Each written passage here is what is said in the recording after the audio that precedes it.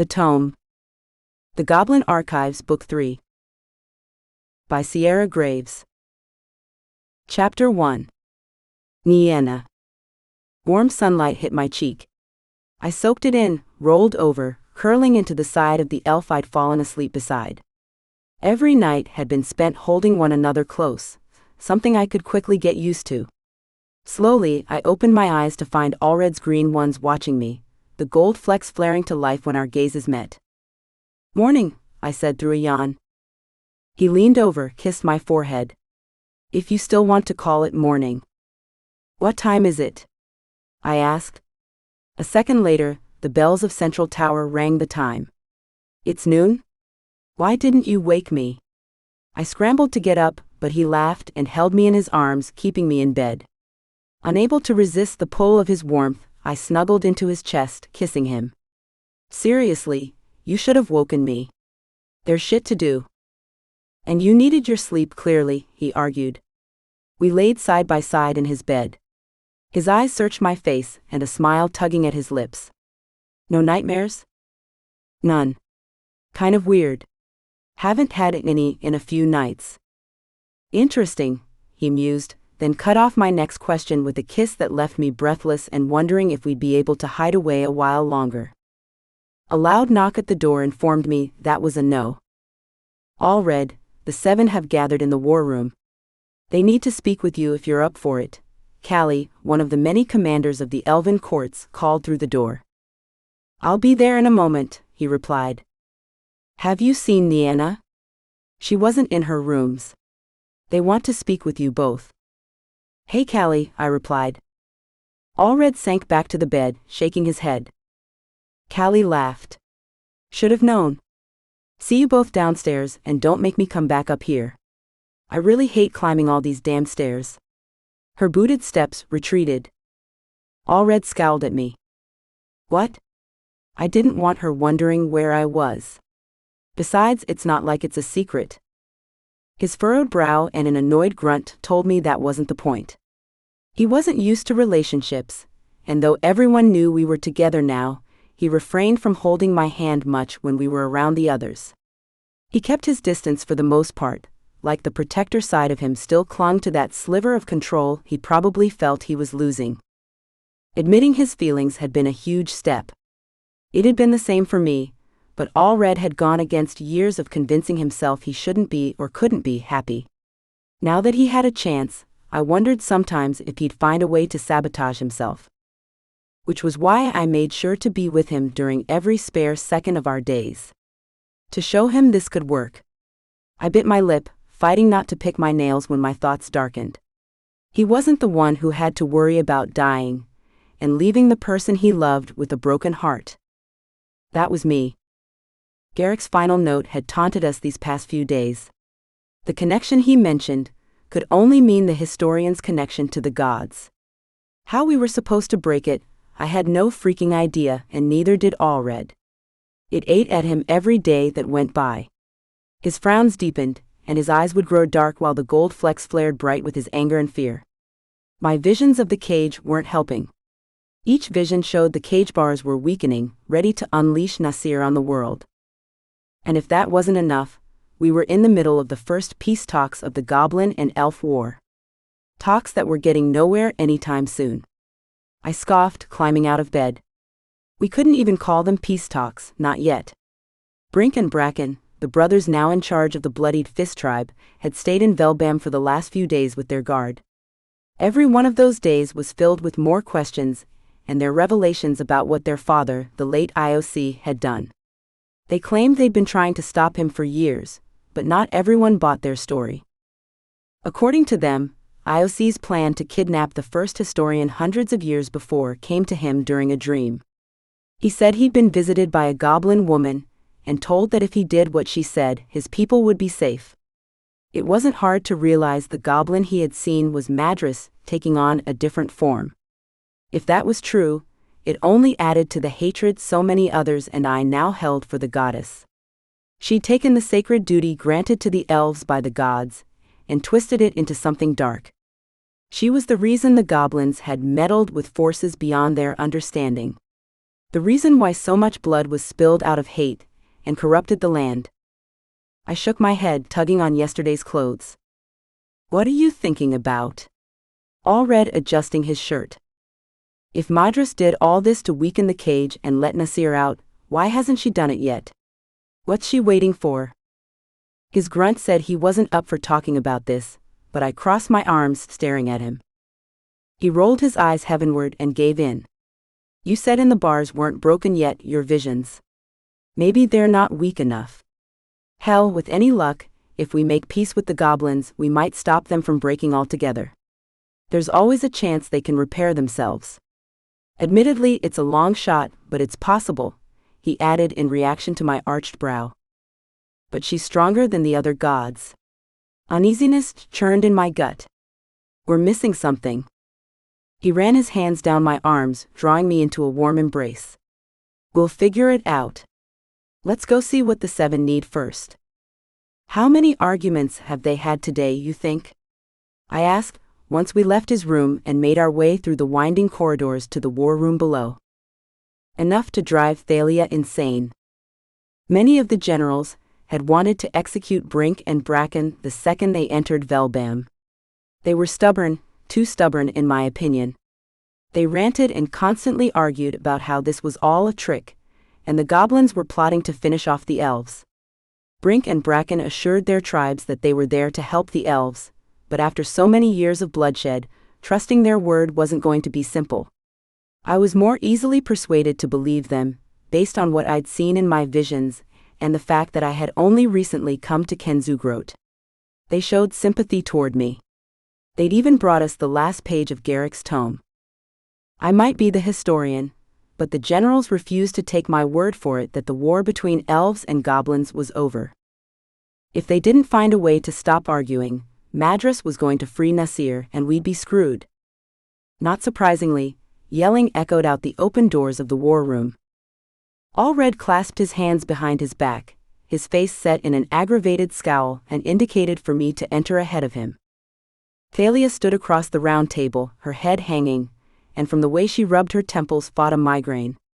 Dane and Galan wore identical looks of aggravation, their arms crossed, mirroring each other. The 4 remaining members of the 7, Solana and Luvan from the Oceanfall court, stood solemnly on either side of Thalia. Their violet and blue dress matched hers.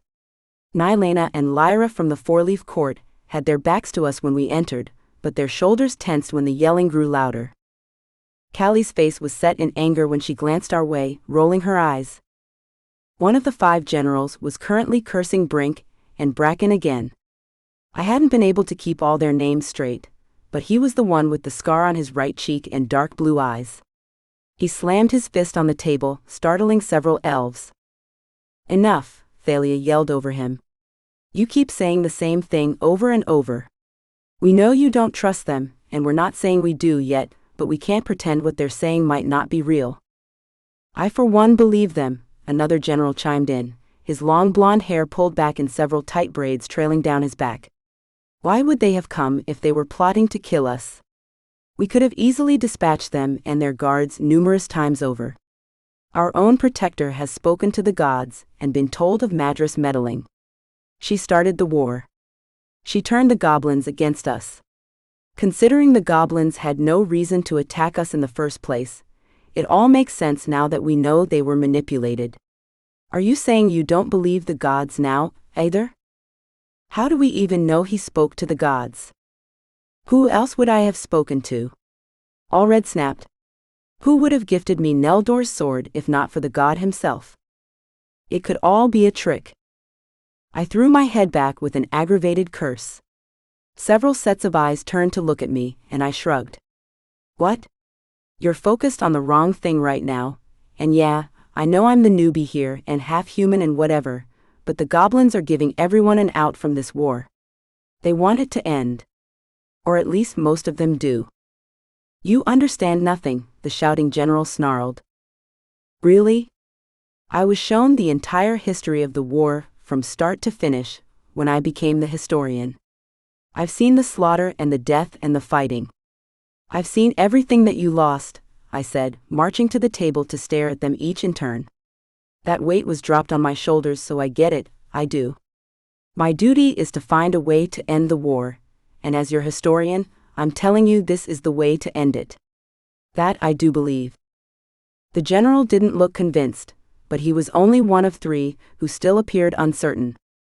If we don't, if you let your past grievances and anger prevent this peace from happening, if we keep arguing, that cage is only going to get weaker. Madras is our true enemy. We can't fight her and Nasir alone. I gripped the edge of the table. A flash of me standing outside the cage passing through my mind. We still had no idea what that image meant. Or what Madras wanted with me in the first place. I held the general's gaze, waiting for him to erupt again. The seconds ticked by, but it wasn't he who spoke. She's right, another general asserted, her long black hair decked out with green and black metal beads. Her chainmail gleamed in the afternoon sunlight. We can't let our bitterness hold us back from making peace with the goblins. How do we know they won't betray us again? Yet another general asked. It wasn't them, I reminded him. It was always Madras. Otherwise, the war never would have happened. I know we're asking a lot, but this is a chance you need to take, and you need to take it, I gasped. A sharp pain shot across my forehead. I didn't see him move, but I sensed Alred was behind me. He said something, but it was lost in a tidal wave of screams. The war room disappeared. Instead, I stood on a hillside overlooking the wastelands. Lightning cracked across a black sky. The resounding thunder made the ground quake beneath my feet. Two figures stood against the backdrop of the raging storm. A shriek struck me to my core. One of the figures collapsed to the ground. I wasn't sure what I was watching, until the other person slowly turned around. Her glowing red eyes were filled with what I could only say was regret. She didn't seem to see me. Instead, she stared beyond me. A disgusted sneer twisted her face. She clenched a longsword drenched in blood. Her black hair billowed behind her. The black and crimson armor she wore was stained crimson, and more blood splattered her cheeks. Madras. It was the goddess herself who stood on that ridge in all her terrifying glory. She was ever the figure of a warrior, and instinctively I tried to run, but the vision trapped me. I waited for her to say my name or focus on me. She never did. She stormed away from four motionless bodies on the ground. Without taking a step, I found myself standing over them. My stomach dropped. Lying in the mud drenched in blood, eyes frozen open in anger at Madras' betrayal, were four beings. Their faces weren't familiar to me, and yet at the same time I knew who they were, the gods. Madras killed them. Overwhelming sadness was followed immediately by fear of how powerful she'd become. I waited for the vision to end, figuring I'd seen all I needed to, when a hand clutched my ankle. I screamed, staring into the pale, dead eyes of an elven woman. Nienna, she rasped, holding me in place, save her. I screamed and she released me. I flew back and right into a set of arms. Alred's.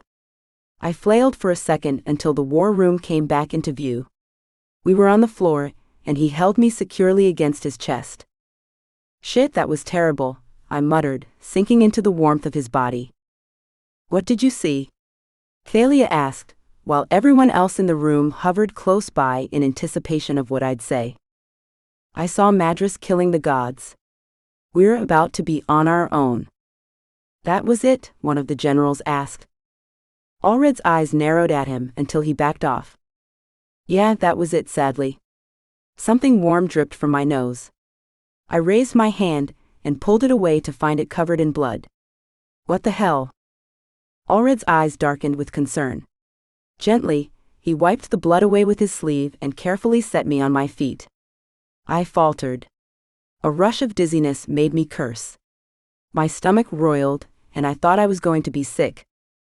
I'm taking you back to your room, Alred told me sternly. For once, don't argue. I'd been ready to do just that, but instead clamped my mouth shut, at the level of worry making his forehead furrow deeper than usual. I gave in. He told Thalia he'd return once I was settled in my room. Halfway there, my knees buckled and he hoisted me into his arms. I'm okay, I said, hoping to reassure him. All I received in response was a typical annoyed Alred grunt. What? I am. So, I got a bloody nose and I'm a little dizzy. At least I didn't have a convulsion. This time. I cupped his cheek, drawing his gaze to mine. Have I ever told you that you worry too much? With you, it's never enough. He lifted me higher in his arms and kissed me. We reached my room and he set me on my feet. My stomach growled, reminding me we hadn't eaten today. I patted him on the cheek and told him the dizziness was because I simply needed food. He said he'd have someone bring something to eat while I rested. He hesitated, holding onto my hand. You need to get back there and make sure they don't kill each other. I tugged him to me, kissed his cheek, and shoved him toward the door. Go. Be right here when you're finished. He tucked my hair behind my pointed ears, his fingers trailing over them lightly while a smile tugged at his lips. He backed away and was at the door when his head turned toward the desk. The tome sat atop it. A flash of hatred appeared in his eyes for a second. I tried not to write the visions down when he was around. The tome only put him on edge more than he already was. Once he was gone, I kicked off my boots, tugged on a lighter pair of leather pants and a fresh blouse, and sat down at the desk. I flipped open the tome to the next blank page and wrote down the vision, every vivid, horrible detail. On the very last line, I added what the dead goddess had said to me. Save her. Who the hell was she talking about? Madras? How was I supposed to save a goddess bent on killing anyone who got in her way? Tapping my pen on the desk, I mused about when I'd seen Madras in the vision. She hadn't seemed hungry for blood. There'd been regret in her eyes, and something that looked an awful lot like sadness. I must have seen her wrong, but the more I recalled the vision, the more I realized what I saw was real. She regretted her actions, so then why do it? Why kill the gods? Why do any of this? Save her, I muttered to myself. How do you save a goddess from herself? I threw my head back, grunting. The sound made me smirk. I'd been hanging out with Alred too much. I figured I'd ponder those questions further tomorrow. Stretching out my cramping hand, I turned to find someone had delivered a tray of greens, fish, and rice without me even hearing. My stomach grumbled even louder, and I was about to close the tome to go eat when I paused. Over the past few weeks, I'd grown used to seeing more pages slowly add themselves to the back of the book. I could have sworn a few days ago that there had been a decent chunk remaining. Now those blank pages were getting used up, and no new ones had appeared. I'd had a vision a day, sometimes two a day. I considered counting how many pages were left, but instead I slammed the tome shut. You're not going to number your days, I told myself sternly. And I sure as hell wasn't going to let Alred see how few pages were left. My heart ached for him, wondering if we were simply too stubborn to accept the truth. That truth was I wasn't going to survive this war. Chapter 2. Alred. After leaving Nienna in her room to rest, I hurried back to the war room, only to have Callie and Trollian meet me in the corridor. They're taking a few hours to think, Callie informed me. And I pushed.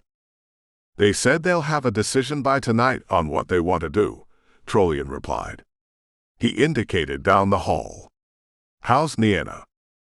I followed his worried gaze, clasping my hands behind my back. Stubborn. Callie was smirking when I turned back to face them. Would you love her if she wasn't a pain in your ass every day? My lips thinned at her statement, but I knew Callie was right. Part of what drew me to Nienna was her fierce determination and hard-headedness to carry out her calling. After fighting me so hard on it in the beginning, I almost wished she were back to being the reluctant historian. This new side of her was too willing to put herself in harm's way. Her bloody nose was a first, and instinct told me her visions were going to get worse. My mind drifting, I imagined Nienna lying cold and dead in my arms. The sight was too real, and I cursed, storming past Trollian and Callie. They called after me, and I told them I was headed to the library to make sure Jurgis hadn't been buried by a mountain of books. Since Brink's and Bracken's arrival, bearing the final page of Garrick's tome, Jurgis had been in the library, digging through all the old texts he could locate. Finding writings dating back to the time of the first historian and protector hadn't proven easy. Nor had it been simple to discover anything regarding the cage holding Nasir. Our people hadn't known it was the god trapped behind those bars. If they ever had, that truth had long since been forgotten. Not that there was hardly anything written about the fire demon either. What worried me most, aside from Nienna growing weaker after each vision, was that Madras hadn't broken into the cage yet. If the gods were dead as Nienna saw, or if they were going to be dead very soon, the bars would be easy to shatter. Nasir should have already been wreaking havoc on Kenzugrod. Except he wasn't. The longer Madras waited, the more anxiety settled in my gut that whatever reason she had to wait was only going to make this entire situation far more catastrophic than it already was. The god's warning of Nienna being part of Madras' plans kept me up most nights. I was thankful she didn't sense my emotions through our connection. Several times, I'd awakened in a cold sweat, certain the lunatic goddess had stolen Nienna from me in the middle of the night. Outside the library doors, I hesitated. The strongest urge to turn around and go back to Nienna made me spin around. My brow furrowed. Deep inside, I sensed the slightest tremor of fear. It was gone in a blink, and I let it go, knowing it had been transferred to me through the bond I shared with Nienna.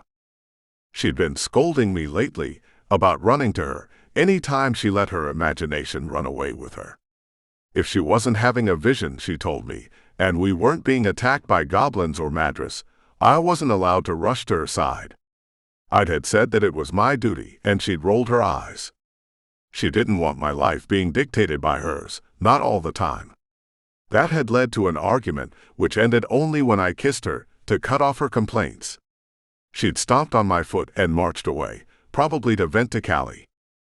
I waited for another second to be sure, but the tremor of fear didn't return. Jurgis. Shoving open the doors, I glanced around the massive room for Jurgis. A hand appeared, sticking out from the bookshelves to the right. Here. Find anything? Jurgis scoffed, stepping out with an open book in his hands. His typically neat blonde hair was messier than usual, and his robes were wrinkled. I wasn't sure he'd even changed in the last couple of days. Since you asked last night. He shrugged. Maybe. And I joined him at the large, rectangular table in the center of the room. Before this mess started, the table maybe had a book or two on it left behind by the elves who came here to study. Now it was covered in stacks of old leather-bound volumes, loose parchment papers, and scrolls. Jurgis dropped the latest book on the table, rested his hands on either side of it. Listen, I want to tell you, but I also don't want to get your hopes up. What does that mean? It means what I'm finding is extremely convoluted and spread out over numerous texts from various decades, and some of it is in the old tongue. He gave me a sympathetic look. I know you're worried about Nienna, but this stuff, sadly, takes time. Unless you can speak the old tongue and haven't told me. If only. Can you at least tell me if you're onto something about the cage, or breaking her connection to the calling? Jurgis rubbed his forehead, cringing. Both. I crossed my arms, my brow arched, impatiently waiting for him to elaborate. Look, I'm going to tell you this, and you have to promise me not to make too much of it. Why would I do that? Because I know you and the love of your life is in danger. My arms fell to my sides. Jurgis, if you don't tell me, I'm going to heave a book at your head. His eyes narrowed, but he gave in with a subtle nod. The cage and the calling are connected. How? Simple terms. Both were created and powered by the gods. What does this have to do with our current situation? Jurgis sank into the nearby chair. The gods told you Nienna was part of Madras' plan, right? Well, I'm starting to think I might know why. Might, he added when I glowered. Which means until I know for certain, I'm not going to tell you anything else. You can threaten me all you want, but until I have a solid idea of what I'm looking at, anything I tell you is only going to make you go insane. Let me work, Alred, please. I grunted, but he was right, and I knew it. I backed away from the table. Do you want me to stay and help? No. As much as I appreciate the offer, your cursing and slamming of books is more of a distraction. He waved me away. Go on. I'm sure Nienna would enjoy your company right now. I was sure she would too, but when I left the library, I headed for the gardens instead. Without meaning to, I found myself beneath her willow tree and sat down with my back to its trunk. I rested against the hard bark. The dry leaves crackled in the breeze, almost sounding like waves on the beach. My eyes closed. I breathed in deep and let it out. Reaching out and finding my connection to Nienna was easy. I was content to sense her in a restful sleep. With another deep breath in and out, I shifted away from our connection and let my thoughts drift. Waiting for the generals and the seven to come to some sort of agreement had me clenching my fists. With every hour wasted by their indecision, Mudras grew closer to freeing Nasir. My anger toward my own kin for their inaction shifted to the goddess herself. She had to know what she was doing would destroy our world. There'd be nothing left but charred earth and ash. Who knew what havoc his power would have on the human world? If the goblins merely using dark magic caused natural disasters, I couldn't imagine what Nasir would bring about. And somehow all of this came back to Nienna. Jurgis could have told me not to think about his words until he was blue in the face. He should have known that'd be impossible. If the cage and the calling were connected, what did that mean for Nienna and me? We were both blessed, or cursed, I suppose, by the gods. Was it purely because our gifts were granted by their power, just like the cage? There had to be more to it than that. My thoughts darkened like a raging storm moving in over the wastelands. If Madras thought she was going to use Nienna, she'd be doing it over my dead body. I had Neldor's sword. The second she showed her face, she'd wish she never decided to use Nienna. The moment the thought passed through my mind, my body grew heavy. I tried to raise my arm, but it wouldn't obey me. Confusion set in when even my eyes refused to open. I was trapped, sitting against that tree, unable to do a damn thing. The thoughts in my head twisted and shifted, and abruptly I stood in nothing but fog and darkness. A whimper came from my right, and I spun around wildly to find a figure lying a few yards away. Tentatively, I moved closer, reaching for my sword, but it wasn't at my hip. The pitiful sound came again, and when I spotted the swath of hair, I cursed. Nienna. Gently, I rolled her toward me. She was covered in blood. Tapping her cheeks to rouse her only made her face scrunch. I searched in vain for a wound, but there wasn't one. Nienna, come on, look at me. She's dying. My head shot up, but there was no one else there. Not that I could see. The woman's voice was soothing, but I ignored it and turned back to Nienna, flinching to find her sitting up and staring right at me. Her eyes were solid white. She was crying tears of blood. More blood dripped from her nose and the corners of her lips. She opened her mouth, but the words were too quiet to hear. The sight of her, in such agony and drenched in red, cut me in two. I reached for her, but it was like there was an invisible wall between us. I couldn't get to her. No, I bellowed, bashing my fists against it. Nienna. You can save her, the same voice whispered right from behind me. I tore my gaze away from Nienna, but once again there was no one there. I glared into the fog until a pair of crimson eyes appeared. But it will cost you in the end. Remember my words, protector. You have a choice to make. Madras, I said, biting her name off harshly. I'll stop you. There was no answer except silence. The fog swirled, and I jerked out of the strange dream. I was on my feet in a shot, but Madras wasn't there. Neither was Nienna. I was back beneath the willow tree. Night had fallen, and I rubbed my hands hard down my face. What the hell was that? A dream?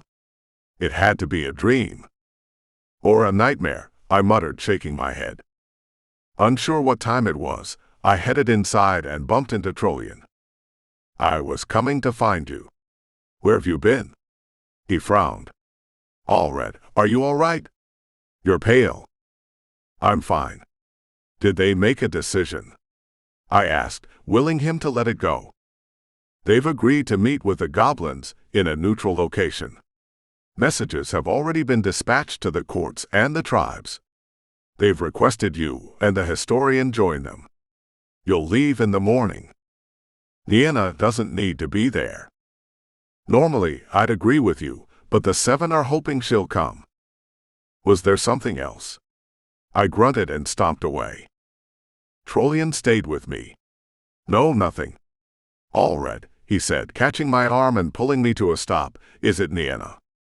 I nearly blurted the truth, but stopped myself from uttering the words in time. I'll see you in the morning, I assured him, and this time when I walked away, thankfully he didn't follow.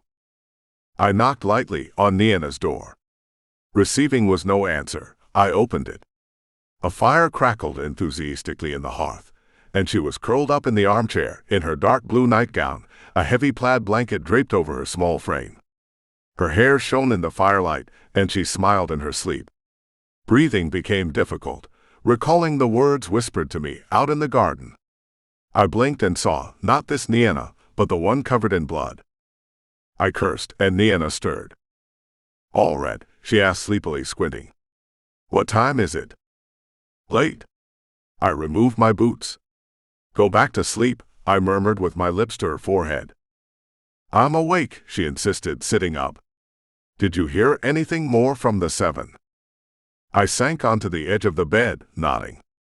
They're setting out in the morning to meet with the rulers of the 3 courts and the goblin tribes. We're going too, right? My shoulders tensed. I'm going. Oh no, you're not pulling that shit, she argued, fully awake now. I'm coming too. You're staying here. You don't get to boss me around. I glanced at her over my shoulder. What if asked nicely? Her brow arched. She sat up all the way, scooting to the edge of the bed. Nicely, huh? Smiling to hide my worry, I reached over and pulled her close, holding her to my chest. Slanting my lips over hers cut off any further argument for the moment. She wound her arms around my neck when I deepened the kiss. I needed to chase away the images of her lying on the ground, unmoving, and the sight of her covered in blood. The visage of her, eyes white and unable to see anything but visions, mocked me. She flattened her palms to my chest. I sucked in a deep breath. Her green eyes studied my face. Softly she trailed her fingers through my beard, pulling my face to hers. I ran my hands up her back, wishing more than anything at that moment she wasn't the damned historian, and that I was simply an elf. I knew that was a useless wish. Even if I took her to the human world, her fate would find a way to reach her. That, and I'd never get her to leave here, not willingly. As if tapping into my anxious thoughts, her skin hummed with frantic energy. I don't like you going without me, she whispered. I rested my forehead to hers. I don't want to be apart from you either, but it's too dangerous. And what if you have another vision like the one you had tonight? Or a worse one? I pressed my lips to hers, covering her protectively with my body, when she wrapped her legs around my waist and rolled us over. You sure there's nothing else you're worried about? Yeah, why? I lied. Your face is doing that blank thing all of a sudden. I scoffed. I don't have a blank face thing. Oh, you do. It's the face you make when you're trying to lie to me. Tugging on my shirt, she brought her face closer to mine, her lips an inch away from kissing me. What are you hiding? Nothing. Alred. I'm not. She made an annoyed grunt that sounded an awful lot like one of mine, and slipped off the bed. Nienna. No, don't start that shit with me. What else is going on? Did Jurgis find something? I bit the inside of my cheek, sitting up and running my hands through my hair to loosen the play it was in. Nothing sufficient. You're making a big deal out of nothing. I might not be able to sense your emotions like you can mine, but I'm not an idiot. I never said you were. She rolled her eyes, muttering under her breath. Fine, you know what, you want to keep shit from me, fine. You can go sleep in your own damn bed tonight." She was halfway to the door when she jerked to a stop. I barely got her name out of my mouth when a stabbing pain struck my temple. I lunged across the room at the same time she gasped, head falling back and knees buckling. I caught her and managed to keep us on our feet. She smashed her hand to her forehead, wincing but stayed coherent, walking me through what she saw. The second she mentioned the cage, my arms tightened protectively around her. "It's getting weaker," she murmured, wincing and twitching in my arms. "Damn it. Can you see anything else?" "No, nothing. There's the cage. And I'll see her. He's trapped inside." She tensed, curling in on herself as if trying to get away from something. "Nienna. He's staring at me," she whispered, trembling. The rest of her words cut off on a horrible choking sound I never wanted to hear again. Her body sagged, and I picked her up and carried her to the bed, set her down, smoothing her hair back from her face, and cursed. "What?" "I'm fine," she insisted. "Itsked." My shirt was the closest thing, and I picked it up, using the sleeve to gingerly dab at her bleeding nose. When I pulled the ivory fabric away, stained, her eyes widened. I pressed the cloth to her nose, holding it there while she tilted her head back, waiting for the bleeding to stop. Neither of us spoke, the minutes dragging on until finally the blood ceased dripping down her face. My eye twitched with the force of will it took to not picture her in that strange vision I'd had in the garden. "I need to write down what I saw," she said quietly, picking at her nails. I caught her hands, pulling them apart. "Why don't you get some sleep? Nothing changed, right?" "Yeah, but it's what I'm supposed to do, remember?" I scowled, but let her get up and make for the desk. Not wanting to hover, and since she'd been in the process of kicking me out of her room, I grabbed my stained shirt and was picking up my boots when she called my name. "Where are you going?" "Thought you didn't want me here tonight," I reminded her. She scribbled a few more lines, slammed the tome shut, and tucked it out of sight in the cabinet next to her chair. When she stood, her legs wobbled, and she had to use the desk to hold herself upright. She tossed me a smile, but it was filled with aggravation. "You were right." "About?" She narrowed her eyes and held out her hand. "Just get your ass back here so we can go to sleep. If I'm going to be without you for a few days, I need to stock up on snuggle time." I laughed. "Snuggle time, huh?" She shrugged.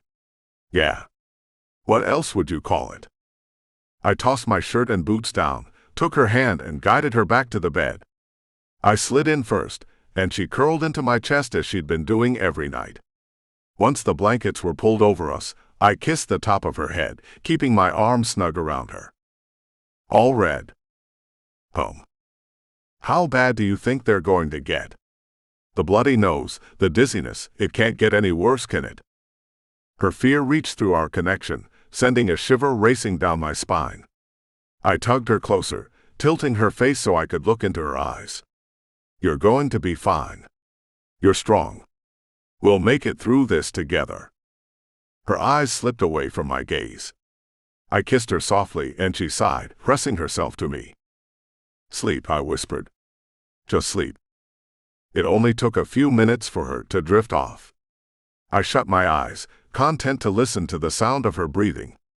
Absently, when exhaustion won out and sleep crept in, I wondered why she was hiding the tome. In the morning, I'd have to remember to ask her. I rubbed my temples, grunting at the headache that had been going on for 3 long days. 3 days filled with shouting matches and fistfights, which had sent the encampment into an uproar. It had taken 2 hard days of travel to meet at the desired location. And since we'd been here, nothing had been accomplished. The elves shouted at the goblins for starting the war and plotting against us. The goblins, in turn, said they'd been betrayed and manipulated by Madras. Back and forth, back and forth. So it went, until I thought I was going to lose my mind. We weren't getting anywhere, and each day away from Nienna had me gritting my teeth and stalking around, completely pissed off. I needed to get back to her, but I couldn't, not until we had a solution. "You can't simply point your finger at the goddess," Queen Ava of the Four-Leaf Court announced to the goblins. Your people attacked us. You started this war. The blood of our kin, the destruction of our world, it is all on you. All of you. Brink and Bracken exchanged a look with me when the leader of the Red Wolf tribe shot to her feet, glowering at Ava. You're going to hold us responsible for what our ancestors did. You kept doing it, Ava shouted. We didn't know, Lynx, a goblin replied hotly. Lynx smashed her fist onto the massive circular table, sending goblets of wine toppling. You don't understand what IOC was doing to us. What the rest of our leaders were doing. Just as Brink and Bracken murdered their father, I had to do the same to my mother to free my tribe, and even then it wasn't enough. She's right, Brink replied in his deep baritone voice. We purged our tribes of the leaders who were afflicted by Madras whispering. But she has her claws in too deep. Her magic, her dark intentions, they run through our land like a network of streams. Poisoning the very ground we walk on, the air we breathe, the water we drink. She has tainted everything with her dark intentions. With her malice. I know you don't want to believe it, but we have been fighting for years to find a way to end this war. What changed? Thalia asked. She was one of the few elves sitting calmly, her hands folded on the table. Why now? As we told you, Bracken answered for his brother, the gods came to us same as they did your protector. They came to each of us, those next in line to take over our tribes. The historian was meant to restore the balance, but thanks to Madras, it's too far gone. Her actions changed everything, so we carried out the plans we'd been making for years, and lost many in the process. Not all agreed with the gods. His words had me straightening in my seat. How many stand against you? Bracken's gaze shifted around the table to meet with the other tribe leaders. Half, if not more. What? Thalia snapped, alarmed. She has influenced their minds, taken away their will to choose, Brink growled. Since the night of the purging, they've simply disappeared. We don't know where they are. And how do we know you're not lying? Another elf general spoke up. What proof do we have that those goblins aren't simply moving into position right now? That they're not making ready to attack us? Finish what your people started. More yelling erupted in the massive tent. I hung my pounding head. Shutting my eyes, I reached for the connection between Nienna and me. The slightest tremor of fear slipped through me, and I shot to my feet, slapping the table. Enough, I bellowed. What is wrong with you people? They came to us under a banner of peace. They want to help us stop Madras, a goddess, by the way, who murdered their people, same as she's responsible for slaughtering ours. She killed them, and that is not a lie because the historian saw it. She has seen Nasir in the cage. A cage that is weakening with every passing second we stand here arguing amongst ourselves. I breathed heavily, my chest rising and falling rapidly in my fury. Our true enemy is out there, plotting to unleash hell on Kenzugrot, and we're in here, arguing like children. I glowered at them all, disappointed, then stepped back from the table. None of them understood what Nienna was suffering through, because of their lack of action. Knowing anything else I said would probably make it worse, I stormed out of the tent, cursing their stupidity. I reached the edge of the camp, glared into the emptiness of the wastelands. Another night had fallen, and I hadn't even noticed. Steps sounded behind me, and I glanced over to find Brink had joined me. You believe us? There's no reason not to, I said simply. After what the historian's seen and what you've told us, hell, what I've been shown, it all makes sense. I don't blame them for not trusting us, he sighed. But you're right, we're wasting time. I chuckled. My laughter grew louder, and Brink gave me an odd look. Sorry, just never thought I'd be standing here with a goblin at my side as an ally. Interesting times we're living in. Interesting indeed. How is your historian? I sobered immediately. The visions are taking their toll on her now. Whatever Madras is doing, I fear it's only going to get worse. I squinted into the darkness beyond the firelight of our camp. What is it? Brink whispered. A second later, he cursed. This informed me he must have seen it too. His hand crept to his sword. I was about to do the same when the soldiers at the perimeter were struck by arrows. Brink and I dove to the side, dodging more arrows which struck the ground where we stood. Sound the alarm. A goblin horn blew, followed by an elf one, and then the enemy was on us. Goblins surged into the camp, their bodies covered in crimson war paint. One charged me and I dodged his wild stab and ran him through. His face was close enough to make out his burning red eyes. This had to be the taint Brink mentioned. This had to be it. Madras had poisoned the goblins against their own kin. I kicked his crumpled body aside and fought side by side with Brink. More goblins rushed into the camp. I gripped my sword, nodded to the goblin at my side, and charged into the fray, not knowing if I'd make it through the night alive. Chapter 3. Nienna. Sleeping was damn near impossible with Alred gone. 5 days. For 5 days, I'd been putting on a smile and assuring Trollian and Jurgis, my constant companions, that I was holding up.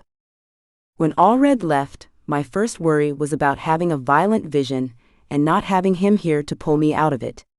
Oddly though, I hadn't seen a single thing. Nothing. I should have been celebrating the reprieve, but instead, my gut churned with worry. I paced around my rooms, wanting to sleep, needing to sleep but unable to. I gave up. After putting clothes back on, I left the room. And lo and behold, I walked right into Trollian. It wasn't the first time I'd found him standing in the hall outside my door. I gave him a pointed glance. Really? What? He said with an innocent smile. I know Alred told you to watch over me, but you don't have to follow me everywhere. But I do. You think I'm about to let you out of my sight? The last thing I need is for him to kick my ass from here to next year. Sorry, but you're stuck with me as your shadow until he gets back. If he ever comes back, I muttered and beckoned for him to join me on my walk. The talks will have to end eventually. Yeah, but how long is that going to take? I mean, how hard is it to understand that the goblins were manipulated and there's something much worse trying to kill us? You know, the corrupt fire demon god thing behind a cage that's quickly weakening, I ranted. Trollian smirked. I think it was a good idea you didn't go. I can be persuasive when I need to be. Pissing off the leaders of the courts and the generals is not being persuasive. Disruptive, yes. Maybe they need to have some sense smacked into them. The chill from the stone passageways seeped through my shirt. I wrapped my arms around myself. You think he's all right? They went with half the soldiers from Velbam. And Alred can take care of himself. I know, it's just I haven't seen anything and I don't know. It's bothering me. I don't like it. After being able to see so much, I feel blind now. I blew out a heavy sigh, picking at my nails. I'd broken 4 of them over the past couple of days. Without Alred, there was no one to keep me calm. Not the way he soothed me. You ever get a gut feeling that something's wrong? I'm sure everything's fine. He wouldn't want you stressing yourself out. Trollian was right, but Alred wasn't here to scold me about overreacting. I told myself everything was okay, and that I merely missed my elf. This was the first time we'd been apart since this whole mess started. Being apart was harder than I thought it was going to be. We meandered through the corridors, eventually making our way to the library. Jurgis was at the table, dozing. If he wasn't careful, he was going to become a permanent fixture in this place. I tapped his shoulder. He jerked awake, nearly toppling over in his chair. Nienna. Sorry, I said, grimacing. Why don't you go sleep in a bed? He rubbed his eyes, yawned, and tapped his cheeks hard. Can't, not yet. Jurgis, seriously, take a break. I'll take a break when I finally have some damned answers. He shoved a stack of books aside and sifted through the random piles of parchment on the table. I was close to something, and then I fell asleep. Was it about the cage or the calling? I asked, plopping into a chair across from him. Cage, I think. What are you even doing here? Shouldn't you be getting some sleep? Alred won't be happy if he finds out you aren't resting. I glowered at him. What is it with you two? I can go a few nights without sleep. You sure that's a good idea with the way your visions have been? Trollian asked, giving me a worried glance. What visions? Haven't had any in days. When they continued to stare at me like I was suddenly going to self-combust, I dropped a heavy book on the table. Just stop it, both of you. You're worse than he is, you know that? I've pulled plenty of all-nighters in my college days. Lack of sleep isn't going to make me feel any worse. Worse? Meaning you're not feeling good now, Jurgis said slowly. I worked my jaw back and forth, annoyed at my slip-up. I'm worried, that's all. Is it? Trollian pushed. I held his gaze, forced my hands to stay flat on the table and said, yeah, that's all. His eyes narrowed. He sat down in another chair. Right, what do you need help with, Jurgis? These texts? Jurgis handed a scroll of parchment to me, and another to Trollian. They need to be translated. I think I'm getting closer to understanding the cage, but there are pieces to the puzzle that are missing. They might be in these. Might? I unrolled the scroll, blinking at the unusual text in front of me. This is going to take some time. Any chance we can have some coffee brought in here? Jurgis said he'd head to the kitchens and see what he could scrounge up, leaving me and Trollian to start the daunting task of translating Old Elvish. For me, it was worse, since I had to translate it into Elvish first, then into English the best I could. Alred was teaching me some here and there, but I hadn't exactly been in the right state of mind to thoroughly learn how to speak it. Jurgis returned within the hour, and after we all had coffee in hand, we fell deeper into our research. There was no clock in the library, and no way to tell what time it was. Candles melted and were replaced by fresh ones. I was too engrossed in the translations to pay attention to who was doing it. My hand cramped a few times, and I finally sat back in my chair to give my eyes a break. A quick glance toward Trollian had me smothering a laugh. He held his face in his hand and was sound asleep. I was about to point it out to Jurgis when I realized he was passed out too, his head resting against the back of the tall chair. I finished translating the scroll and picked up a page filled with broken English from what I was able to figure out. The words referred to another text that claimed to tell the tale of a great cage created by the gods. There was no exact way to know if it was the same cage they'd built for Nasir, but with nothing else to do, I figured I'd find that text and see where it led. Quietly, I picked through the books already on the table, but after 15 minutes of searching, I couldn't find what I was looking for. The shelves were piled high with books, parchment, and more scrolls than I could ever read in a lifetime. They called to me. Alred had complained a few times about how he could never find anything in this damned place. Good thing you're a librarian, I whispered to myself, rolling up my sleeves. Has to be a system. Just have to figure out what it is. Signs hung at the end of each set of shelves bore 2 letters and a number.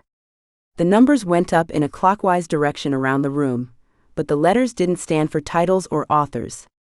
After 20 minutes, I was practicing my Elvish curse words, realizing Alred was right. This place was a mess. It'd take me all night to search every shelf in there to find one book. I wasn't even close to tired, so wandering aimlessly through the library was better than wasting time trying to sleep. I explored the entire lower level, checking on the sleeping forms of Trollian and Jurgis each time I passed through. Neither had moved. Smirking, I headed to the stairs spiraling upward and ducked into the first small alcove. The walls were covered in paintings that were beyond breathtaking. Some were portraits, but most of them were depictions of great battles that had been fought over the centuries. I moved on to the next room and the next, vowing that if we did all survive, I'd have to come back and dig into some of these books. I was on the 3rd level when I spotted a sign bearing the Elvish word for gods on it. Might as well check. I hurried into the room to find the wooden shelves empty except for dust. Hanging from the back wall was a tapestry, but the candle and torchlight from down below didn't reach this far. I rushed all the way back downstairs, grabbed one of the lanterns hanging by the doors, lit the candle inside, and ran back to the room. The warm glow from the candle showed me it was a tapestry bearing 6 figures. The gods stared back at me in their radiant glory. My gaze was immediately drawn to Nasir and Madras. They were fierce, bearing the armor of warriors, each brandishing a sword. But the coldness I'd seen in the goddess's eyes was absent, and Nasir had yet to be turned into a fire demon. Below the tapestry were 3 tall stone pedestals, each having a place for a book.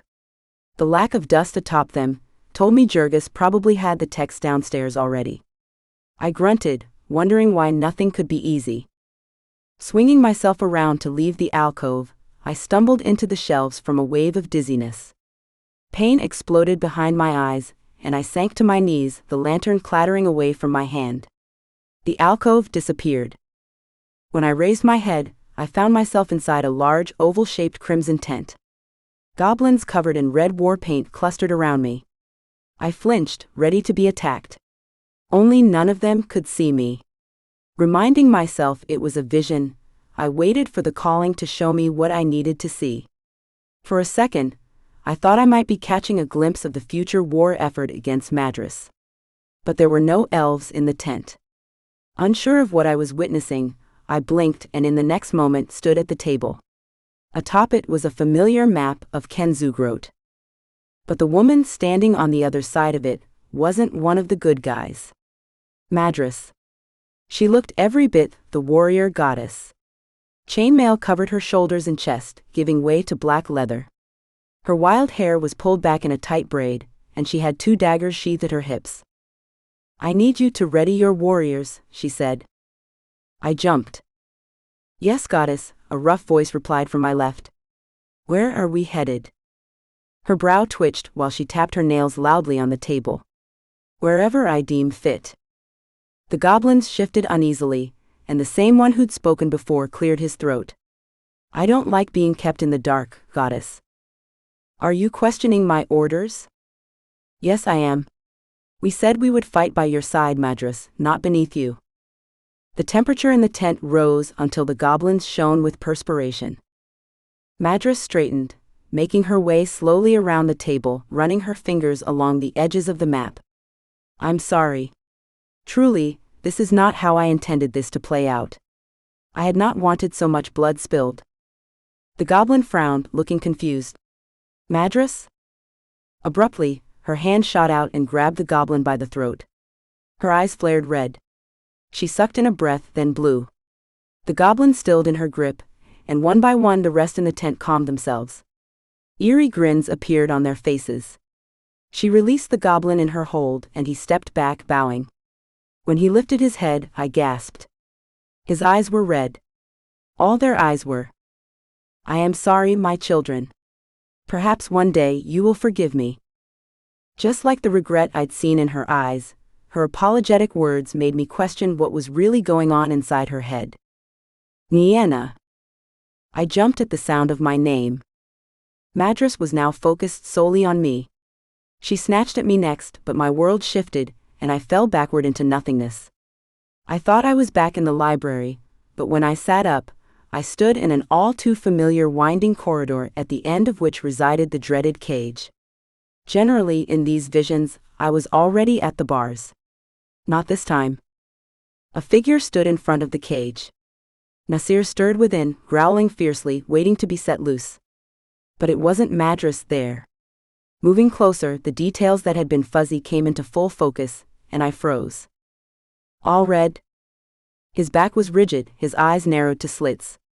His hand reached out for the bars. A voice that wasn't his slipped from his lips. The words were elvish but sounded older, rougher. The bars shimmered, ready to break. I lunged forward with a yell to stop him, except I passed right through him. A burst of pure fire burned me from the inside out. I screamed, throwing my head back, scrambling to get free of it, but I couldn't. While I lay there, probably dying, the bars to the cage weakened even more. Nasir's body came to life in an explosion of white-hot flames. He threw his head back with a roar and shot out of the cage the second it broke, consuming Alred and me. Nienna. My eyes flew open. I patted my hands down my body, sighing in relief that I hadn't been consumed by fire, and fell back to the floor. Shit. Jurgis and Trollian hovered over me, both wearing matching expressions of panic and worry. "We heard you scream," Trollian explained, helping me back to a sitting position. "What did you see?" "Your nose is bleeding again." Hastily, I rolled down my sleeve and shoved it unceremoniously at my nose to staunch the blood. What had I seen? Alred had been at the cage, but why? What the hell did that mean? I was about to tell them about it, when the first part of the vision had me clambering to my feet. Madras. She was with the goblins. She was doing something to them, making them fight for her. And there was a map and a tent. "Trollian, I think she's going to attack the camp." "You're sure?" Trollian asked. "No? Maybe? I don't know. We have to warn them just in case. Please." He took off sprinting, yelling over his shoulder that he'd send a raven. I was worried it wasn't going to get there in time, and paced back and forth in the small alcove. Jurgis opened his mouth to speak but shut it, staring at something behind me. "What?" I turned around to find the shelves I'd bumped into had dislodged a stone in the wall behind them. Holding his lantern aloft, Jurgis reached for it and with some wiggling extricated it. I took it from him and set it aside while he moved the lantern closer. "What is that?" Carefully, he removed a faded and worn bit of parchment. The edges were tattered and appeared burned. He set the lantern on one of the pedestals. With 2 hands moving way slower than I could handle, he unfolded the parchment. His eyes scanned the page. His jaw dropped. "Jurgis? You going to tell me what this is, or what?" "Right, sorry. It's about the cage." "Seriously?" He nodded, closely examining the page. "Yes. It appears to have been torn from a book." "Great. Probably the book I was trying to find when I came up here. Does it tell us how to repair the cage? Anything we can use?" "I'm not sure yet. I'll have to translate the rest of this, and I'm afraid the text has been cut off." "Of course it has." I glanced at the rock Jurgis had removed from the wall. Frowning, I picked it up, holding it to the light. "What is that symbol?" Engraved in the stone was something that resembled the 3 seals of the courts, but they'd been combined into one image. "The symbol of the gods." His eyes flicked from the stone to the page, and to the wall in front of us. Mine did the same. I cursed. "You read my mind." I exhaled. "You think the rest of that book is hidden in the walls?" It would seem someone didn't want these pages found, or they were trying to keep them safe. "From who?" "I don't know, but I don't think it matters. If they can tell us how to repair the cage, or how to stop Madras, or even to break your connection to the calling, we need to find them." He shook his head, his gaze fixed on the page in his hands. "It's going to be a long night. Not like I'm going to sleep now that I know how much danger Alred might be in." He squeezed my arm in comfort. "He'll be okay. I'm sure the message will get to them in time. And as you said, there's a chance they're not in danger. You could have seen Madras planning for another attack much further in the future." "Yeah, you're right." I cleared my throat, hoping my vision hadn't affected Alred too severely. "So where do you think we should start looking for these stones?" With the page safe on the table on the main floor, Jurgis took one side of the library, and I took the other. Checking every single stone was time-consuming, but it kept me occupied for the most part. Unfortunately, my mind was free to wander.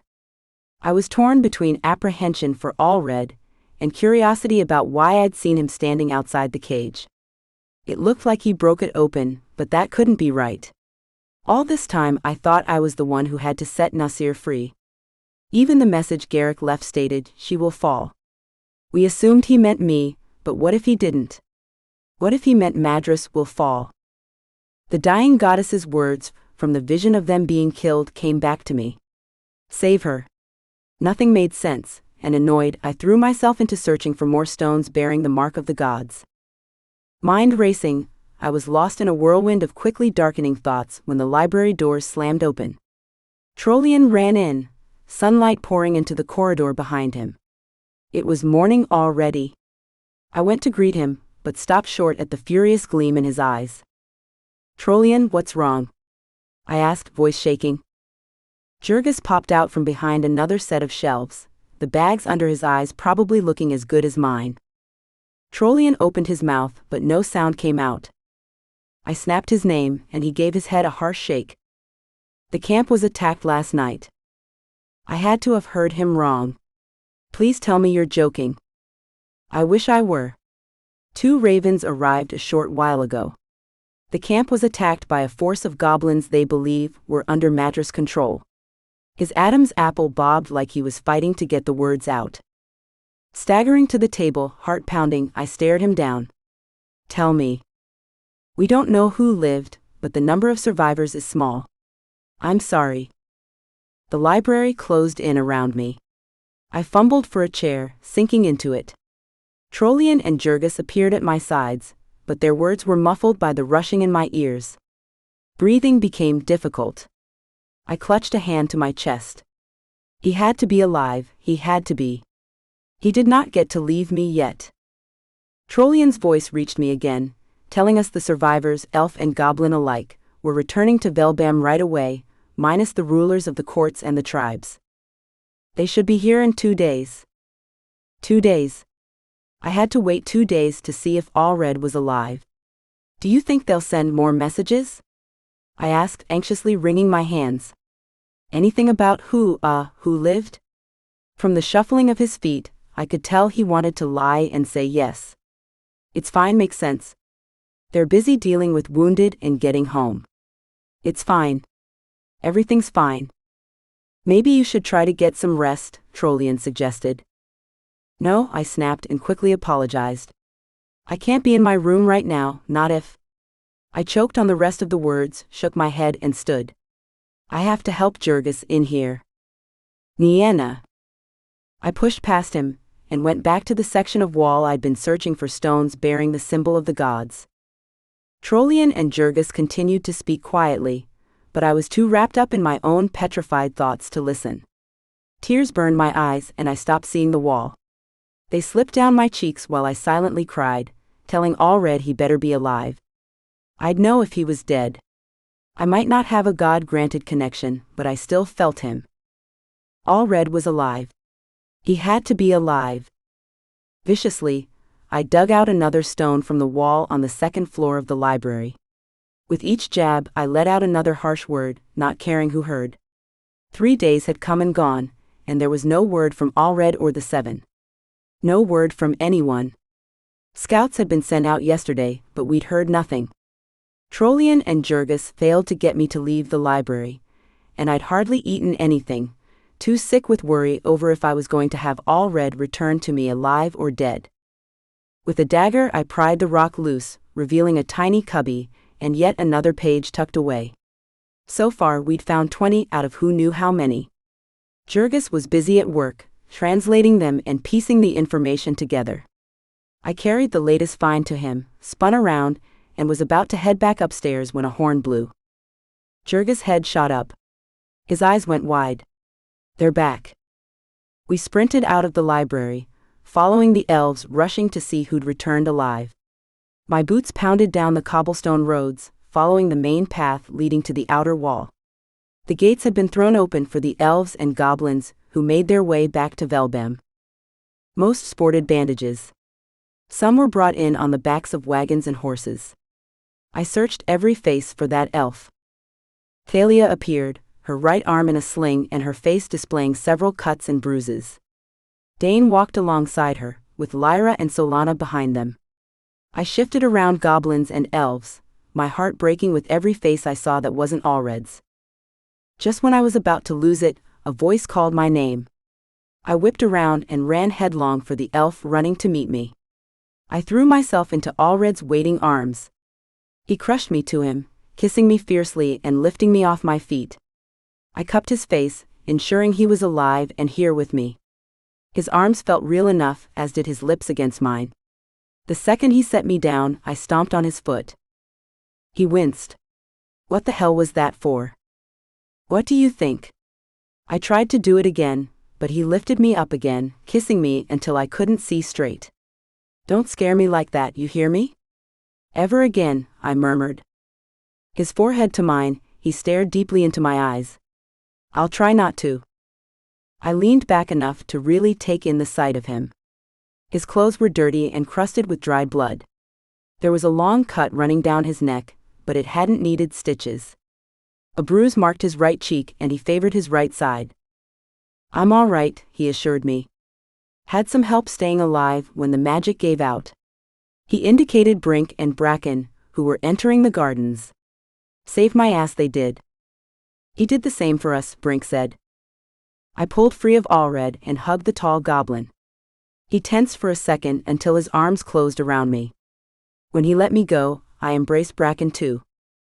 Thank you, I told them sincerely. Thank you for bringing him back to me. The brothers smiled, but it didn't last long.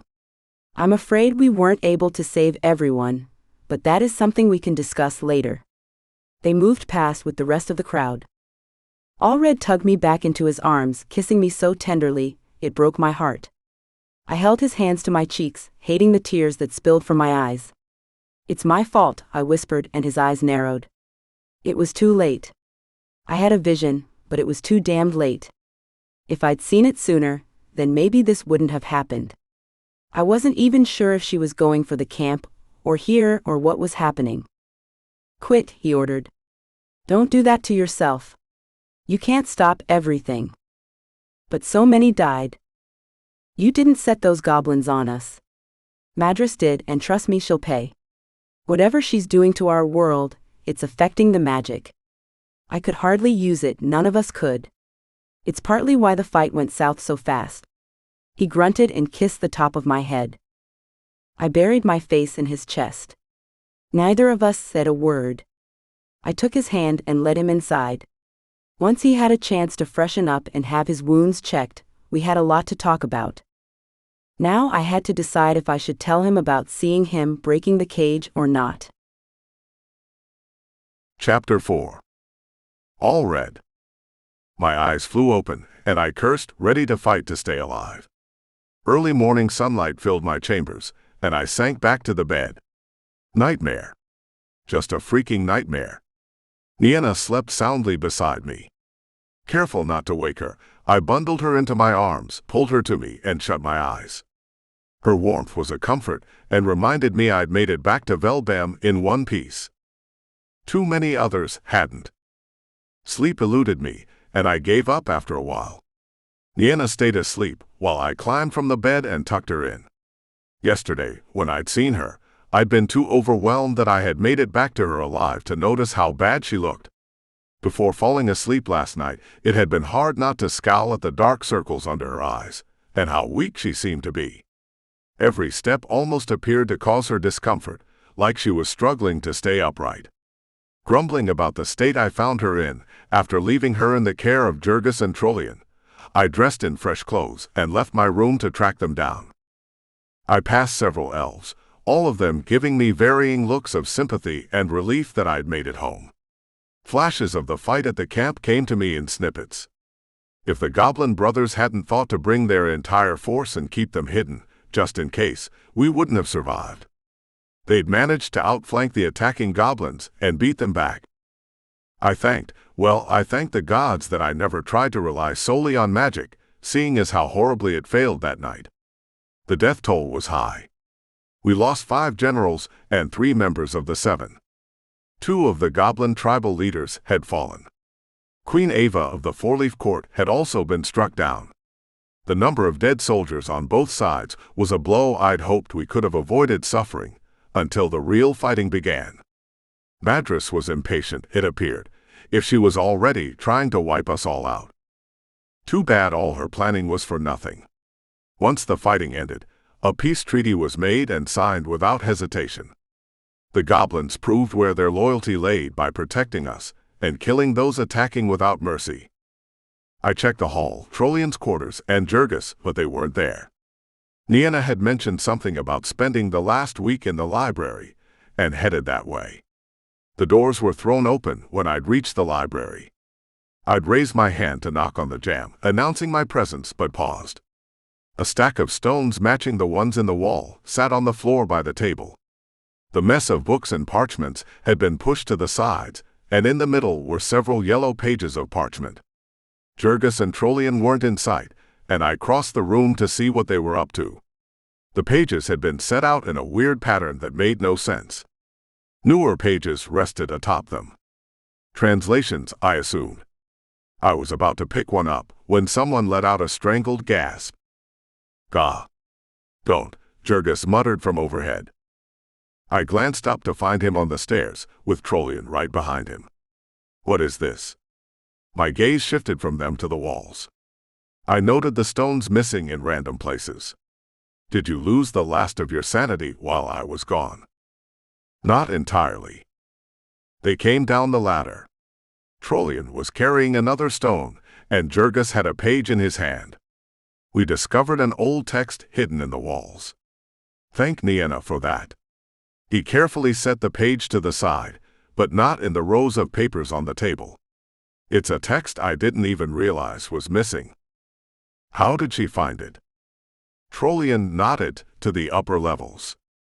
"She was looking for a book up there when she had her vision of Madras with the goblins. Knocked a few shelves loose. It's how we found the first stone."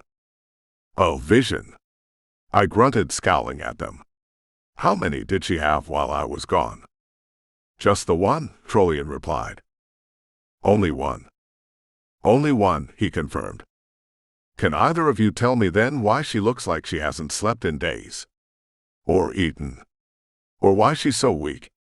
My voice rose with every word. I attempted to tamp down my anger, failing miserably. When she hugged me yesterday, it was like being hugged by someone who'd been sick for years. There'd hardly been any strength in her arms. Her color was off too. I grabbed the back of a chair, gripping it while I ground my teeth, waiting for one of them to speak. "She couldn't sleep those first few nights while you were away," Jurgis said gently. "And after she heard the camp was attacked, she couldn't sleep. Could you have slept? Not knowing if the person you loved was dead or alive." He had a point.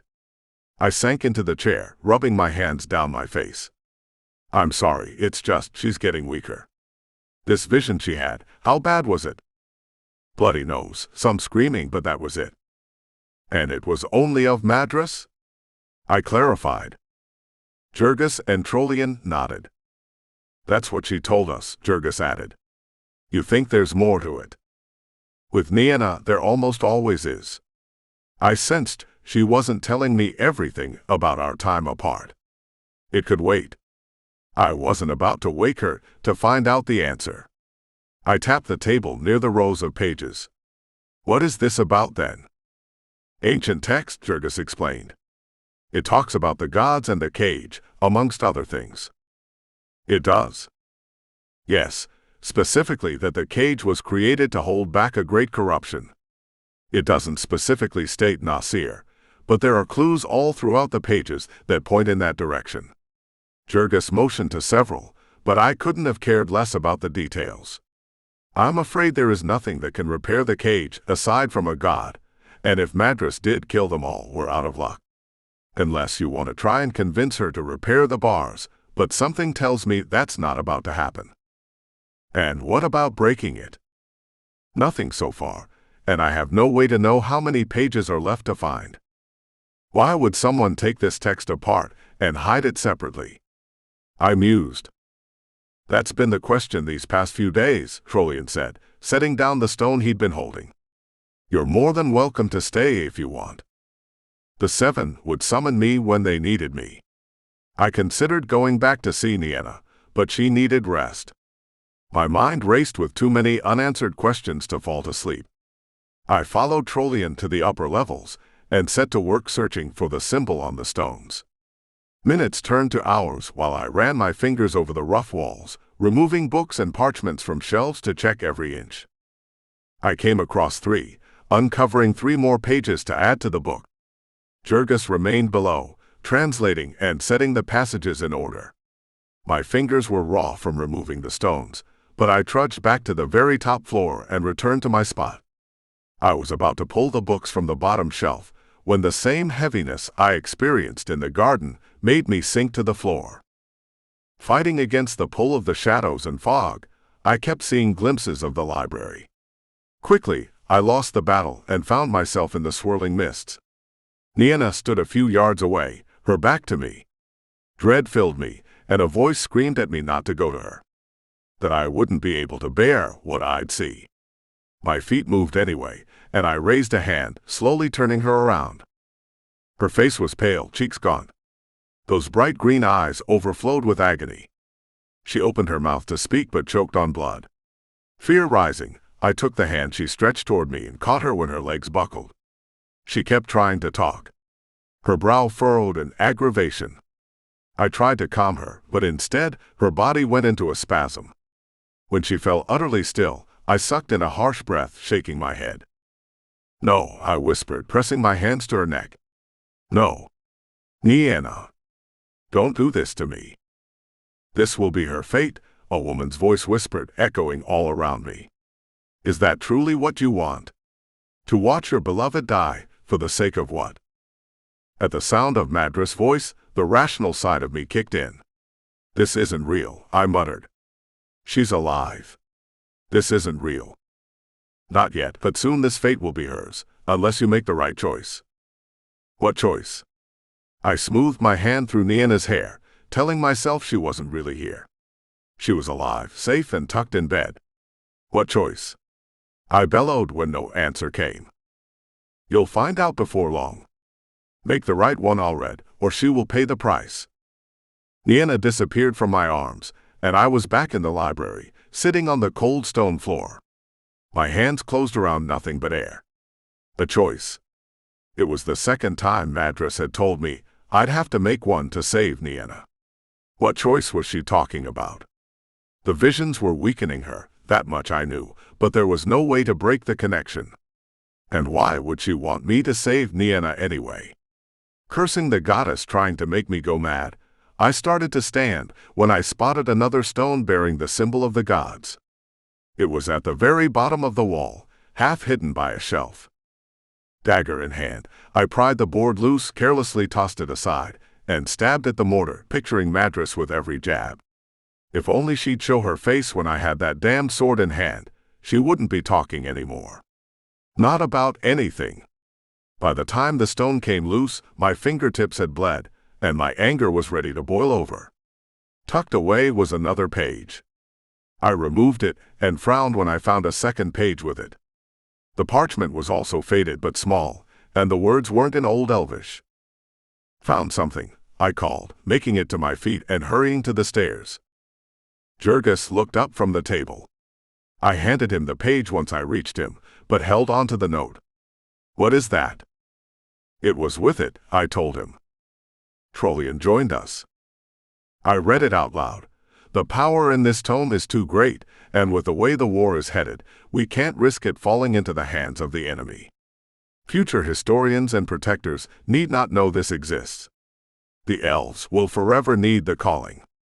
We must protect the power the gods granted us, from the goblins and ourselves.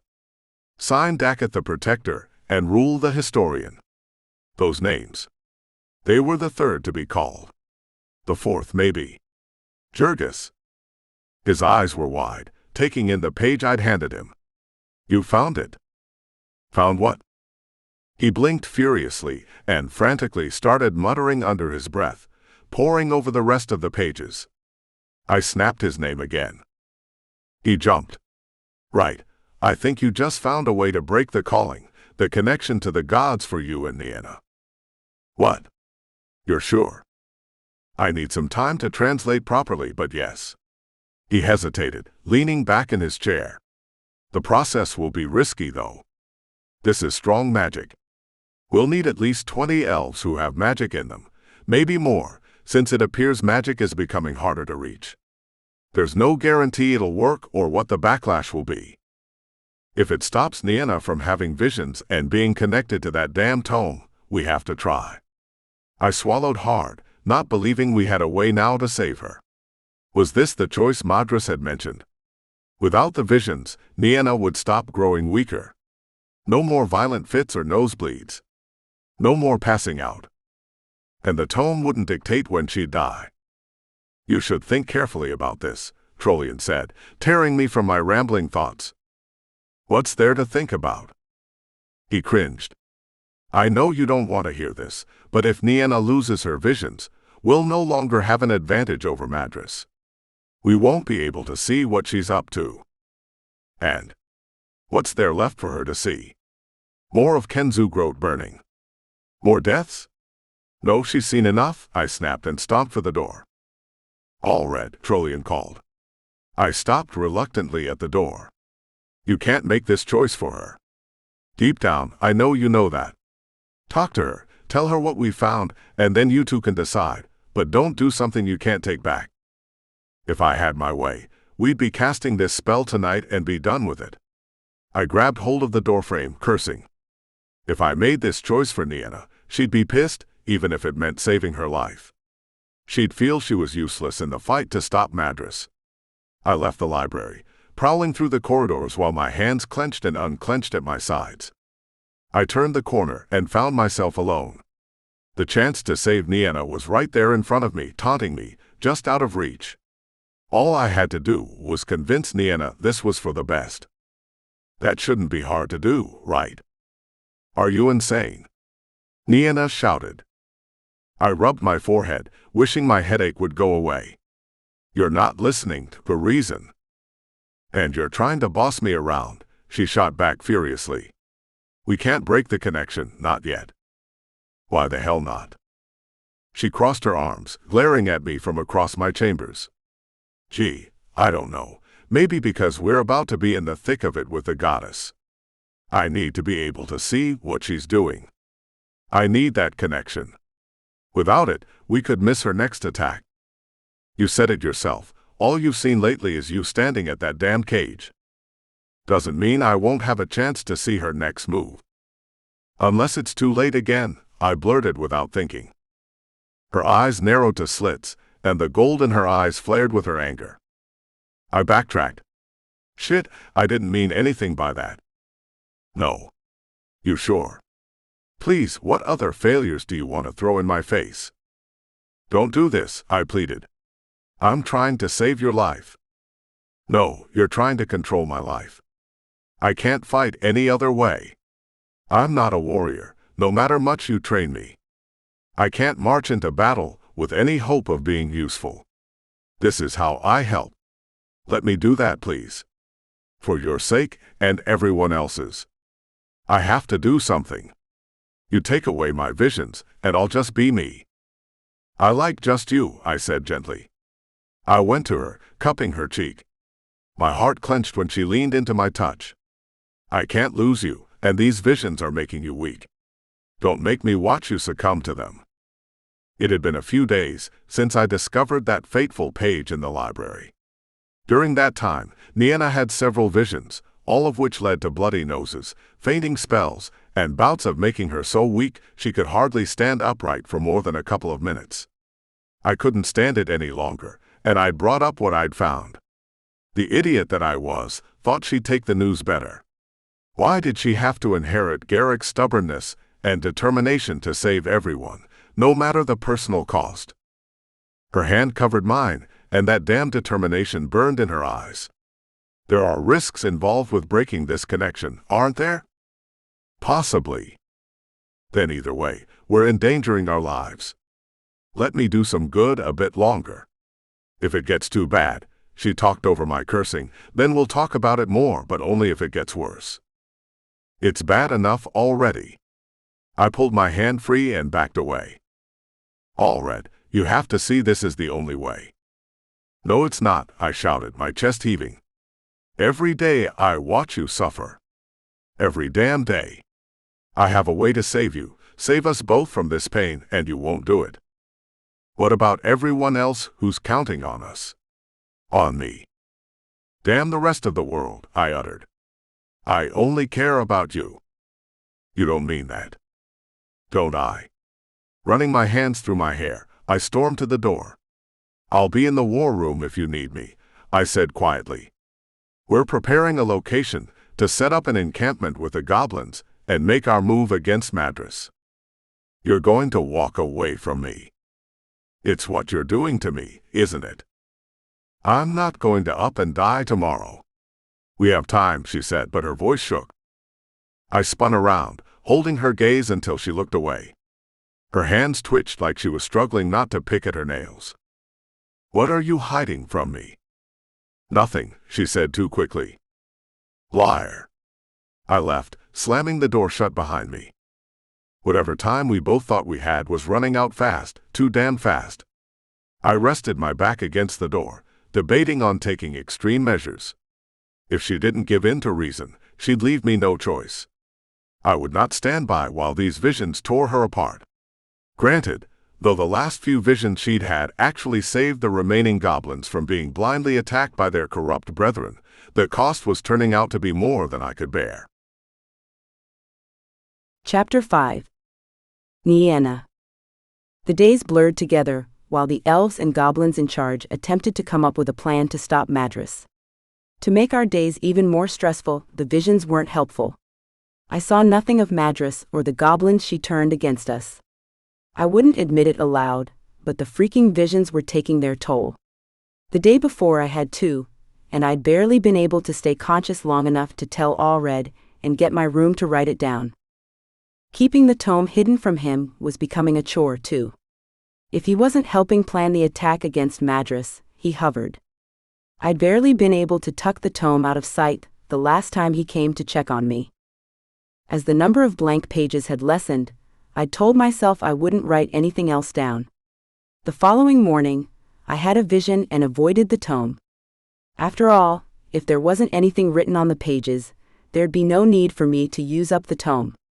I'd fallen asleep that evening, exhausted and alone in my room. Alred had been helping set up outer defenses along the walls, and told me not to wait up. My dreams had been horrid, and when I jerked awake I cursed and flew back from the desk.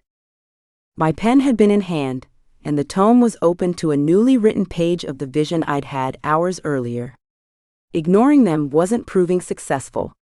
I'd thrown the pen aside and furiously tossed the tome back in the desk, throwing myself in bed. On top of everything else going wrong, my nosebleeds were getting worse, and that only ramped up Alred's annoyance at me for not agreeing to his plan. Daily talks about breaking the connection to the calling turned into an argument. It was my turn to storm away today. I'd been in the library, alone, and had a vision of him at the cage. When I'd come out of it, I'd been on the floor. I barely made it to a chair when Alred burst in. I'd been using my sleeve to dab my bloody nose, and he helped me tilt my head back to get the blood to stop. "What was it this time?" he'd asked. "Same as always." I'd winced at the pain shooting through my skull. It hadn't been the same, not entirely. I kept seeing him standing in front of the cage when the bars broke and Nasir was unleashed. My gaze had slid to his, and I'd rolled my eyes at his scowl. "Don't even start with me, all right? Not now. You can't keep doing this." "The hell I can't. I'm the historian. It's my job, remember?" "Oh, I remember because you rub it in my face every damn day," he'd snapped furiously. "We're not talking about it, not again. You said if it got worse, you'd do it." "It's not worse," I'd yelled, and he scoffed. "It's not. I'm still conscious, aren't I? Walk out of this room without falling over, and I'll drop it for the day." He'd stepped back and waved his arm to the library door. "Go on. Prove me wrong." I'd made it to my feet, and was a few steps from the door when a wave of dizziness had made me fall forward. If Alred hadn't been shadowing me, I would have hit the floor. He'd rambled in Elvish, picked me up and carried me out of the library. Halfway to my room, I couldn't take it anymore, and pushed away from his chest until he set me down. "I'm fine now, all right?" I'd staggered away, waving at him over my shoulder when he asked me where I thought I was going. "Away from you." That was hours ago. Avoiding Alred the rest of the day had been easy enough, but now while I lay in bed in my room, sleep continued to elude me. I'd become so used to having him beside me when I fell asleep, that it was impossible to get comfortable now. I beat my pillow, tossed and turned, and finally gave up. Not sure what he'd do, I left my rooms behind, tiptoed down the torchlit corridor to his door and knocked lightly. "Come in," Alred called roughly. Hesitating for a second, I took a deep breath, then pushed open the door. He sat in one of the chairs facing the fire, a glass of wine in his hand. His intense gaze watched me close and lock his door and make my way to him. His face was blank but his jaw was set, and the gold flecks in his eyes shimmered. I swallowed a few times, trying to figure out what I wanted to say. When words failed to come, I gave up and went to him. He set his glass aside without question, and I climbed onto his lap. He wrapped his arms around me. It was only moments like these I noticed how much smaller I was than him, and how safe I felt in his embrace. He ran his fingers through my hair, and I contented myself with listening to his heartbeat. "I'm sorry," I murmured, avoiding his eyes. "There's no need to apologize." "Yeah, there is. I don't mean to be making this harder for you. I don't want to push you away." He tilted my chin up, forcing me to look at his face. "Then don't." I should have told him right then about the lack of pages in the tome, and how I kept seeing him breaking the cage, but the words wouldn't come. A tear slipped from my eye. Alred's brow furrowed. Softly, he wiped it away with his thumb, and brought me in closer for a kiss. "What aren't you telling me?" he whispered against my lips. "Nienna." I sucked in a harsh breath, but again nothing came out. More tears wet my cheeks, and he hugged me, murmuring in Elvish, his arms forming a protective cocoon around me. "The cage," I said, forcing myself to speak. "I keep seeing it." "I know." "No, you don't. It's not just me standing there anymore." I sat back abruptly. "It's you." His eyes widened a hint, and his hands curled tighter around me. "That can't be right." "I've been seeing it since the night the camp was attacked," I admitted. "I should have told you, but you've been so worried about Madras, and dealing with me and telling you would make you worry even more." I sniffed hard, unable to keep looking him in the eye. "But I see you at the cage, and it breaks, and then Nasir burns you to death. That's why I can't lose the connection. I have to know what her plans are with you so we can stop her." I grabbed his shoulders, my heart racing. "I've watched you die so many times already." "Is that why you're not sleeping? Not eating?" Sheepishly, I nodded. "Seeing that leaves me sick. I close my eyes and all I see is you dead." "You're not the only one," he said so quietly I thought I misheard him. When I glanced at him though, it was his turn to avoid my gaze. "What did you say?" He picked me up long enough to set me in the chair he vacated.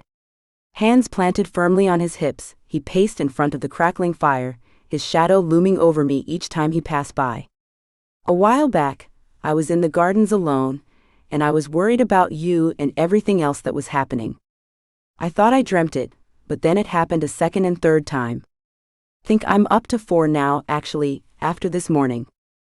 "For what?" I asked, but I wasn't sure I wanted to know. The haunted look in his eyes had my breath stuttering. "Watching you die." "That's not possible. You don't get visions." "Tell that to Madras." "She's been sending you visions?" "Of what?" I asked, jumping to my feet, alarmed.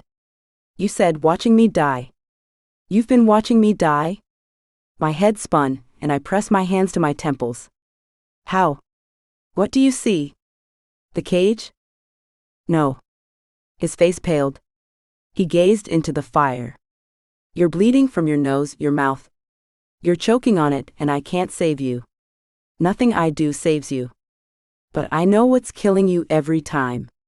He hung his head, a feeling of helplessness radiating off him. "It's the visions. They kill you, Nienna," he stated, turning to face me. "They kill you, and I watch you die, exactly like you feared I would." He held up his trembling hands. Alred, stoic, brave, strong Alred, was shaking. He was afraid. "It's so real, and every time I come out of it, I fear that we're running out of time." "Why didn't you tell me?" "Same reason you didn't tell me," he replied with a sad smile. "We care too much about each other to be honest, it would seem." He had no idea. I should have told him about the tome's lack of new pages, and how strong the calling was, but couldn't bring myself to do it. "You're sure it's Madras showing you these visions?" "She talks to me. Says I can save you if I make the right choice." "Choice about what?" "I don't know yet, but I'm going to guess that choice is going to have to be made soon. Or she's tricking you, trying to push you into convincing me to break the connection, I argued. Trust me, that thought crossed my mind. He ran his hands through his hair, storming around his chambers. I can't think straight anymore. I don't know what we should do or not do, but I can't keep watching you get weaker. I can't. He ended up in front of me, holding my hands. What if we cast that spell, we lose the calling, and I miss seeing the one battle that could save us all? I can't take that risk. There's something I'm missing, something I haven't seen yet, and I think it's what will save us in the end. What are you talking about? The last couple of times I've seen Madras, she's not acting like the crazed goddess we thought she was turning into. You saw her slaughter the rest of the gods, he said. I know, but the look in her eyes, it hadn't been one of malice or evil. She'd looked almost disgusted actually, as in disgusted by what she did. His brow rose, giving me a look filled with skepticism. I know how it sounds, but you haven't seen what I have. There was regret and sadness. And when she was with those goblins? The ones she turned? She asked them to forgive her. That doesn't sound like someone bent on destruction and death, without caring who gets hurt in the process. You think she, is suddenly going to stop what she's doing, because now all of a sudden she's grown tired of the bloodshed? I lifted one shoulder. Honestly, I don't know, but I'm telling you, something's not right. We need to figure out why she's doing what she's doing. Maybe we can stop her that way. Maybe we can save her. You think I want to waste time trying to save her, after what she's done? It might be the only way to save everyone. No, it's not, and we're not talking about this again.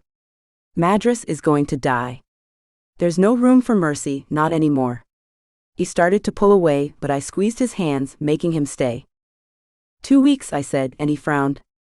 Give me 2 weeks, and if I haven't seen anything new or anything that might help us bring the war to a less bloody end, then we'll do it, but not a day before. Promise me. His eye twitched and the seconds ticked by, then finally, 2 weeks.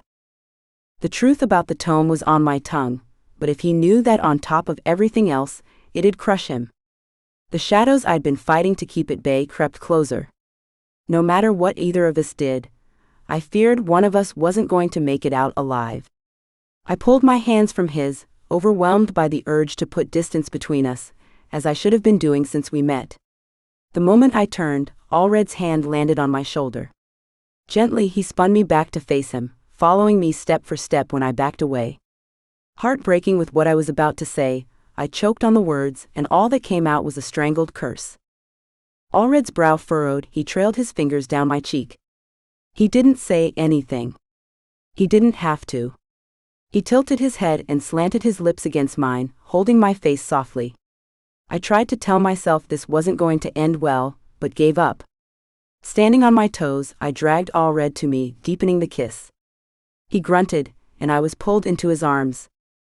I'm never letting you go, he whispered, voice rough. Never, so don't ask me to.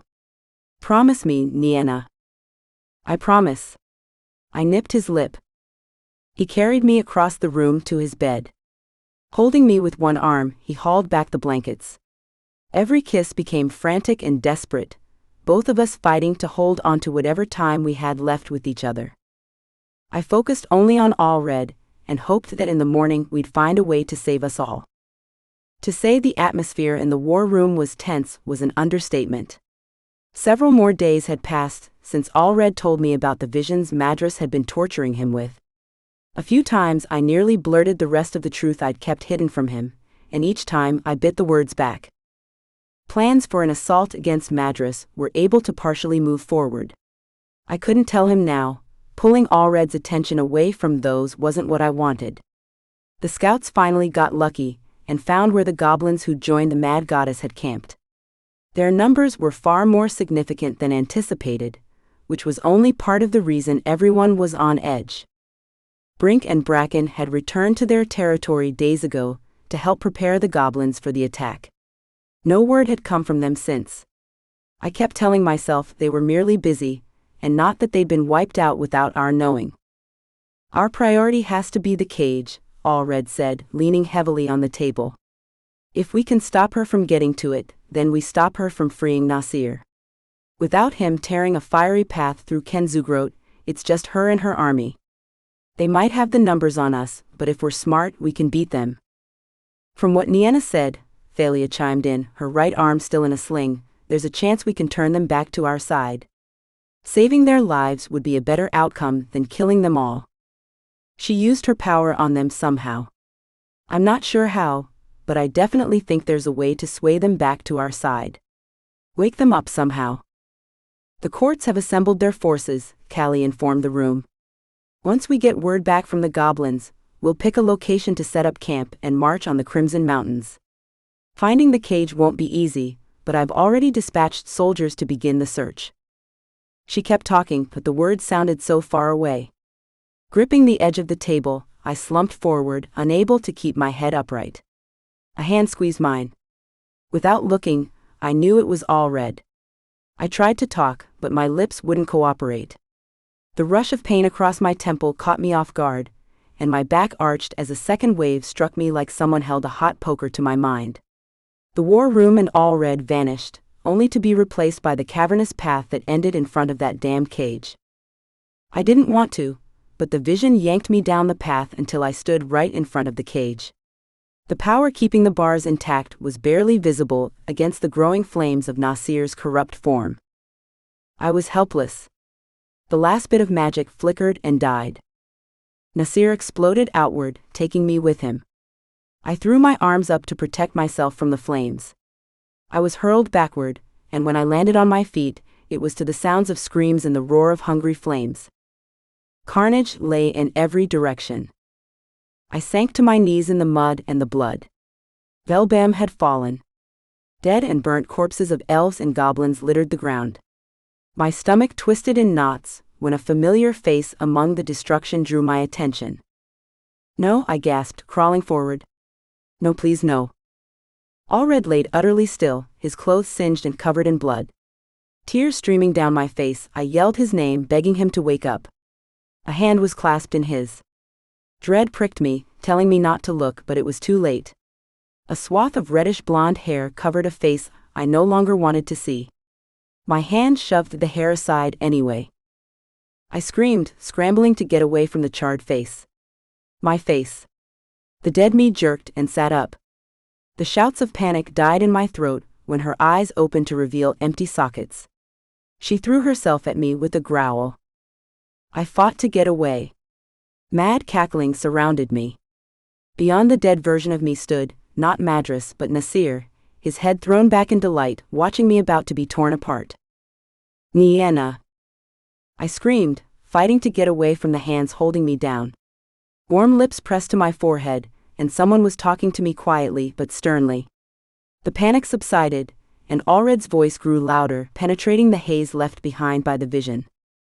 Gods, Nienna, he said, worried. I opened my eyes, or tried to. It was like someone dumped glue on them. My eyelashes stuck together. I tensed.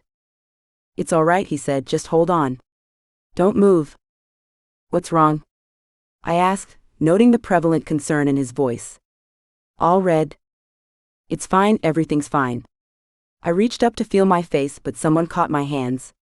Alred. I'd know those calloused hands anywhere. Take a deep breath and try to relax. I did as he said, but my face began to burn. The burn into a throbbing pain, and with a touch of effort I pried my eyes open. My vision was tainted crimson, and it was hard to make anything out. Alred was on the floor beside me, my head resting on his thigh. He hadn't noticed my eyes were open yet. Why was everything red? Tugging one of my hands free, I touched my aching cheek and pulled it away to find it scarlet. Is that blood? I pressed my hand to my cheek, wincing at the sharp sting it caused. Gently but firmly, Alred captured my wrist and held my hand away from my face. His lips moved, but whatever he said didn't reach my ears. A strange rushing noise filled them instead. The last thing I remembered before slipping into darkness was my entire body going rigid and hearing Nasir's cackle filling my head. Chapter 6. Alred. Fighting to hold Nienna still, I pressed my fingers to her forehead and whispered for her to sleep. The magic that was usually easy to summon felt distant and cold, much as it had the night the camp was attacked. It took far longer than it should have to work. I was worried it wasn't going to come at all, until Nienna stilled and her head dropped back to my lap. The amount of magic I had to use to push back the calling's effect on her had drained me. The room spun, nearly sending me toppling. "Alred," Trollian said, appearing at my side, propping me up. "I'm fine," I muttered, shaking my head. "I need to get her to her room." "Did someone send for Jurgis?" "Already here," the elf himself announced. "By the gods, what happened to her?" I had no answer for him. She'd been sucked into a vision that very quickly took a dark turn. She'd screamed and started clawing at her face. I'd grabbed her hands to make her stop. Blood dripped from her nose and her eyes. It had only been a minute, but it was the longest damned minute of my life. Sure, I told Nienna she could have 2 more weeks to see if it was worth keeping the calling, but there was no way in hell I was watching her go through that again. I attempted and failed to stand with her in my arms. Trollian bent down and, after a nod from me, picked her up. He cradled her in his arms and left the war room, following Jurgis. I was right behind them, staying upright by sheer force of will alone. It wasn't just the use of magic that had cost me my strength. The connection between Nienna and me was overflowing with pain and fear. It threatened to drag me down into darkness. I dug my nails into the palms of my hands to stay focused. Jurgis opened the door to her rooms. Trollian carried her inside. He laid her on her bed and stepped back so Jurgis could do his work. I leaned against the foot of the bed while he applied a healing salve to the deep scratches her nails left on her face. He washed away the blood. I held my breath, waiting to see if she'd start crying blood again, or if more would seep from her nose. When it didn't, I sighed in relief. Trollian dragged over the chair from the desk. He waved me toward it. I gratefully slumped into it. "What do you think she saw?" he asked, standing beside me. "I don't know, but her fear tells me it wasn't good. None of it's ever good these days." I clenched a fist to my chest, rubbing where it ached from the weight of her emotions ricocheting within me. "I have to stop this." "Stop what?" "Her visions. I don't have a choice. Whatever she saw made her attack herself. What if she's alone next time?" I shook my head, unable to tear my gaze away from the wounds on her face. "It's too dangerous for her to keep having visions." "I haven't finished translating the text on how to shatter the calling," Jurgis told me quietly. "I need more time, and you should wait until Nienna is awake." I gritted my teeth, staring him down. For once, Jurgis failed to be intimidated by my glare. I said nothing else, not sure what else there was to say at this point. Nienna's screams echoed in my ears, and I clenched my fists on my legs. Trollian said he was going to fetch me wine, and left. Jurgis finished tending to her wounds and straightened. "Send for me when she wakes." He rested his hand on my shoulder. "You should try to get some sleep. You're drained." Putting her to sleep took all the strength I had, I informed him. His eyes darkened, but he simply told me again to get some rest while I could, then left, closing the door gently behind him. With some effort, I shifted my chair to the side of the bed and sat back down. Nienna's hand was cold in my grip.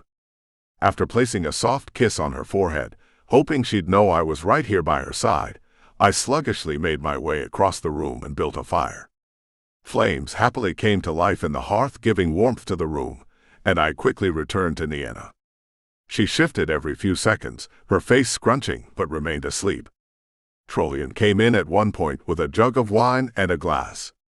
He left it for me, his brows drawn together like he was in the midst of an internal argument, but clamped his mouth shut and left me alone again. I poured some wine in the glass, but it tasted bitter and failed to ease my fears. I set it aside, my gaze lingering on the long scratches running from Nienna's forehead to her jaw. "What did you see?" I whispered, holding her hand. "I wish I could take this from you. I wish it were me instead." The silence grew heavy, like a blanket. The fire in the hearth helped chase the chill from the room and warm Nienna. I tucked her in a few different times, needing to busy my hands. My head fell to the edge of the bed at one point, my eyelids heavy. I attempted to stay awake, ended up dozing off. A hand running through my hair tugged me from sleep. I sat up. Rubbing my eyes to clear away the drowsiness, I frowned when the hand fell away. Nienna. She was sitting up in bed, smiling. Hey. How are you feeling? I glanced out the windows at the night sky. I slept longer than I meant to. She ran her fingers down my cheek and tugged lightly on my sleeve, pulling my attention back to her. Like you're killing me. My heart stuttered. What did you say? You're killing me, Alred. Crimson tears shimmered in her eyes and dripped down her cheeks. No, I whispered. Her eyes bled while she smiled at me, a smile that was not Nienna's. But you are. Blood dripped from her nose and oozed out of the corners of her mouth. She grabbed my hand, digging her nails in until they broke the skin. You're going to lose me. You're going to watch me die. I yanked my hand away, shooting to my feet so fast I knocked the chair over. She climbed out of bed, each step shaky. You're not Nienna. No. She tilted her head, her blood leaving a trail on the floor while she stalked closer. No. This isn't real. You're not real. My back hit the door, and in a blink, she was in front of me with her hands wrapped around my arms. Don't do this, I whispered, not speaking to Nienna, but to the pair of red eyes that came to life in the darkness outside the window. Nienna choked and gasped, fighting for air. Her grip on my arms loosened, and she collapsed to the floor at my feet. Her body jerked, but unlike the times before, I stayed where I was, not giving into the horrific scene. Nienna was asleep in her bed, and I was with her. Shutting my eyes, focusing on that truth, the feeling of her hand secure in mine helped ground me in reality. The crimson eyes narrowed and shifted until a shadow figure unfolded in the room. Right when Madra's face appeared, two hands grabbed hold of me, and I was yanked away from the mad goddess. I shot upright and into Trollian, who had a grip on me. Slow down, he said calmly. Alred. You all right? Looked like you were having a nightmare. Eyes darting wildly around the room, I nodded. Nienna was indeed sound asleep, and her hand remained in mine. I sighed. Guilt made me sick to my stomach, and I shook my head, straightening. I shouldn't lie anymore. About what? I hadn't expected Thalia's voice, and spun to find her standing inside the room with us. It wasn't a nightmare, I confessed. I've seen Nienna in visions gifted to me by Madras, I snapped sarcastically. I've been seeing her dying. What? Thalia exclaimed. For how long? Why didn't you say anything? When was there an opportunity? I argued, knowing that was a pathetic excuse. I grunted. I was afraid to say it aloud. But they've grown worse. I shuddered, recalling too easily how Nienna met her end in each vision. Come on, Thalia said, taking me by the arm. We need to speak with the others about this, and Jurgis. You should have told us sooner. It's not the only thing we've been keeping from you, I whispered, and she sighed heavily, hanging her head. It has to do with what Nienna's been seeing. Thalia rolled her eyes. Let me guess. You didn't tell her to protect her, and she did the same for you. I shrugged. Thalia offered a sad smile. No more secrets, Alred. None. Not when we're in the end game of this war. Or the beginning of a new one, I corrected. I pulled on my arm, but she didn't let go. I'm not leaving her. I can't. I'll watch over her, Trollian assured me. Whatever you've been seeing, Jurgis needs to know. There was no arguing with either of them. I told Thalia I'd go with her, but return to Nienna first. I won't be far, I whispered in her ear. There was so much more I wanted to say. Instead, I kissed her cheek and hurried out the door with Thalia. She stayed silent all the way to the library. Jurgis sat at the table, hunched over several of the pages found in the walls. At the sight of us, he set down his pen. Why do I feel like this is not going to be a fun conversation? Thalia pointed me to a chair. Sit and talk.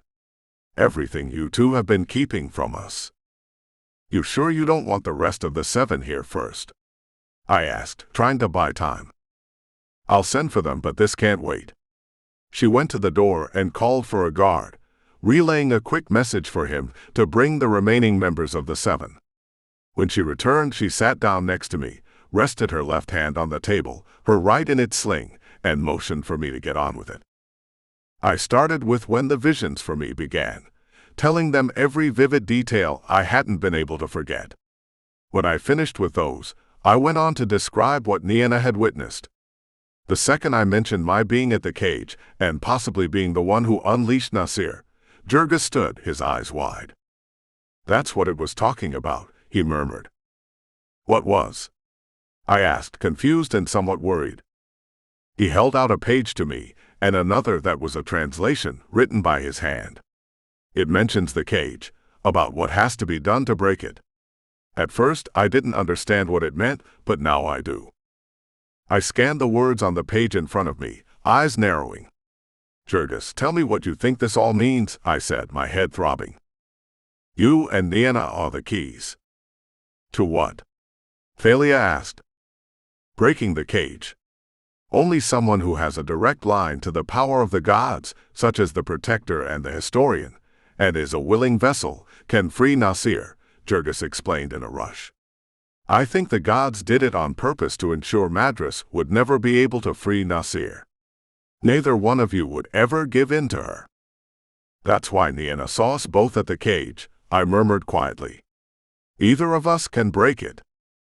But you won't, Thalia stated. There's no reason to, right? Of course not, I agreed hotly. But if we are the only ones who can break it, we have to shatter the connection. Without us, there's no one left to free that monster. Jurgis. He waved a handful of other pages. On it. I need a day to prepare, but you're right. We can't let her use you. Use us for what? Nienna's voice came from the doorway. Breaking the cage. Why are you up? I went to her, checking her face. Jurgis' healing salve had worked like a charm. The scratches were merely faint red lines running down her face now. You should be resting.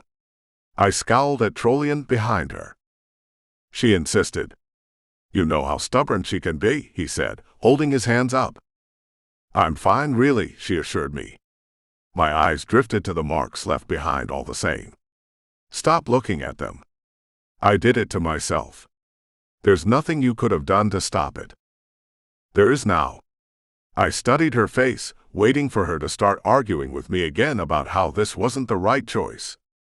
She worried at her bottom lip, her brow crinkling in thought. When she nodded, I blinked in surprise. You said if it got worse, she reminded me. And I think learning we're the only two who can break the cage counts as worse. What do we need to do? You don't need to do anything, Jurgis informed her, except prepare yourselves that this might not work. This magic has never been cast before to my knowledge, and it might take a few tries to get it right. At his words, the remaining members of the 7 appeared. Ah, wonderful. Now then, who has magic? Thalia, Dane, and Solana raised their hands. Jurgis held out a page and directed them to read through it to prepare. The second Dane's fingers touched it, the air became crushingly heavy. Nienna gasped, falling to the floor with me. I cursed, straining to stay upright but couldn't move. We ended up flat on the stones, watching the candles and torches flicker violently. The air swirled in the center of the library. I covered Nienna protectively with my body the best I could, watching books and papers sucked into the storm raging within the room. Cackles I knew too well assaulted my mind. Nienna winced, burying her head against my chest, clamping her hands to her ears. I wondered when you would put the pieces together, Madras said, the storm constricting to form the shape of the goddess herself. She hovered a few feet off the ground, staring down at us. Jurgis, is it? Such a bright mind you have. Madras' feet hit the floor, and the books and pages that had been in the air fell around her. Her black strapless dress twisted and moved alive with shadows and flowing trails of red lightning. It dragged behind her when she walked. Her dark hair was loose, fluttering with invisible gusts. The crimson eyes I'd seen in my visions were bright and alive with her fury. She truly did give the appearance of a mad goddess now. Her head snapped in my direction, and she waved her finger back and forth, clicking her tongue. "That's not very nice, Alred." With a snap of her fingers, we were dragged off the floor and slammed into the walls and bookshelves. Nienna slipped from my grasp, stuck to the wall yards away from me now. "What do you want?" I snarled, unable to move. "The sword." Why the hell hadn't I brought the damn sword with me? Madras walked to the table, picking up the pages Jurgis spent the last few days putting together. "I think that much would be obvious. The time has come, Alred, for you to make a choice." "What choice?" Her smile widened. In a rush of hot wind, she was in front of me, holding my face in her hand. Her sharp nails dug into my cheeks, drawing blood. "You know, I told you many times this moment would come.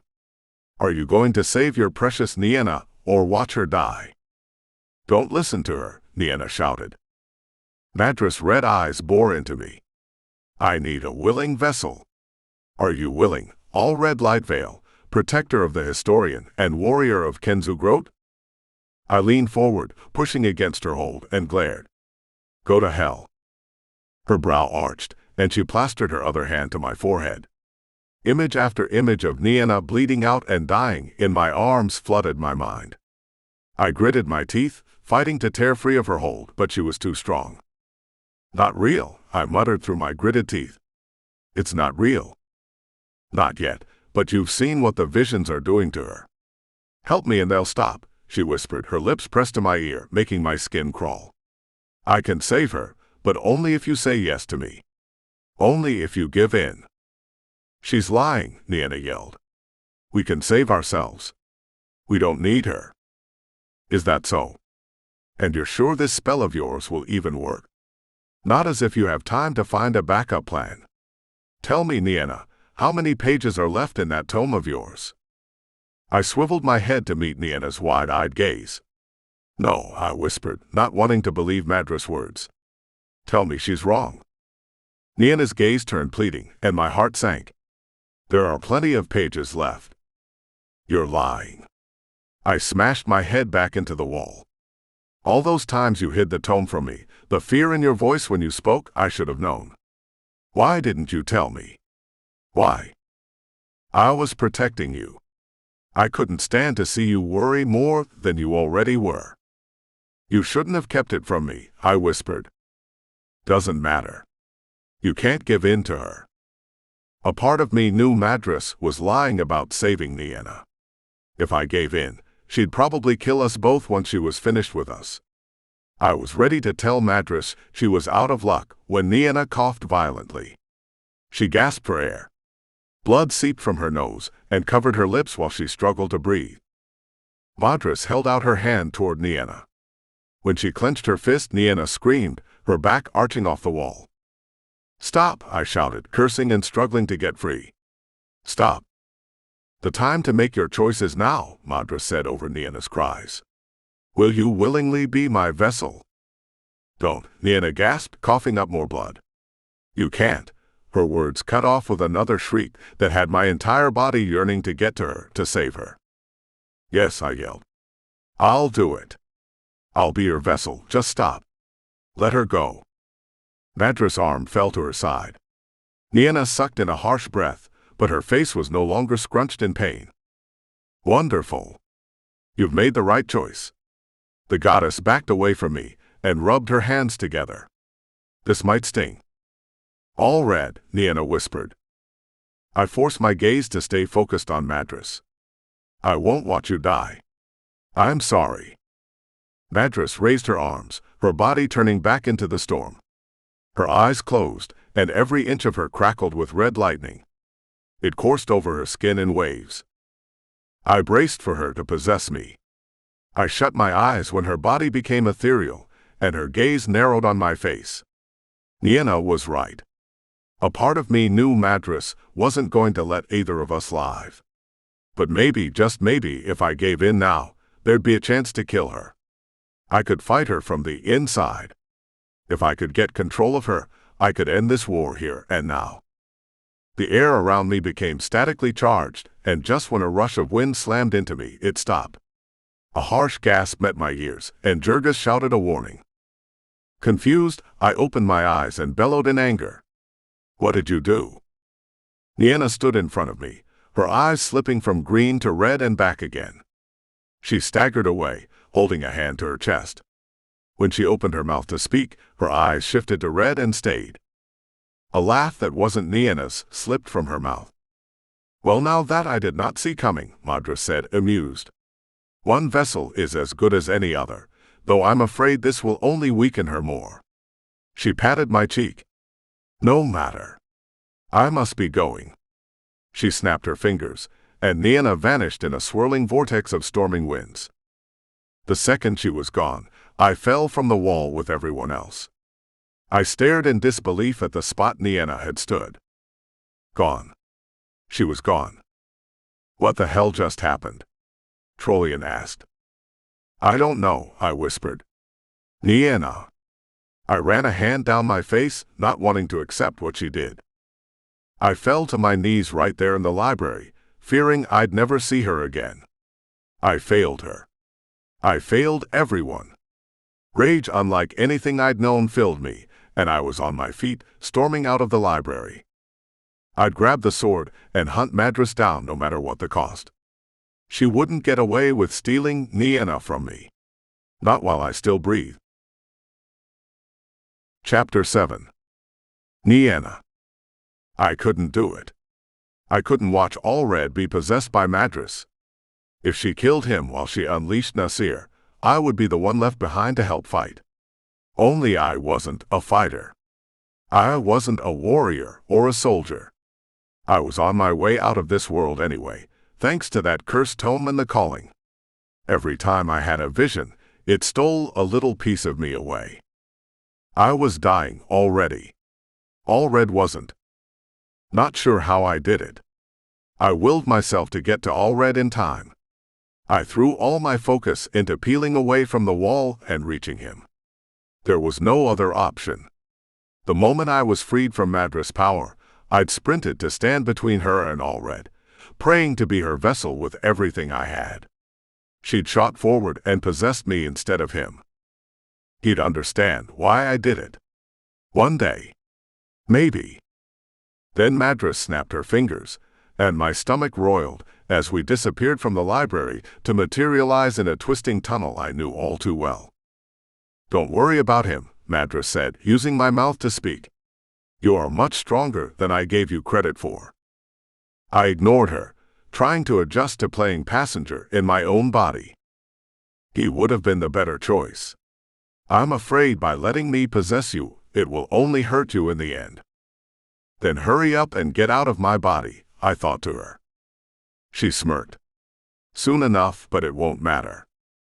What the hell does that mean?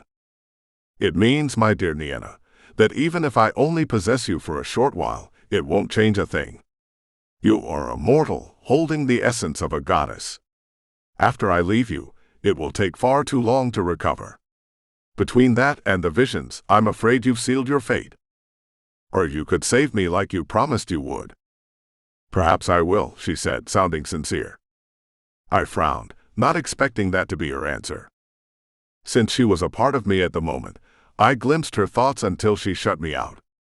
What I saw in those few seconds, though, only added to the confusion I already had about her motives. She might be putting on the air of a mad, evil goddess, but her thoughts held no hatred for any of us.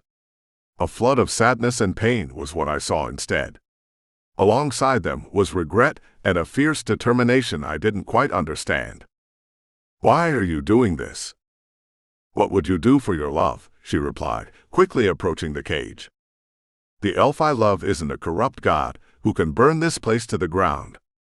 She paused, and I thought maybe, just maybe, I was getting through to her. I can save him. The others never believed in me, but I can save Nasir, bring him back to the god he once was, before the darkness and evil of the world took him from me. Thousands of years of heartache and rage exploded inside me. I couldn't physically cry, but that's all I wanted to do right then. Fall to the ground and cry for the love I lost. Wait. No, I didn't lose it. Madras did. What if you're wrong? What if you do this, and he kills everyone? I asked her in my mind. I won't fail. Now be quiet, she snapped, and I wasn't able to speak to her anymore. She turned the final bend in the tunnel, and the cage that had plagued me for weeks came into view. The bars created by the god's power had waned, shimmering in and out of sight. A pair of red eyes gleamed out of the blackness. My love, Madras whispered, and flames flickered to life, crawling forward out of the darkness. I've come to free you at last. The flames took form, twisting and churning until there was no longer a beast in the cage, but an elven man. He was tall and broad at the shoulders. Scarlet eyes filled with fire stared curiously at Madras when she rested her hands on the bars. A jolt of power shot through my body. I winced, but she didn't seem to notice or care about the damage she was causing to my physical form. Nasir tilted his head, flames coursing over his skin in never-ending waves. The heat pouring off him was immense, and I willed Madras to take a step back, but she ignored me. I'm sorry it took so long, but I'm here now. We can be together again. We can be as we once were. She reached her hand through the cage, but he stayed out of reach. The gods have paid for trapping you all these years. They will never trouble us again, no one will. I need you to trust me, my love. Trust me to make this right. Nasir's eyes narrowed, but he moved closer, his hand hovering over hers. Madras, he whispered, his voice a low guttural growl. Yes, my love. She removed her hand and replaced it on the bars. Time to set you free. I wasn't sure what she was about to do to break the cage when she turned to her right. There on the wall was a silver dagger, its hilt encrusted with black and white stones and marked with the symbol of the gods. She removed it, hefting it in one hand, holding out the other. I tried to yell at her to stop, but whatever she did to me still prevented me from speaking. All I could do was watch her slice the palm of my left hand with the dagger. Blood welled in the wound, but she switched the blade to her left hand and made a second cut on my right palm. I was worried she was going to slice up another part of my body next, but she dropped the dagger to the ground and faced the cage. Fighting against her power, I sensed her command to keep me quiet begin to fail. Her hands were about to close around the bars of the cage when I blurted, "They asked me to save you." Madras paused, tilting her head. Who did? The gods. Even when they knew you were going to kill them, they asked me to save you. I fell silent, sensing her hesitation grow. Then I thought at her again. You don't have to do this. You don't understand, she murmured sadly. If I don't, all I've done, it'll be for nothing. I have to see this through. I'm sorry, she whispered. I knew deep down she meant it. Madras, don't. She wrapped my bloody palms around the bars. I screamed inside my head from the rush of agony which threatened to tear me apart. Madras held on tighter. I threw my head back from the force of fighting against her. She pushed back even harder. The bars shattered. A rush of heat shot from the cage and down the tunnel, so hot I was certain it had burned me. Thankfully, it hadn't. Nasir took a step forward, then another. The fire his body was made of shifting and moving excitedly. Nasir, Madras whispered. I waited for her to get out of my body, wanting to be free of her. She raised her hands, and I sensed she was about to free me, when Nasir's hand lashed out, wrapping around her throat. The flames burning my skin, I screamed for us both. Frantically, she clawed at his arm, but he squeezed harder. Apparently, she wasn't as strong as she appeared to be. Nasir, don't. The god's face twisted into a vicious snarl. He whirled around, slamming Madras into the tunnel wall. You left me, he said, his voice a deep growl. You left me to rot in that cell. No, she gasped. Nasir, please, listen to me. He roared in her face, smashing his other fist into the wall beside her head. Liar! You let them trap me. Cage me after all I did for them. After what I sacrificed. You, the elves, the goblins, they will all pay. He leaned in, so his face was a breath away. You will all burn. A burst of fire shot from Nasir. I found myself rolling across the floor, no idea what just happened. Whipping around, I spotted Madras pinned to the wall by Nasir. The flame stretched from his body and stabbed into her. She screamed, thrashing against his hold. Her red eyes flicked to me, and she mouthed one word. Run. She was trying to save me, give me a chance to live. I should have taken off. I should have raced out of there, and found my way back to Velbam. I only made it a few steps when the pain and anger Madras had suffered for centuries flooded back to me. She did all of this out of love for a god who gave himself to save everyone, and in turn, he was locked away in a cage he was never meant to escape. She started a war, killed thousands, and somehow I understood why she did it. If Alred had been in the same situation, what would I have done to save him? What had I already been willing to do? I searched for anything I could find, but the only weapon in sight was the dagger. No idea if it would work or not, I sprinted for the blade, scooped it up, and without taking too long to think about what I was doing, rammed it in Nasir's back. Bellowing, he released his hold on Madras and turned his full attention to me. Panicking, I scrambled to get away from the whips of fire lashing at me. A hand grabbed mine, yanking me out of the way in time. Madras tugged me with her, sprinting through the tunnel to get away from Nasir. He came after us, roaring his fury, making the tunnel quake around us. The ceiling started to collapse. We weren't going to make it out. I was going to be buried alive, and possibly burnt to a crisp at the same time. Heat slammed into my back, and I yelped, feeling it burn through my shirt. Nasir shouted for Madras, and she spun around, throwing her arm out. A burst of red lightning filled the tunnel, clashing with Nasir, who was now a raging wall of fire coming straight for us. The gods' power crashed into each other, and we were hurled back through the tunnel, caught in a whirlwind of fire and lightning. I had no way to tell which way was up or down. My stomach churned. I threw my head to the side, heaving and dizzy. Nienna. Grass. There was grass under my hands. Why was there grass? I heaved again, clutching at my stomach. What the hell happened? I managed to glance up and see Thalia kneeling next to me, appeared about as confused as I felt. My hands and back stung. She rested her hand on my shoulder, and I flinched away with a curse. You're smoking, she said, worry etched on her face. Nienna, where did you come from? Where's Madras? I shook my head, not sure of anything at that moment.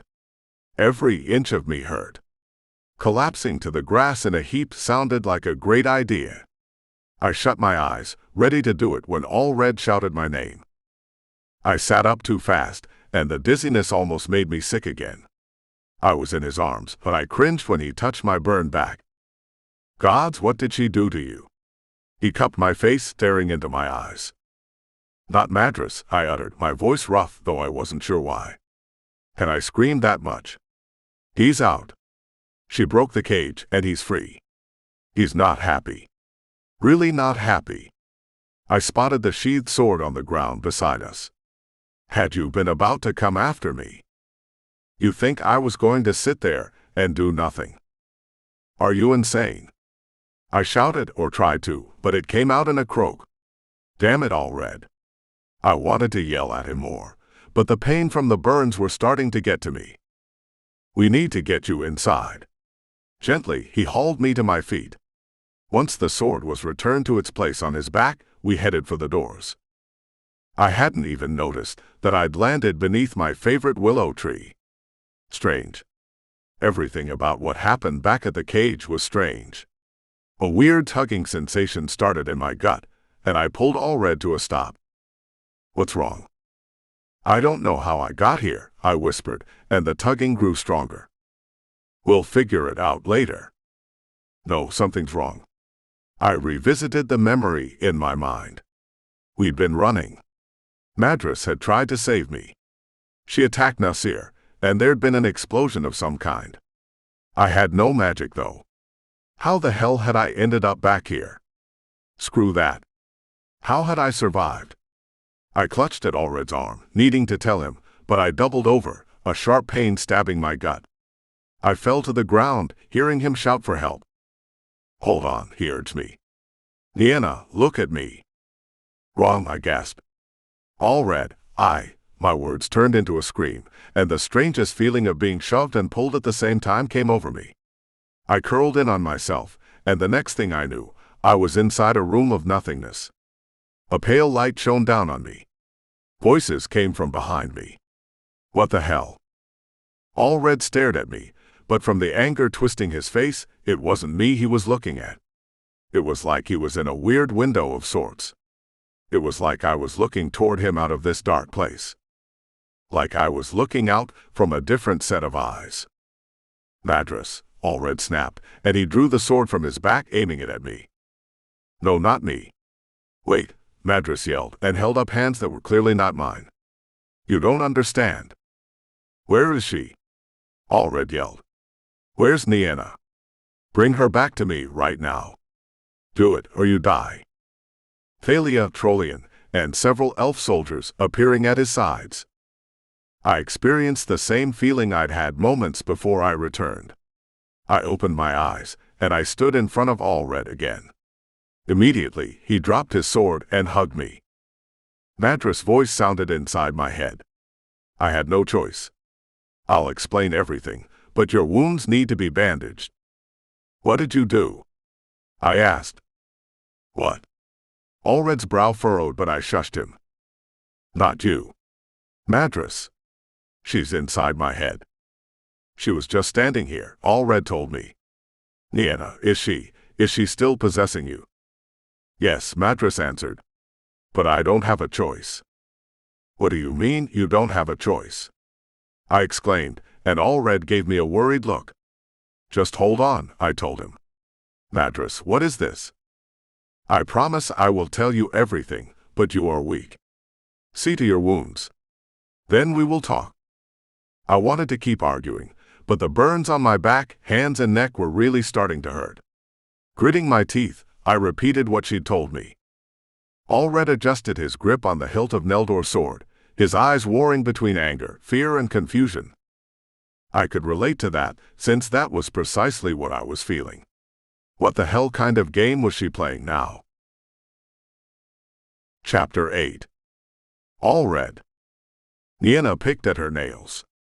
Careful of the burns Jurgis already bandaged on her hands, I took a firm hold of them, stopping her. Sorry. Stop apologizing. You're back and you're alive, that's what matters. But the cage, she said, until Jurgis placed another compress on her back. She sucked in a sharp intake of breath, shaking from the pain. Squeeze my hands, hard as you need to, I told her. I can take it. Jurgis apologized quietly, putting a third compress on her back. Nienna squeezed my hands until I was gritting my teeth to keep from grunting in pain. She cursed in Elvish. I smirked. She raised a brow. What? You think I wasn't paying attention? Of all the words for you to learn, you choose those. I shook my head. Seemed fitting. She let out a shaky breath when Jurgis said he was finished. He lowered the back of her blouse and told her to try not to move too much. The salve will heal them, but it'll take time. I'll give you something for the pain. Thanks, Jurgis. I'm happy you're back. He told her he'd fetch the tonic for the pain, and he'd be right back.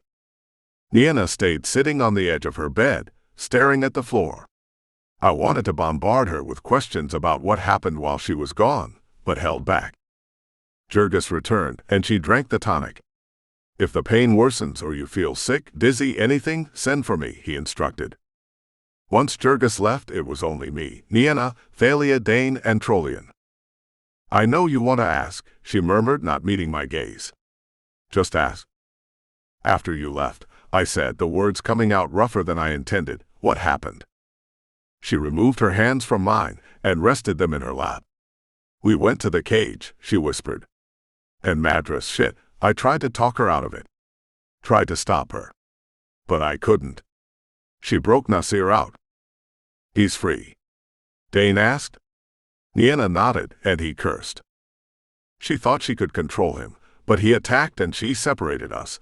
But Nasir attacked, and the next thing I knew, I was kneeling in the grass and she was inside my head.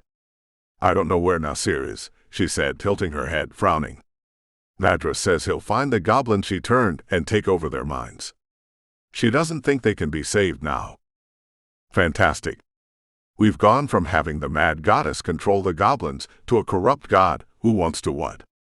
What does he want? Dane snapped. He sounded pissed, Nienna told us. I think he blames Madras for being trapped all these years. He blames her and everyone else. So, his plan is to kill everyone?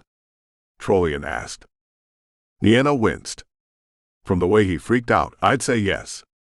She rubbed her forehead and blinked, confused. She's gone silent.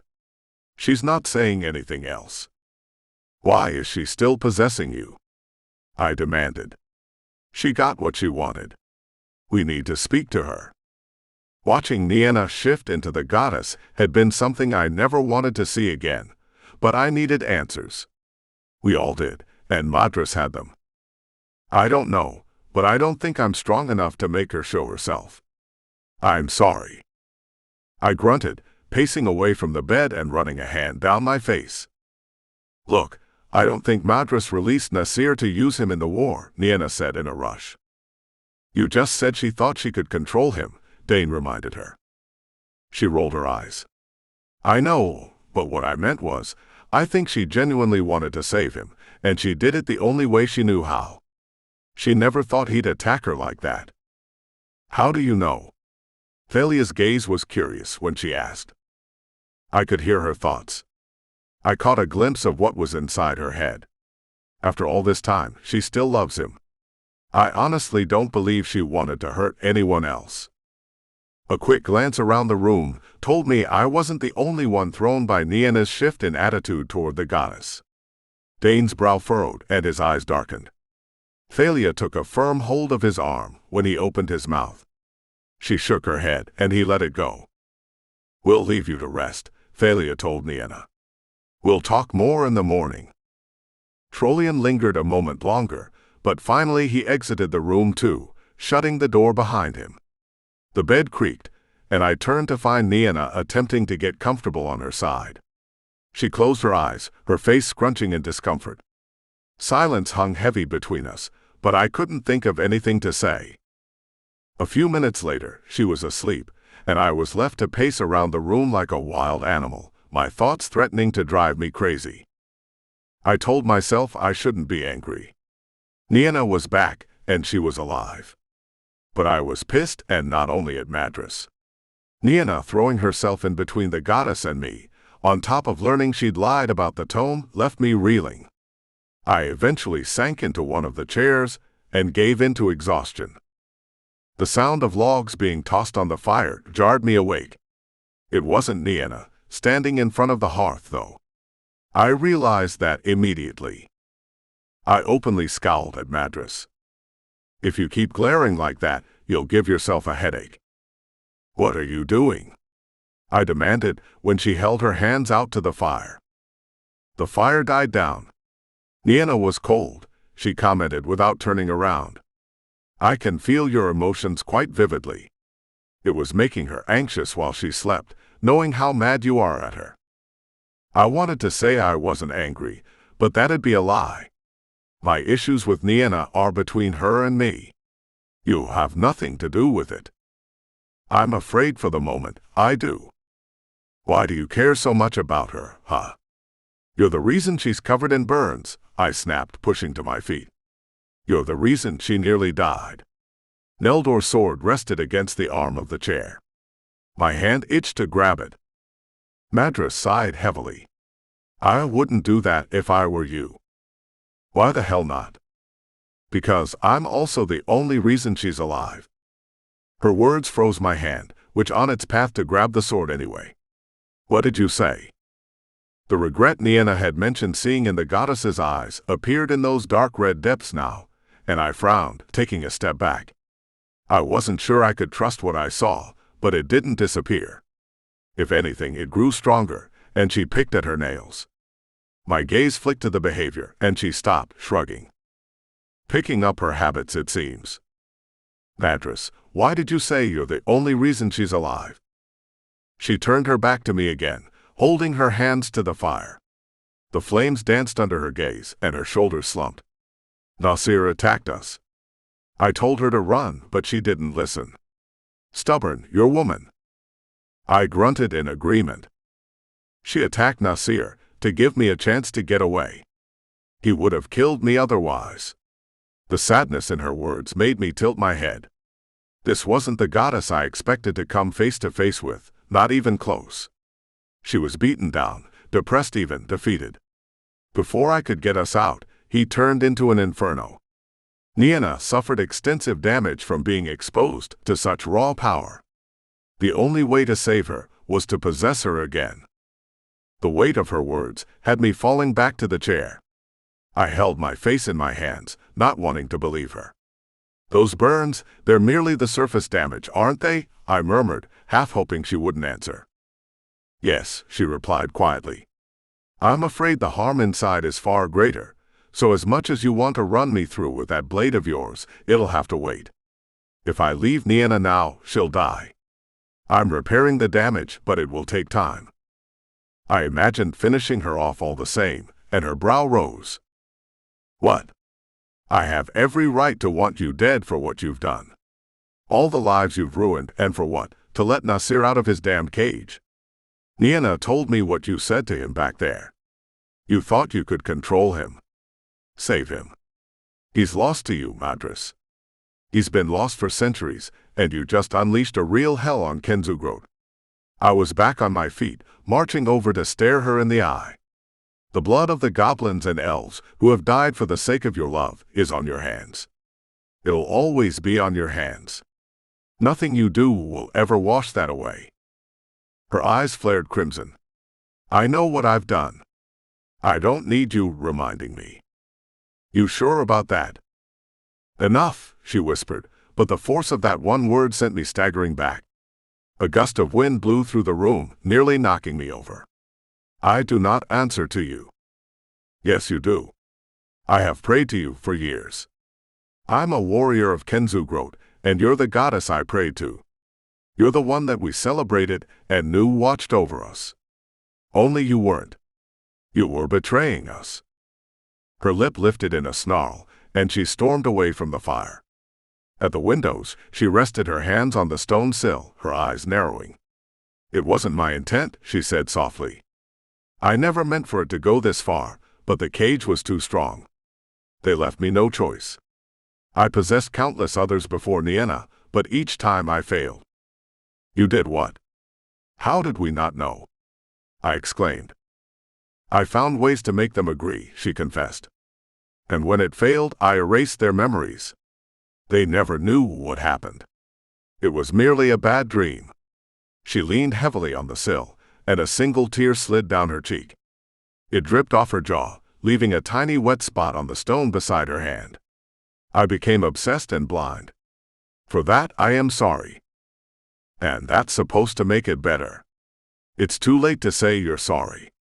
I ran my hands madly through my hair, while my mind struggled to keep up with this onslaught of information. This wasn't supposed to happen. None of this was. I was going to save her. I had to save her, and now I'm going to watch her die, and it's your fault. Are you sure you can even repair the damage Nasir did? Her body went utterly still. My heart plummeted. That's great, really. She sighed. I intended to possess you. If I had, it would not be so hard to heal you. But Nienna, she was already so weak. The toll on her mentally and physically has been great. Honestly, I'm surprised she hadn't already succumbed. Heal her faster, and get the hell out of her so I can kill you, I said with a furious growl. This process can't be rushed. I don't care, I bellowed, my chest heaving. You deserve to suffer for what you've done to her, to all of us, and I'm going to make sure that happens. That's a promise. You think your threats frighten me? You have no idea the pain I've endured, she seethed, whipping around to nail me with a glare so filled with rage it rooted me to the spot. I found the god I loved, and he was tortured and twisted. When I rescued him, it was too late. And instead of the others helping me, they locked him away. They trapped him in that form, and all I could do was stand outside the bars watching and waiting. So, that makes it okay for you to do the same thing to me? I whispered, and she blinked, staggering back as if I'd slapped her. Nienna's visions only grew worse when she started seeing your plans to free Nasir. And all I could do the whole time was watch and wait. Wait for each vision to hurt her more. Wait for that bloody tome to run out of pages. Helpless to save her, as you were helpless to save Nasir. The strong warrior goddess I'd seen before shattered in front of me. What remained was a woman who looked lost and alone. Break the connection to the calling, I ordered Madras. Please. I can't, she whispered. If I do, I can no longer possess Nienna. I can't heal her as she needs to be healed. She will die. I don't believe you. I'm afraid there's nothing else I can give you, Alred. She shut her eyes, a sad smile spreading across her lips. I can tell you she loves you deeply, and with everything she is.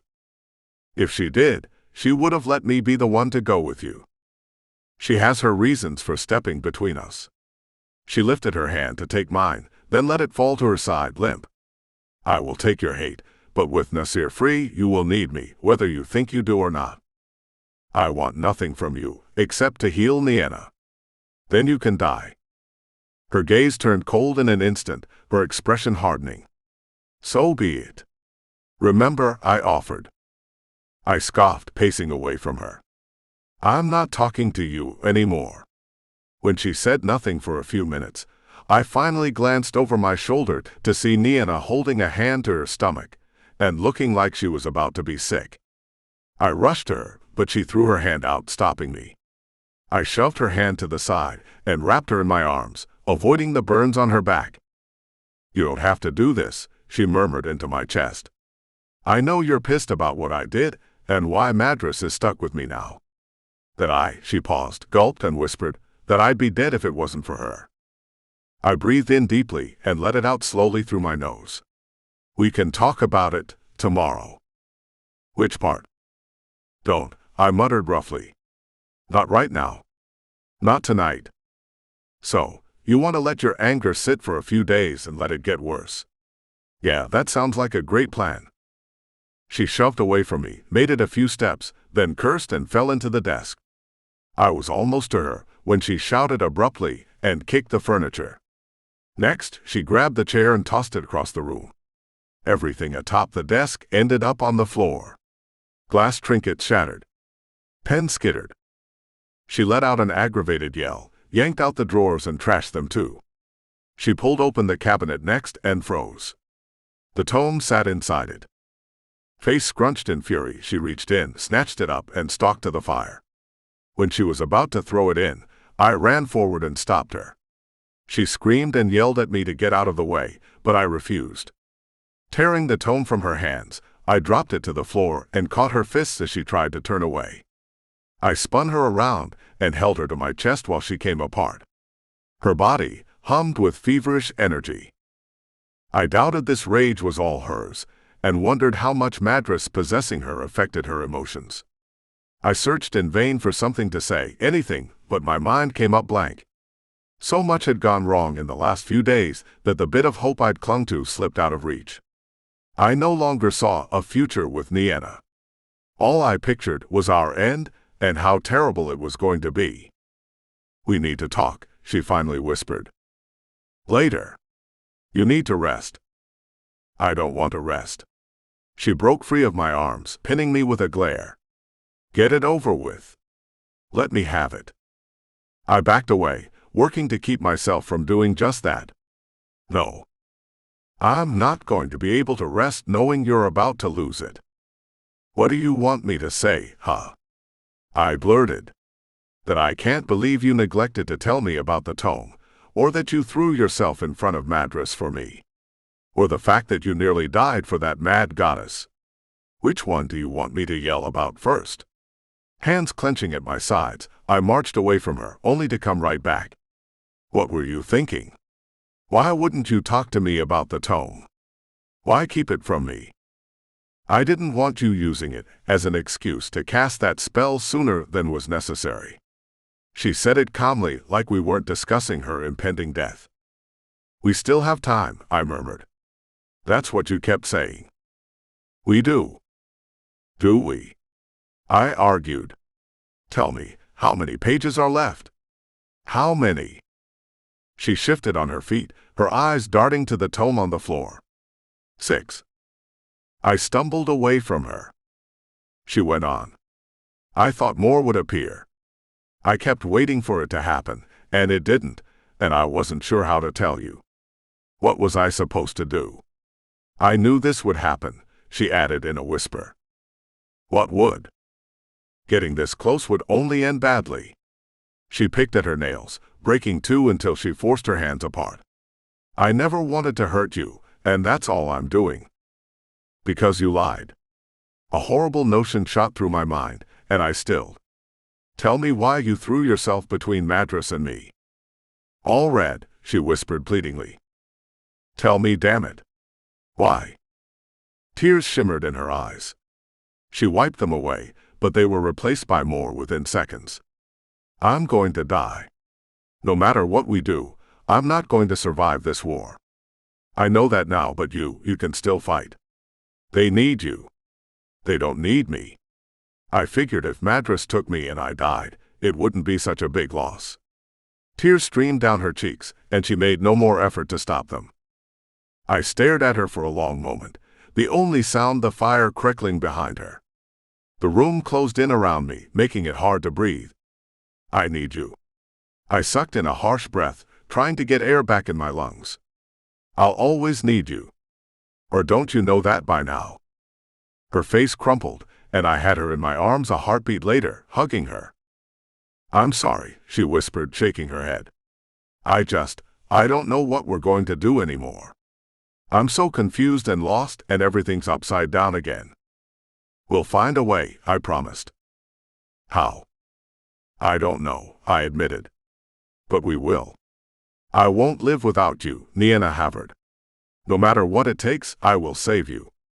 I kissed her, never wanting to let her go again. For a long while, we simply held each other, neither one of us willing to let go. She yawned, burrowing her face in my chest. Why don't you try to get some sleep? The war will be there in the morning. Wish it wasn't. She yawned again, and I guided her to her bed. Wait, I should pick that up first. She motioned to the mess she'd made. I can take care of it. No. Let me do it. Can't believe I did it in the first place. Together, we cleaned up the mess she'd created during her outburst. We righted the desk and its drawers, and swept the broken items into the fire. The tome was still on the floor. She picked it up and carefully set it back on the desk, resting her hand on the cover. 6 pages were all that remained in that book. Not wanting her to be close to that tome unless she had to be, I took her hand and pulled her to the bed. We were a few feet away when she tensed. A headache bloomed behind my eyes a split second before she gasped and fell into me. Her eyes glowed softly. I was helpless to do anything but watch when she was sucked into the vision. Goblins, she rasped. They're being attacked by Nasir. All 5 tribes. The moons. I can see the moons. The vision was over in seconds, and she shook her head. 3 days. We need to warn them. Scowling, I wiped the blood from her nose. I'll send word. And I need to write it down. What if you don't? I asked, preventing her from walking away. What if you don't write down your visions anymore? Leave the pages blank. She ran her fingers through my hair and kissed me. I tried that already, but the calling is too strong. Once, I woke up in the middle of the night with pen in hand and the page filled. I don't have a choice. Giving my hand a squeeze, she reached the desk, sat down, and opened the tome all the way to the back. I left her to her writing, and went to track down the 7. If the goblins were being attacked, we had to give them time to prepare for the assault. With any luck, they'd make it out in time and avoid facing down Nasir's wrath. My anger at what Madras had done spiked all over again, and I was fuming by the time I found everyone gathered in the war room. "I have a few updates," I said, and shut the doors behind me. It was late evening when I snuck out of Central Tower and headed toward the market. Most of the stalls and shops were closed while we prepared for the fight coming our way, but a few remained open. I saw the silversmith was still around and hurried to the door. An old elf, his black hair graying at the temples, greeted me with a polite smile. "Something I can help you with, Protector?" "Yes, and hopefully it'll be quick so you can head home for the night." The old elf chuckled. "What is it you're looking for?" "I need a ring." He beamed, motioning me over. He removed a tray from behind the counter filled with silver and gold rings, some with stones and others simple bands engraved with vines and flowers. "No need to rush this decision. Take your time." I'd been thinking about how to tell Nienna that despite our recent fights and how much she was driving me crazy with worry, my love for her wasn't going to fade. Last night, I had a vivid dream of a life with Nienna after the war. There was no more killing, no more fear of Nasir coming after us. It was Nienna and me together.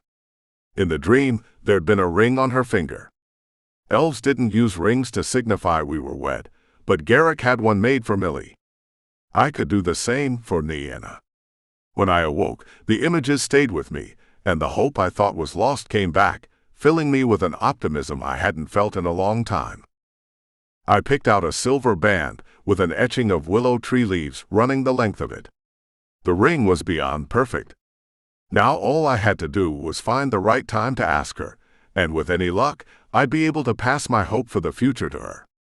Though she put on a brave face, there was no hiding the despair I sensed through our connection. Hope was what we needed. Hope and a damn good plan for killing Nasir. Chapter 9. Nienna. 3 days after I had my vision of the goblins being attacked, Alred entered the war room and announced, "A raven arrived from Brink. They're 2 days from Velbam." "How many made it out?" Thalia asked.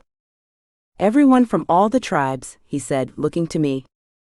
I sagged in my chair, relief flooding me. It was about time my visions did some good. "And Nasir?" Dane questioned. "Any word on his location?" Alred held up the message. "Their scouts reported Nasir and the traitor goblins have burned the goblin territories to the ground. There's nothing left. Sounds as if they're still in goblin lands for now. He'll be coming for Goldlands next." "Maybe not. Fourleaf is weak. He could strike there instead. And Oceanfall's defenses have never been that impressive. It depends on what his plan is." I sat back, half listening to the generals discussing potential battle strategies. Out of the 3 courts and Velbam, Goldlands would have been the ideal location to create a last stand. The only reason the generals and the 7 turned down that option was how close it was located to goblin lands. If Nasir was on the warpath, it would make sense he'd go after that court first. We needed more time to gather our forces. With the goblins on their way here, it seemed feasible, to me at least, to start pulling all our soldiers back and fortifying Velbam. This city was deep in the heart of the elven lands. He'd have to push his way through the courts and everything in between to make it to us. "Thinking like a true warrior," Madras said, sounding impressed. "There's much more to you than I first assumed. You certainly have the warrior spirit, though you seem to think you don't. I've picked up a few things, that's all." "Is it? Why are you still so afraid of spilling blood?" "I have my reasons." Without meaning to, I thought of the vision of Alred and me, standing amid the battlefield, surrounded by the enemy. The cold, hard look in my eyes sent a chill down my spine, but it was Madras' quiet laughter that had me frowning. "Not sure what's so funny." "My dear Nienna, the answer was in front of you the whole time and you didn't see it." "Answer? What answer?" "That cold look in those eyes. It's not you looking out at the world. It's me." Her words chilled me, but the more I thought about the vision and everything else in it, the more the pieces fell into place. All this time, I thought I was going to be the one to turn into a cold-hearted killer, when in reality, I was possessed by Madras. How hadn't I seen the truth sooner? You were distracted, she answered without my asking her.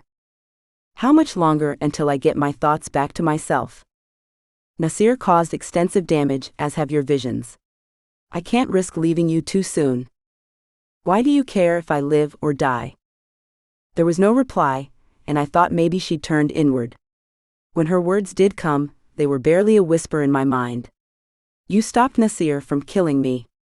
I owe you a debt, Nienna. If nothing else, I will see it repaid. We need to lure Nasir into a trap, or we'll never get close enough to kill him, Alred said. I sensed Madras' anger spike. He continued, if this sword is good enough to kill Madras, it should kill him too. I gasped, and a second later was shoved back into my mind while Madras threw herself forward. You are not going to kill him, Madras argued while I watched and listened. Alred's nostrils flared. He grunted. What do you propose we do then? I'm going to save him. No, you're not. You're going to get yourself killed, which in turn will get Nienna killed and everyone else. I won't let that happen. Her lip lifted in a snarl. Watch yourself, protector. You can't save him. She smashed her fist on the table, staring him down. I rolled my eyes, used to this behavior. The last 3 days had been tense between Alred and Madras. The two of us might have some weird understanding, but he was itching to kill the goddess. I understood his anger, I did, but the longer I was with Madras, the more I came to sympathize with how she felt. In no way did it make up for how far she'd gone, or the lives lost along the way, but I got her rage and her pain. Alred, however, only saw her as the villain, the person who almost get me killed. It didn't help her case that any time someone mentioned killing Nasir, she fought them tooth and nail on how to deal with the corrupt god, refusing to admit he had to die. I simply need time, Madras insisted. Once I can leave Nienna, I will use my power to influence his mind. I can get through to him. And if you can't? If you fail again? Alred argued. I'm not willing to take that chance. Too many lives have already been lost. How many more are you willing to risk? As many as it takes, she shouted. Alred didn't even flinch in the face of her rage. You're a goddess, Madras. A goddess of the elves and goblins who have lived in this world for thousands of years. They believed in you, prayed to you, and this is how you're going to repay them? With blood and death? Haven't they suffered enough? No, Madras spat, they haven't. Nasir has, for all of them. They have no true understanding of what it means to feel pain. Of what it means to lose everything. Not yet. She didn't mean that, but I only knew it because I was currently sharing a body with her. I urged her to get hold of her temper and be reasonable, but she ignored me. I had no time to brace myself for the shift, and fell into the table when Madras took a backseat again. Shit. A little warning next time, I muttered, waiting for my breakfast to come up. I swallowed a few times and kept it down. Alred gave me a worried glance, but I waved him on. I'm fine. Keep talking. I settled into the nearest chair, shut my eyes, and contented myself with listening to the conversation. Madras kept quiet, and after a while I stopped hearing their voices. When I opened my eyes, I yawned, stretching my arms over my head, freezing with them in the air. The war room was empty, and the torches were out. Weird. Alred. There was no answer, and slowly I made to leave. I was at the door when I noticed something odd on the wall. Usually, there'd be a banner with all 3 court symbols on it. Instead, there was only one. For Oceanfall. I studied it closely, wondering if I was having some strange vivid dream when the sounds of crashing waves reached my ears. I rushed out of the door and skidded to a stop at the first window. Definitely not Velbam, I muttered, gazing out over a rocky shoreline. More confused than ever about what was happening, I continued walking, hoping to bump into someone. Did Madras bring me here for some reason? This couldn't be a vision. Nothing about it felt normal, and it sure as hell wasn't a dream. A ringing bell made me jump, and I sprinted toward the din of terrified screams and swords clashing. Running blindly through a fortress I'd never been to, I came to several dead ends, cursed, and had to turn around. The sounds of a battle grew louder, and finally I reached a set of large doors leading to a courtyard. I raced to the front step, and nearly toppled over at the horrific sight before me. Goblins with charred skin and burning eyes resembling embers overwhelmed the elven soldiers. Behind them, roaring to the sky, was Nasir, a living flame bringing the promise of death. "All you see is a monster," Madras said, standing beside me. I yelped. She stared straight ahead, her eyes narrowed. "But I see the man I loved and lost. The man I can still save." "But you can't. Look around you. He's slaughtering innocents. And for what?" She took a step forward and reached out a hand as if she could soothe those wild flames. "Wait. Is this a vision? How are you even here right now? The longer I'm with you, the more my power will affect your visions. They'll become more real, as if you're truly here. I suppose it gives us a chance to speak face to face." She wasn't really paying attention to me when she spoke, her gaze never leaving Nasir. "I know I can save him," she whispered, and I had a feeling she wasn't talking to me. "If I can't, then all of this has been for nothing. All of it, every drop of blood spilled, wasted." "Madras," I said, but when she turned her sorrowful gaze on me, the rest of the words died in my throat. "I know what you think," she told me, tapping her forehead. "But I can't simply give up. What if there's a chance we can trap him again? It might be the only way you're able to save him," I suggested. "Fighting against Alred and the others, all that's going to do is make things worse. You told Alred you never meant for it to go this far. Prove that you're not willing to let it go any further.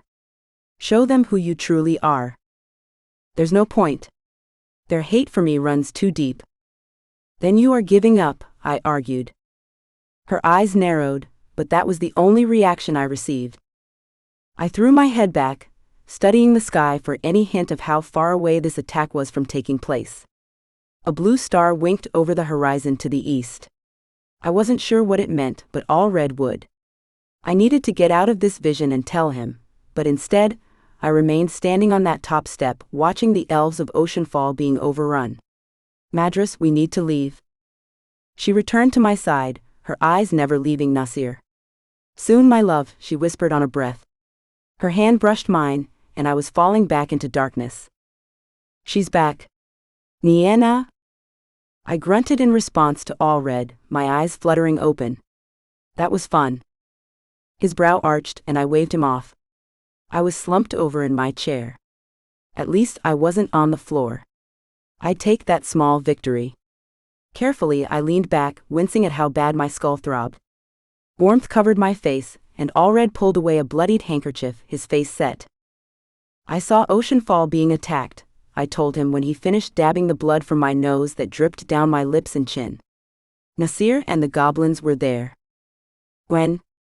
Dane asked. "I'm not sure, but there was a blue star I haven't seen before, in the eastern sky. Appears every 3 weeks. Thalia consulted with a few of the others, then, that's only 2 days from now." She paled, then said, "Dane." He was already rushing out of the war room, probably to send a raven to Oceanfall. I gently pushed Alred aside so I could stand, needing to be on my feet. The realistic feel to the last vision had me seeing parts of the coastal fortress every time I turned my head. I wanted out of the war room. Anyway, I had to go to my chambers to record the vision. I told Alred to stay with the others. I was halfway to my room when a wave of weakness made me fall into the wall with a curse. "Just had to make the visions worse," I muttered, but Madras said nothing. "Fine, stay quiet." "That's fine." I made it a few more steps and had to stop again. I shut my eyes, waiting to regain my strength, when I was scooped up into a set of comforting arms. The body attached to those arms grunted, annoyed. "I would have made it there eventually," I protested. Alred rumbled, "Eventually. Why do you have to be so stubborn? I'm good like that. You know you love it." I settled into his arms, breathing him in and enjoying the warmth from his body. We'd been keeping our more heated moments to a minimum, since I currently had a goddess inside my head. She said she paid no attention to us during those moments, but it was still awkward. Even now, I expected to feel her shifting around in there, but it was quiet. Maybe she was telling the truth, and she tucked herself away where she couldn't see or hear what was going on with me. I nibbled my lip, wondering how best to test that theory.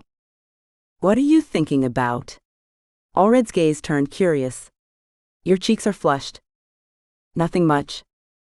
His brow arched. "Why don't I believe you?" "Don't know, but you should." We reached my chambers, and he set me on my feet. I should have gone straight to the tome to write down the vision, but instead, I kicked the door closed behind Alred, grabbed him by his shirt and kissed him like I'd wanted to do for days. His hands found my waist, and he spun us around so my back was to the wall. I'd missed him and told him without words how much. He made me dizzy and breathless with the way his kiss. I fiddled with his shirt, but he pulled back, shaking his head. "We shouldn't, not with her around." "I don't think she is. I can tell when she's paying attention and when she's not. Trust me." I plucked at his shirt again. Hunger filled those green eyes, and the gold flecks flared to life. He cupped my face, kissing me until I was burying my hands in his hair. He rested his forehead to mine. "I have to get back anyway." "Right now." "Nienna," he said, voice rough. I nipped his lip, and he captured my mouth in a kiss that didn't last nearly long enough. "I'll find you when we're finished." I led him back away. "I know you will." I pushed off the wall, throwing my arms out to steady myself when my head spun. "She just has to make the vision stronger." "What do you mean?" She said the longer I'm under the influence of her power, the more intense the visions will become. I saw her in them. We talked. He ran his thumb lightly over my cheek, frowning. "Why do you sound so sad?" "Because she's sad and in pain. She doesn't mean what she says when you two argue." I shrugged, walking around him to the desk. "I don't think I can be angry with her anymore." "You're kidding, right?" he snapped. "No, I'm not. I've kind of been inside her head. I feel everything she does, and I understand why she did all of this." He crossed his arms, scowling. "You're saying you condone her starting a war?" "What? No, never. But she loves Nasir, and she was forced for thousands of years to watch him suffer. That'd mess anyone up. I'm not saying her actions are justified," I added when Alred's eyes narrowed. "Or that I think Nasir can be saved, but hell, Alred, I'd burn the world down for you if there was a chance to save you from that torture. From that agony." His arms fell to his sides and his gaze softened a hint. "I'm not sure she deserves your sympathy." "Maybe not, but if we're going to have her help to fight Nasir in the end, you need to find a way to understand where she's coming from." "I don't think I can do that." "Try for me." I squeezed his hand, turned, and sat at the desk. I opened the tome to the very back, sensing his eyes on me the whole time. "She's the reason we're out of time," he whispered. His steps moved closer, but he didn't reach me. Next, he stomped out the door and slammed it shut behind him. I ran my fingers down the blank page and started to write. Only 4 pages remained after today. I waited for the anger to come, or the desperation to find a way to live. But all I felt at that moment was the love I had for Alred, and knowing I had to find a way to keep him alive. We would need Madras before the end. Without her help, we'd all burn, and there'd be no stopping Nasir. I sank to the grass beneath the willow tree, resting my back against its trunk, and let my eyes shut for the first time in what felt like an eternity. Between the elves from Oceanfall and the newly arrived goblins, I was beyond exhausted. Many had been wounded and needed tending to. Others simply wanted a place to lay their heads after days of walking to reach the safety of Velbam. The elven city I'd seen when I first arrived had drastically changed. This part of the garden was the only quiet place left. Alred had been with the generals and the Seven, working on fortifying Velbam to the best of their ability. With every goblin and elf soldier that arrived, it bolstered our numbers, but did little to ease everyone's biggest concern: Nasir. We still had no definite plan of what to do about the corrupt god. Madras had neither confirmed nor denied whether Neldor's sword would work against him. So far, that was our only option, which meant someone had to get close enough to him to use it. That someone at the moment was going to be Alred. He and I had argued about it for the last 2 days, but he wasn't budging. The sword had been gifted to him for a reason. I'd yelled at him for having a death wish and pulling the same shit I did. There'd been more cursing, and he'd cut off any more arguments with a kiss that left me hating and loving him at the same time. Madras, oddly enough, had not shown herself in the last 2 days. I hardly sensed her half the time, and wondered if that was good or bad. I attempted to reach out to her while I sat beneath the willow tree, but there was no answer. Only silence. Evening came, and the sky darkened to an inky blue streaked with clouds. Steps sounded on the path behind me, and then Alred was there. I shifted forward, and he sat down behind me, stretching his legs out on either side of me while I rested back into the cradle of his body. He kissed the top of my head, hugging me. "Long day," he murmured. "Very long day," I agreed. "How's the planning coming along?" "Good as can be expected. We'll be able to hold out against the goblins at least, but Nasir's strong. I'm not sure our defenses will stand for long. I wish I could see what this battle's going to look like." His arms stiffened around me. "Don't wish for visions, not now." "If it would help," I argued, but he turned my head with the tip of his finger on my chin. "I don't care if it would give us the outcome of the battle. You don't need to see anything else." I let it go. Any talk about the visions or the tome was a tense subject. We fell into a comfortable silence, watching the stars appear in the sky overhead. "You know, this is the same tree I'd always find Garrick under," he mused. "Always meant to tell you that. Anytime I couldn't find him, he'd be right here." I always liked willow trees. I leaned my head back on his shoulder. The branches swayed around us, and the last of their leaves fluttered to the grass.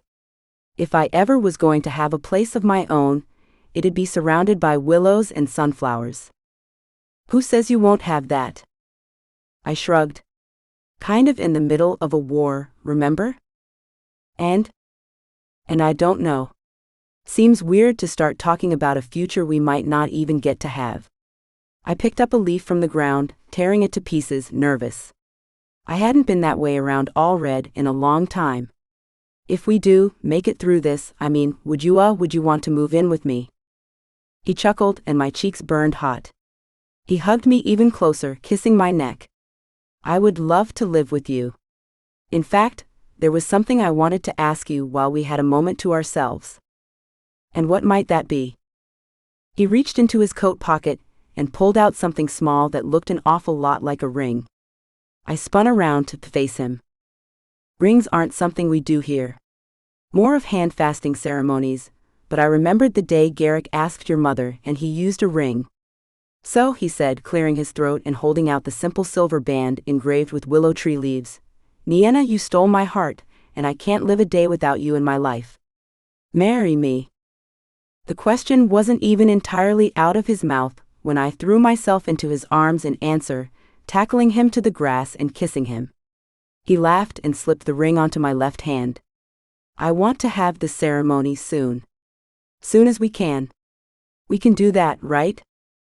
He tucked my hair behind my ears. "I think it can be arranged." "Good. I don't want to waste any more time." We sat up, and I admired the ring on my left hand. It felt more than right to have it there, and to know I'd be with Alred for whatever ending I had. He helped me to my feet, telling me about how the hand-fasting ceremony worked. He couldn't stop grinning, and I couldn't remember a time I'd seen him so animated. He was talking about finding Trollian, Jurgis, and Thalia to share the news when he cut off mid-sentence.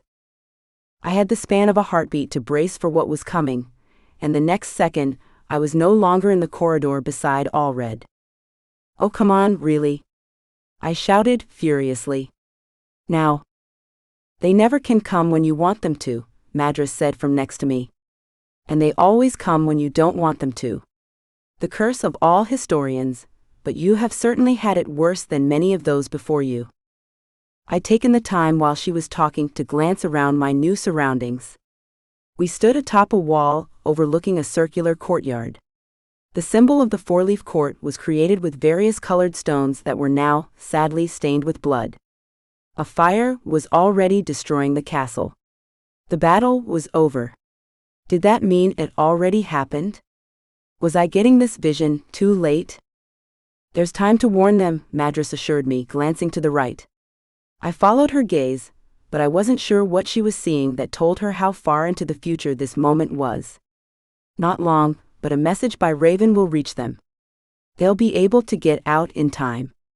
Her attention shifted back to the courtyard, and her hands curled around the stone railing.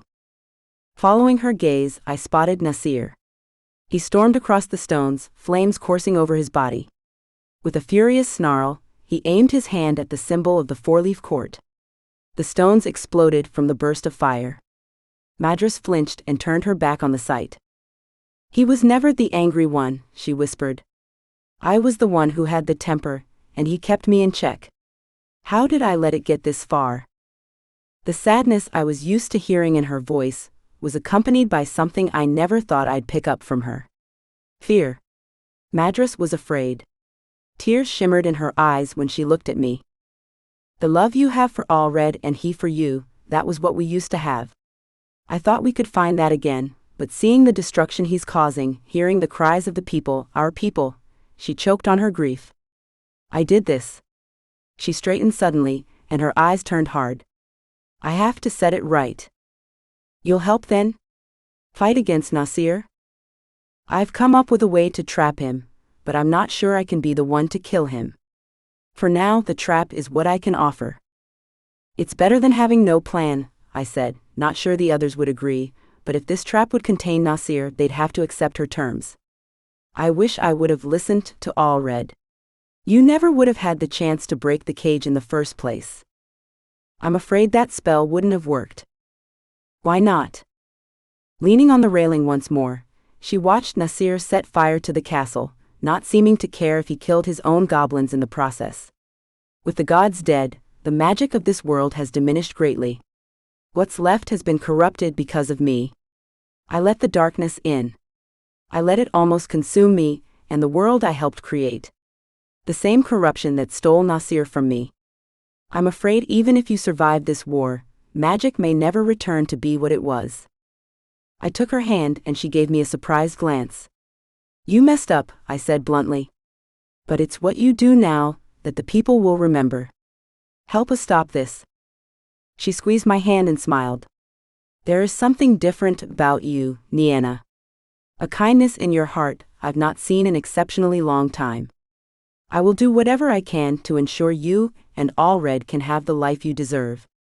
Together. I really didn't want to get my hopes up at her words, then I blinked, and I was back in the corridor at Velbam. Alred had me in his arms, but we were alone. I must not have been out for that long this time. Am I bleeding? His twitching eye let me know I was. Not as bad as the last time, though. Good. Four-leaf's going to fall. They need to leave if they haven't already. Many from the other territories were already falling back to Velbam, but a full evacuation hadn't been called for yet. All that's left between Nasir and us will be goblins. You think they can hold him off for long? His silence was answer enough. With his arm around my waist, he guided me back to my room, me fiddling with the ring on my left hand and trying not to think about how now there were only 3 pages left in the tome. Chapter 10. Alred. More elves poured into Velbam, mostly from Fourleaf, but some were showing up now from goblins. Nasir was plowing through the elven lands, burning everything in his path. With no way to fight him, our people did the smart thing and fled in advance. The reports coming in with the refugees and the scouts were grim. Any elves unable to get out were burned alive in the gods' rage.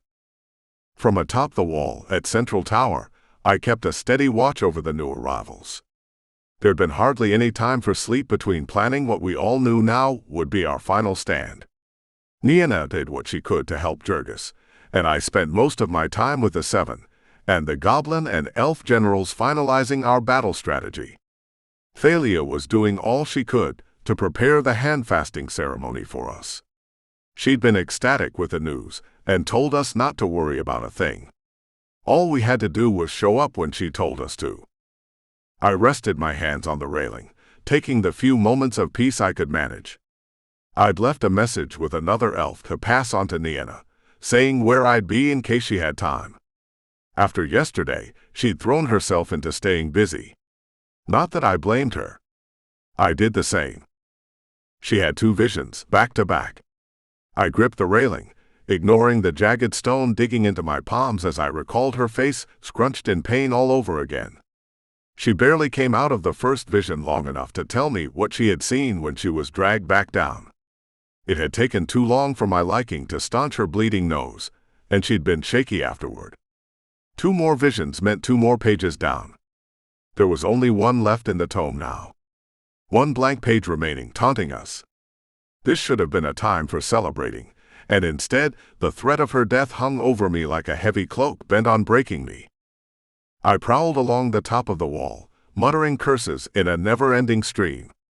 We'd received word this morning that 4-Leaf had fallen. There was nothing left, not a single building. It was gone. Nienna's visions had been of goblins falling, and instead, Nasir turning his attention to Velbaum. Once goblins fell, we'd be all that was left. I had been waiting impatiently for Madras to help us find a way to deal with Nasir, but the goddess refused to show herself. Nienna said she'd gone quiet inside her mind, too. I wanted to believe her when she said Madras was willing to stand with us against Nasir, but each hour that passed with her hiding took more of that hope away. "Alred," Nienna called, hurrying down the walkway to me. "Everything okay?" "As it can be." I took her hands and turned her to face the gardens. "When this is over, I want to take you to 4-Leaf territories, where I'm from and where you would have grown up if things had been different." She picked at her nails until I caught her hands, holding them firmly in mine. "Alred. Just hear me out," I went on, undeterred. "I know of a small bit of land surrounded by rolling hills. It'd be perfect for us. It might take some time to get it green again, after being charred, but it'll give us something to work on. Something to look forward to." Hope was what we needed to get through the next few days. The best way to hold on to that was to remind ourselves of the dreams we had of life after the war. Tuning out the nagging voice in my head that we weren't going to survive had become a challenge. I didn't have to ask Nienna to know she dealt with the same doubts. A gust of wind blew her hair across her face. She shoved it out of the way, a smile lighting her eyes. "Sounds perfect." She stood on her toes, capturing my mouth in a kiss, then added, "Can we get a dog?" I chuckled. "We can get a dog. Or a few." "Good. Always wanted a dog. Maybe some horses too." I draped my arm around her shoulders, needing to simply have her close. "Whatever you want." "Whatever I want, huh?" She smirked, but it didn't last long. She held up her left hand, spinning the silver band around and around on her finger. "What are you thinking about?" She chuckled. "What am I not thinking about? Part of me wishes we'd met some other way, you know. That you weren't the protector, and I wasn't the historian. That we weren't facing down an enemy we are pretty sure we can't defeat." She leaned into me, winding her arms around my waist. "I don't want this to end." "It won't," I promised. "No matter what happens in the next few days, I want you to know." I crushed my mouth to hers, not wanting to hear whatever declaration she was going to make in case we died. She fisted her hands in my shirt front, keeping me close. "Alred," she murmured. "I don't want to hear it," I whispered roughly. "You tell me when we come out of this alive." She ran her fingers through my hair, tugged me close. "Deal." She glanced away, frowning. I should get back. Jurgis was swamped in the infirmary with wounded new arrivals. "I'll find you later." I planted a kiss on her forehead. She was hardly gone from my sight when Trollian came toward me, his face pinched in anger. "What is it?" I asked when he reached me. Goblins is gone. What do you mean, gone? Scouts returned. It's been leveled. There's nothing left but piles of burnt rubble. They hadn't ordered a full evacuation yet. We don't know how many were lost. Cursing, I leaned heavily on the railing, pushed off and paced along the wall. Does Nienna know? I passed her on my way here. I didn't have to tell her for her to guess. All that's left is for Nasir to come here. We need to get everyone inside Central Tower. They'll be safer away from the walls. Are there elves standing by to close the gates? Yes, once Nasir and his army are in sight. I just hope the remaining refugees make it here. So much for getting some rest tonight. I held out my hand to him, and he gave me a confused glance. You've always been like a brother to me. In case I don't get to say it later, I wanted you to know. He clasped my hand and pulled me into a tight one-armed hug. Same to you, brother. There was more work to be done if we were going to be ready for Nasir's arrival. Together, we headed back inside. Afternoon gave way to evening, and when the bells rang out declaring it was midnight, I used the sleeve of my shirt to wipe perspiration from my forehead. Autumn might have moved in across the lands, but I'd worked up a sweat digging one of the trenches we planned on using for a line of defense before Nasir's goblins hit the wall. I tossed my shovel down and climbed out using a wooden ladder, and came face to face with Madras, who was standing in the light of a nearby brazier. The sight of the goddess startled me, and I cursed, waiting for her to tell me Nienna had had another vision, the one that would take up the final page in the tome. All she did was stare past me out into the darkness beyond the walls of Velbem. Madras. He's near, she whispered. I sense him drawing closer with every second that passes. I remained silent, unsure what she wanted me to say at this point. I know you won't believe me, but I am sorry for everything I've done, she said, her tone sincere. I was blinded by rage for so long, and I couldn't see what I was doing. Seeing those who've lost their homes, the wounded, they have suffered enough. She took a deep breath and held out her hand. I'm going to set a trap for Nasir, one that will hold him long enough to do what needs to be done. Slowly, I took her hand. No tricks? No tricks, she confirmed. Nienna was right, and so were you. My Nasir was lost long ago. It's time I accept that truth. She squared her shoulders at those words, nodding as if to tell herself she'd made the right decision. And what about Nienna? I'm afraid she needs more time to heal. Her body is still too weak to survive on its own. I was torn. Having Madras fight by our side when Nasir arrived would be ideal. However, if she was still possessing Nienna, the last thing I wanted was for her to be on the battlefield. If Madras was wounded or killed, Nienna would be too.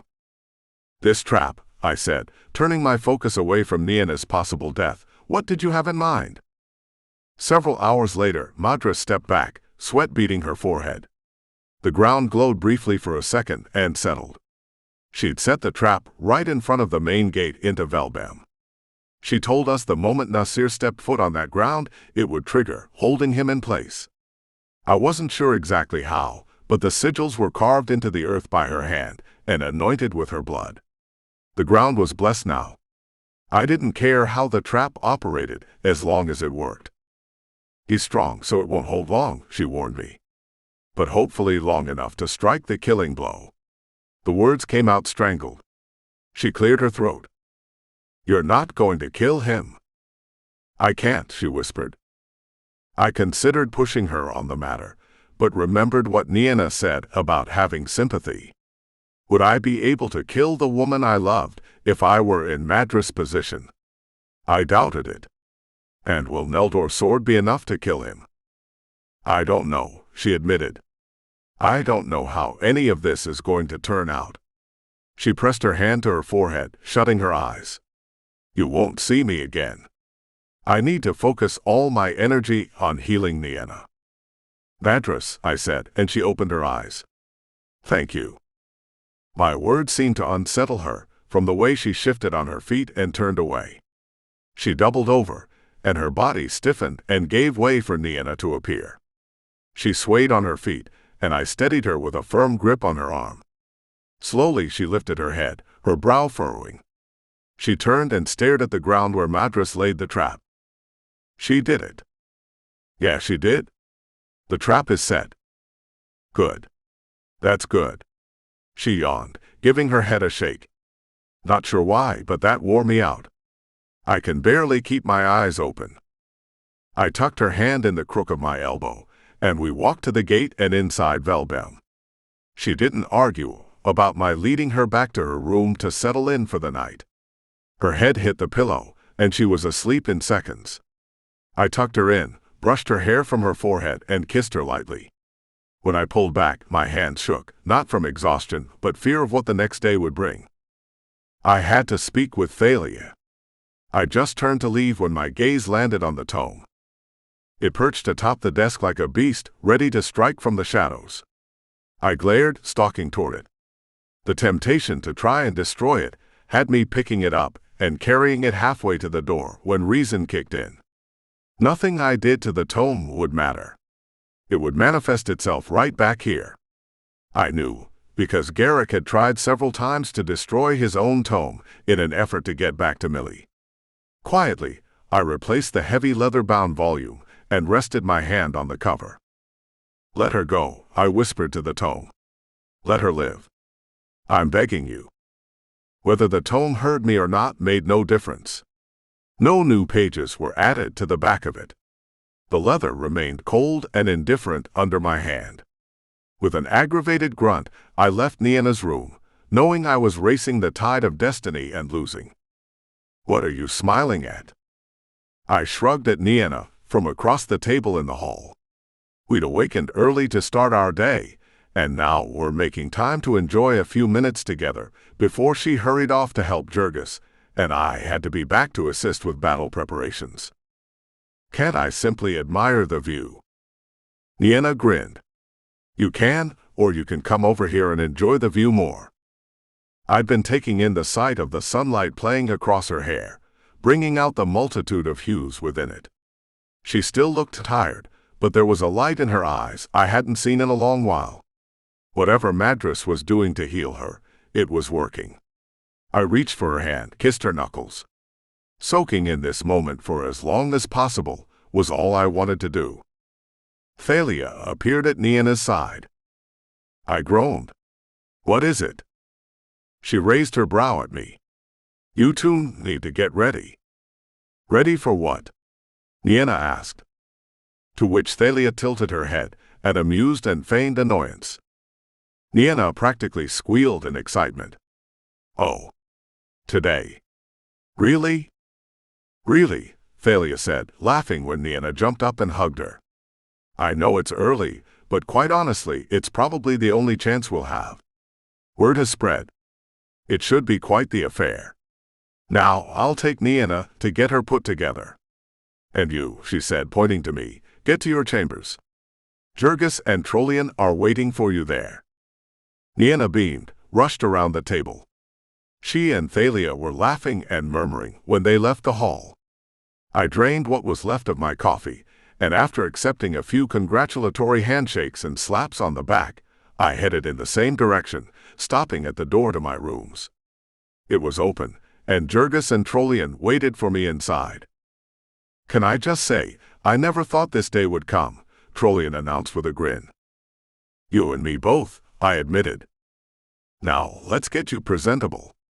Jurgis motioned to the chair and the clothes laid out on it. Black isn't exactly a color I would choose for this day, but putting you in violet silks didn't feel very right. A rush of emotions had a lump forming in my throat.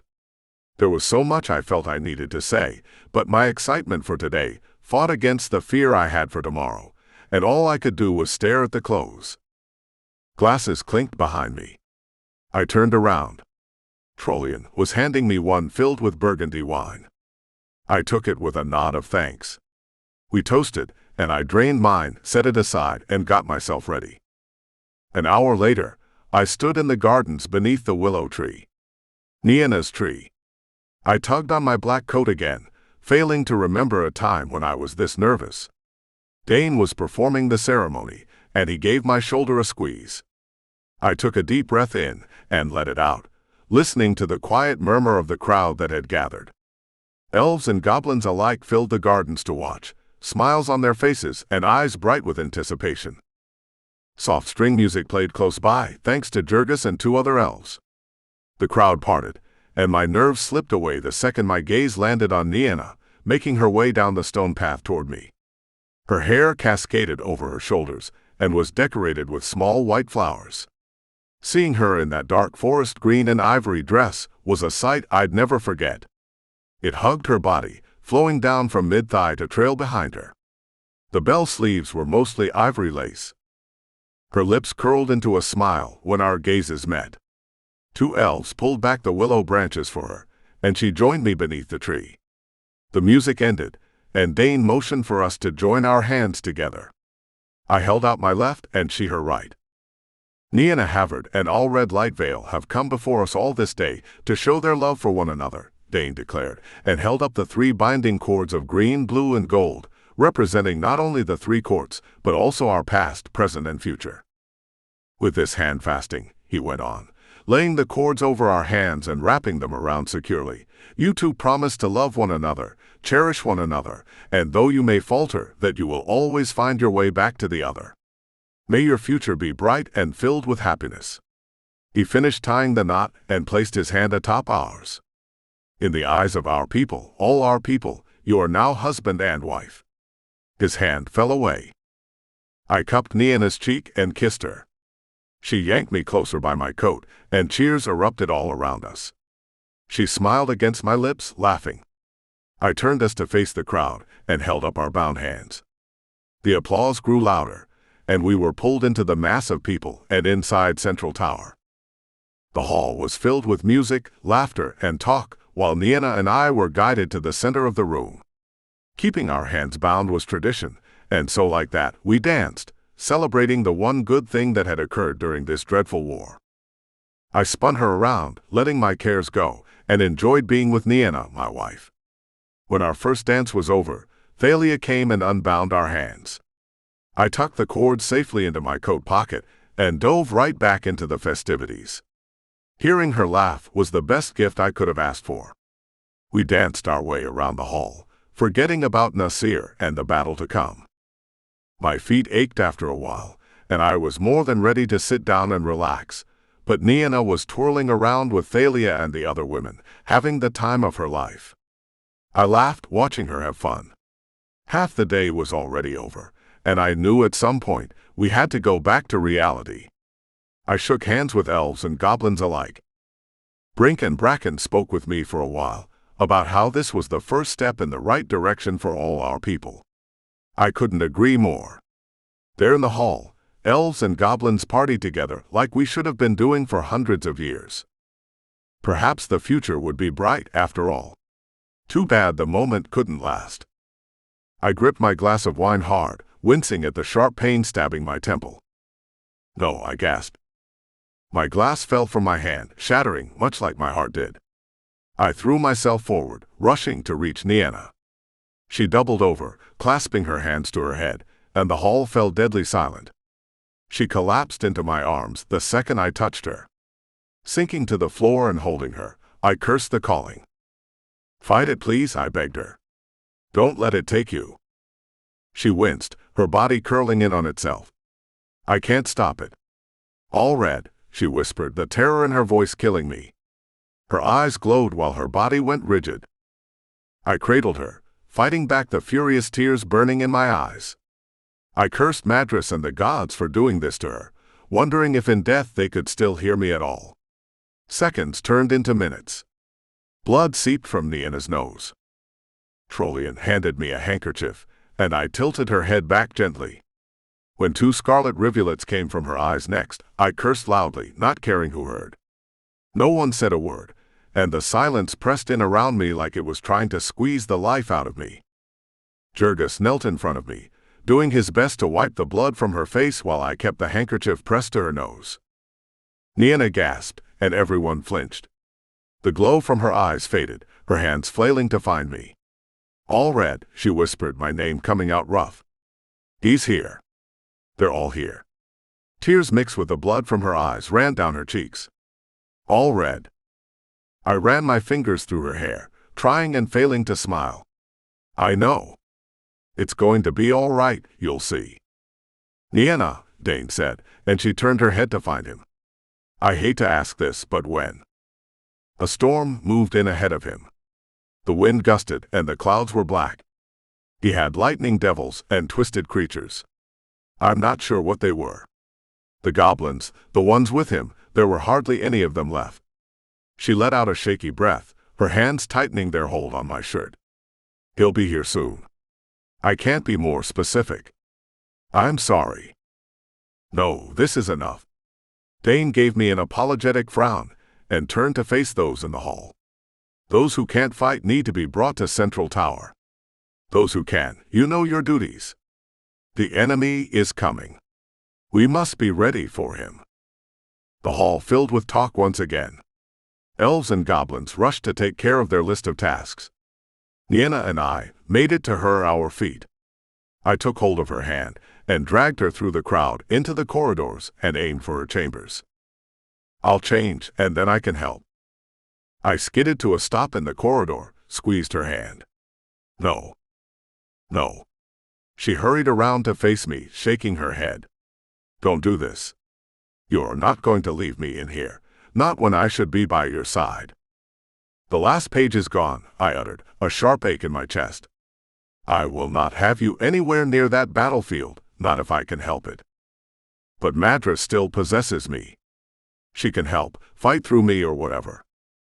If anything happens to her, it happens to you. You're staying here. Don't argue with me, not on this. We were together when we faced Nasir. I saw it. I don't care, I yelled. You're not leaving these walls. Alred, she insisted, but I pressed my fingertips to her head, telling her to sleep. She fought my magic, but I pushed harder, and with a muffled curse she succumbed. Her eyes rolled back, and she slumped in my arms fast asleep. I waited to see if Madras would show herself or wake Nienna, but neither happened.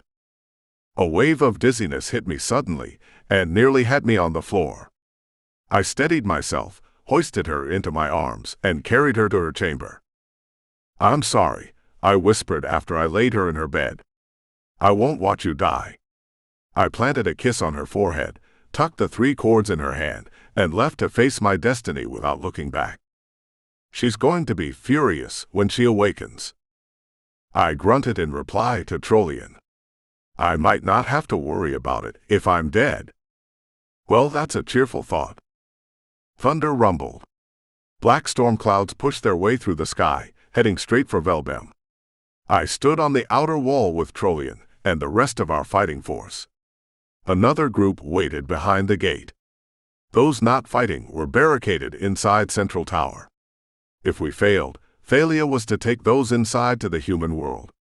It wasn't an ideal plan, seeing as humans didn't know we existed, but at least some of our people would live. A gust of wind tore the banners free from their poles at the gate towers. I drew my sword and dagger, leaving Neldor's blade secure at my back. An eerie howl echoed across the plains, quickly joined by another and another.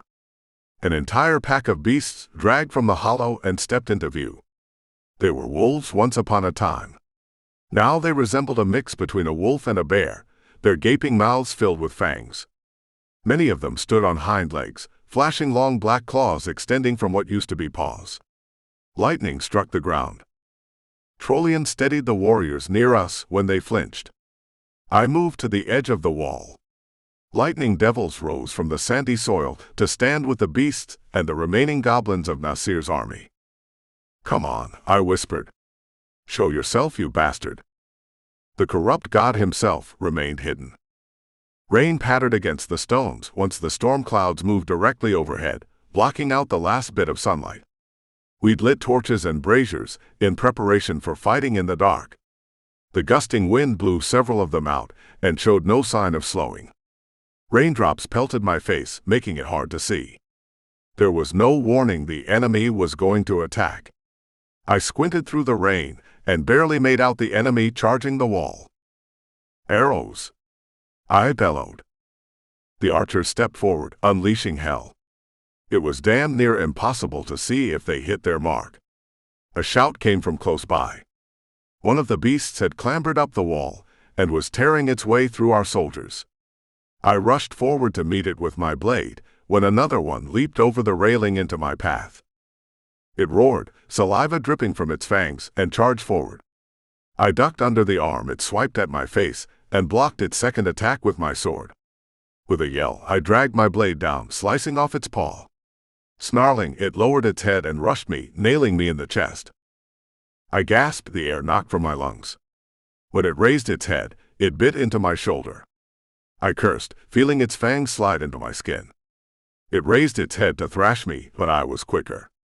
I rammed my dagger into its neck over and over, until it fell to the stones, taking me with it. Shouting in pain, I wrenched myself free of its mouth and, ignoring the blood seeping through my clothes, threw myself onto the back of another one, ripping elves and goblins apart like they were dolls. Wasting no time, I drove my sword through its back and into its heart. It shrieked and toppled to the side. Tearing my sword free, I waited for the next beast to attack. Trollian shouted my name. I spun around to see him pointing toward the field. Lit up like a beacon amidst the raging storm stood Nasir. His body was pure fire. Flames poured off him like water, spreading throughout the field and rushing back into their source. He pulsed, the fire shifting from crimson to white while he surveyed the battle. The trap Madras set was directly in front of the gate. We needed him to get closer. Just a tad closer and it would trigger. A snarl from behind me had me ducking and rolling to avoid the attack from a third beast. I lifted my blades in an X, catching the arm that had been ready to try and kill me. The creature shrieked, and I kicked it hard in the chest, following it up with 2 quick slashes of my blades across its chest. It fell back, and I drove my sword through its neck to ensure it was dead. The rain continued to fall in heavy sheets, but Nasir was easy enough to see. He walked toward the wall. I kept him in my sights and headed for the gate, killing whatever beasts I met along the way. Several lightning devils had finally managed to climb their way up. The trenches hardly slowed them. One attempted to stab me, but I wasn't going to be slowed down by Nasir's minion. It knocked my dagger away. I grabbed it by its neck and threw it into the railing. Driven by fury, I smashed its head in until it caved in. I dropped the beast, stepped over it, and picked up the pace, jogging to reach the gate. Nasir stood outside the range of the trap. I snarled, debating on how to lure him in closer. He raised his arms, and I yelled out a warning to those by the gate when he unleashed the full might of his power.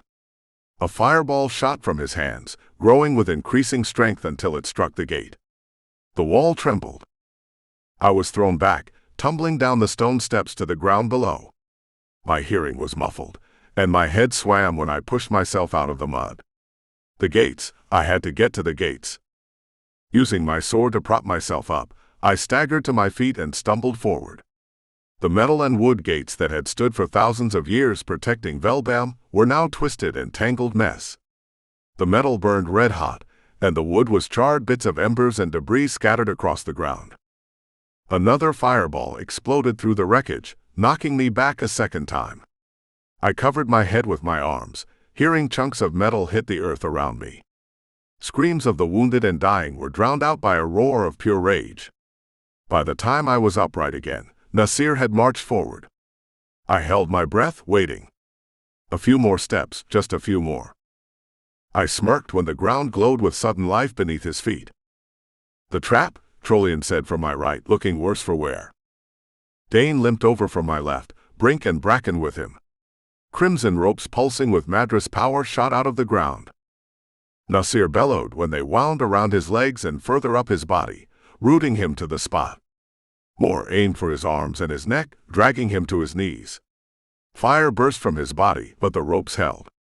They yanked his arms behind his back, leaving his chest exposed. "Now or never," I whispered. Dropping my blade, I unsheathed Neldor's sword.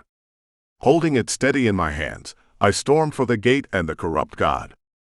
Nasir stopped struggling at my approach, his face cracking into an unnaturally wide grin. His eyes narrowed on the sword in my hands, and he cackled. It sounded like embers popping. You think you can defeat me with that, do you? I kept my mouth shut, readying for the swing that would end the war and save us all. Kenzugrot will burn until it's nothing but ash, he seethed, straining against the pulsing red ropes. None of you deserve the life that I gifted you. None of you are worthy. The slick rain made my grip on the sword dicey. I readjusted my hands, brought my arms back, and swung the blade down to relieve Nasir of his head. The sword, coming to a sudden stop, sent a jarring pain through my shoulders. Nasir's left arm had come free, and he'd caught the blade in his palm, a breath away from slicing into his neck. You are nothing. His body swelled with fire. Another rope shattered. I will delight in burning you bit by bit until you beg for death. I shouted, tearing the blade free of his grip, and swung at him again. He ducked under my attack. A sword formed in his hand when the last of the ropes fell away. A dark laugh escaped his mouth, and he came toward me. My last thought moments before he attacked was of Nienna, and knowing I'd never see her again. Chapter 11. Niena. Alred. I bolted upright, cringing when it caused a head rush. I thought I was going to be sick. What the hell happened? My hand closed around something. I raised my hand. The 3 chords from the ceremony. We'd been in the hall celebrating, then I had the vision, and I ended up in here. He put you to sleep. Madras stood at the window, her hands resting on the glass. Is this in my head? No, I'm afraid not. I have to leave you, Nienna. The trap I set for Nasir is failing. The simple dress I'd seen her in was gone, replaced by gleaming black and silver armor, chainmail and leather. She had a sword sheathed at her back, and when her gaze shifted to me, her eyes simmered with regret and anger. If you're going out there, I'm coming with you. I threw my legs over the side of the bed, and though my knees threatened to buckle, I made it to the wardrobe, changing in record time. I was yanking on my boots when she stepped in front of me, shaking her head. You're too weak.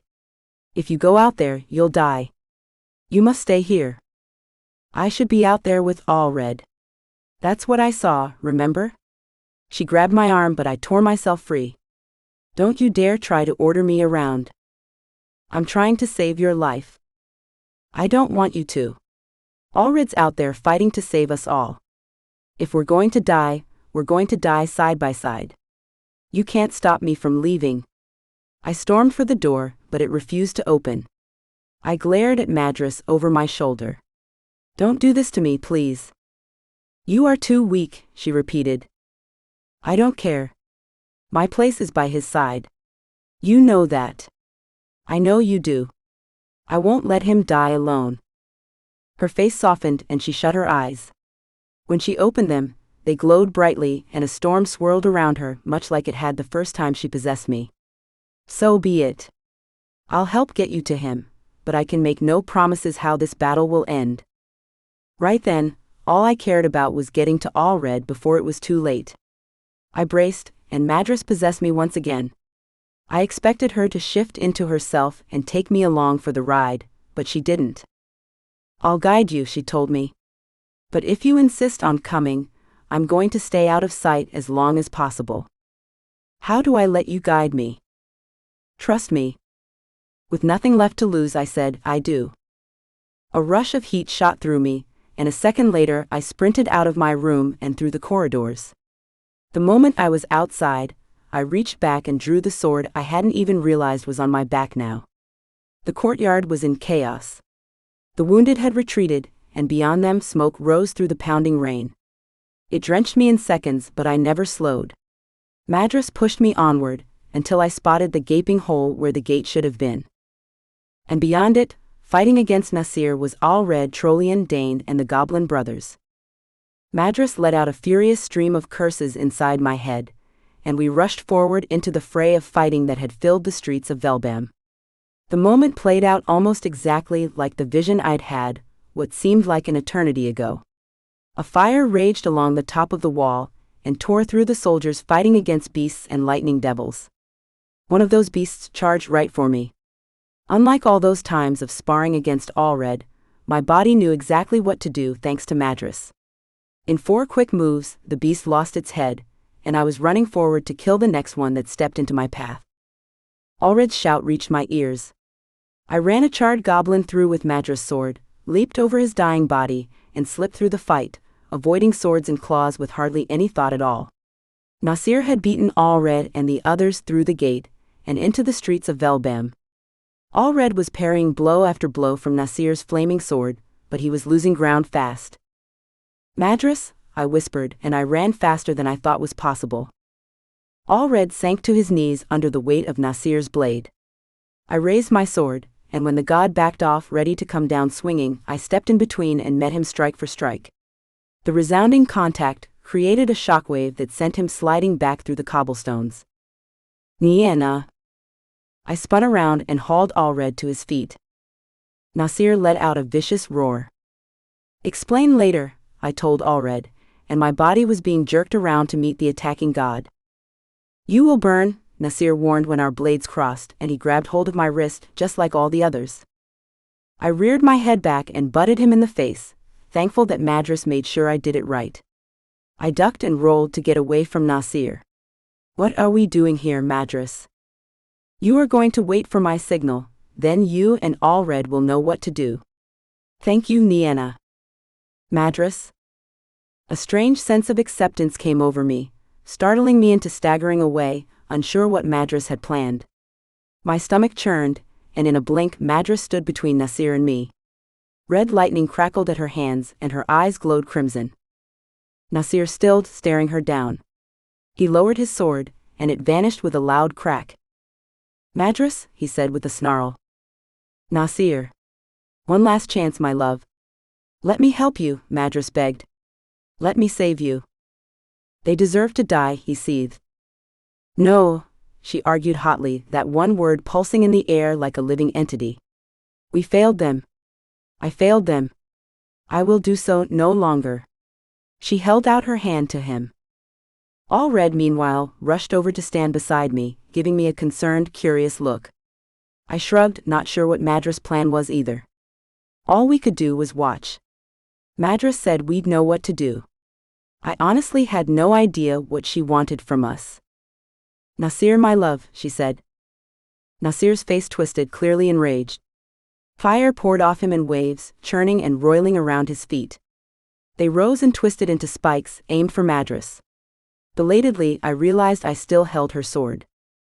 Nienna, Alred whispered, nudging me. I frowned, looking from him, and followed his gaze to Madras. She smiled sadly at me over her shoulder. No, I gasped, taking a step closer. No.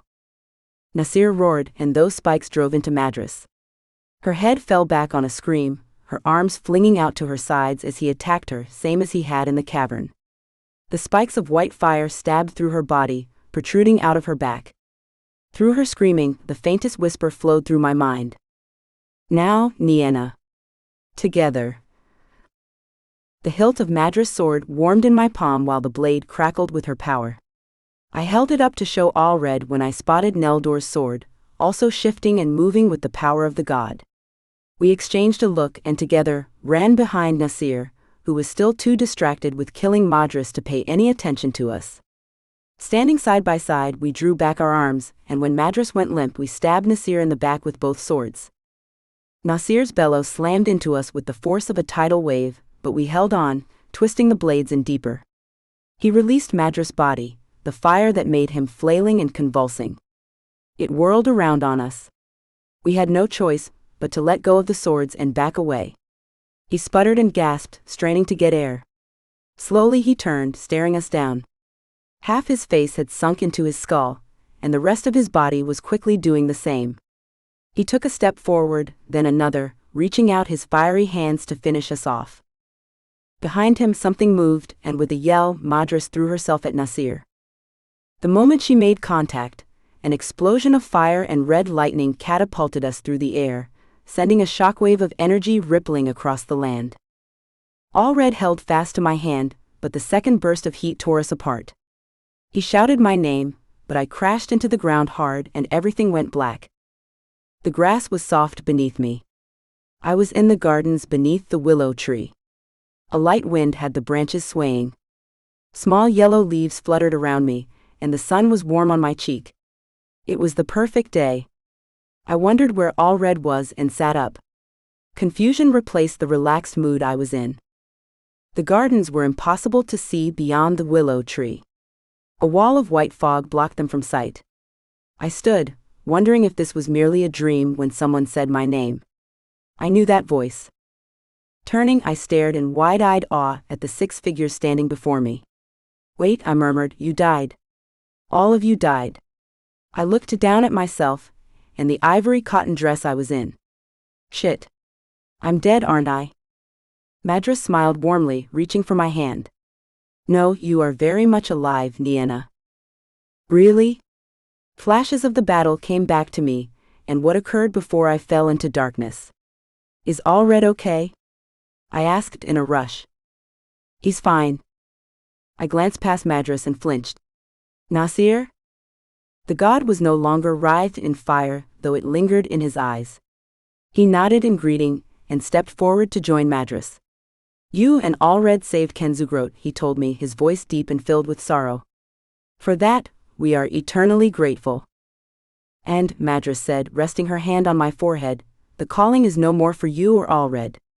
She flattened her hand to my skin, and a jolt shot through my body. She removed her hand and stepped back. "You have a kind heart, Nienna, but you are braver than any mortal I know. You and Alred will be fine in this new world." "But I don't understand," I said, shaking my head while I glanced at the other gods. "How are you all here?" "Our spirits remain to see the end," one of the gods I somehow knew was Neldor said. "To wait for Madras and Nasir," the goddess beside him, Amra, added. "Our time was coming to an end, no matter what the outcome of the war. But now we are free to give ourselves back to the land. To heal it, and restore the magic." "Then you will be dead?" "Don't be sad for us," Madras said and reached for Nasir's hand. "We're right where we're supposed to be." "But what happens to you? Where do you go?" "We'll be there every day. In the land helping the crops grow, in the rain when it falls, in the breeze that blows through the trees," Madras assured me. "Time to stop worrying about us and live your life." Her smile faltered. "We're putting you to sleep until you are fully recovered. When you awaken, you'll be whole once more." She and Nasir rejoined the line of deities. "Goodbye, Nienna." Nasir drew her into his arms and kissed her. The 2 couples beside them also shared an embrace that had tears burning in my eyes. Their bodies glowed, and I watched until the light was blinding. When it faded, they were gone, and I had the strangest urge to lie down and sleep. I resumed my place beneath the willow tree, rested my head on my arms and dozed, watching the branches sway in the wind. Chapter 12. Alred. Another night came and went, but Nienna remained asleep. Jurgis checked on her every 2 hours, but there was never any change. In my left hand, I held the cords that had bound us together. I wanted her back, needed her more than she could ever know. She'd been like this for 5 days now, and my heart grew heavy with concern that she'd never open her eyes again. The war was finally over. Nasir was dead. We should have been starting our new lives. I squeezed Nienna's hand, wishing she'd squeeze back. But she didn't. I rested my head on the edge of the bed, feeling helpless all over again.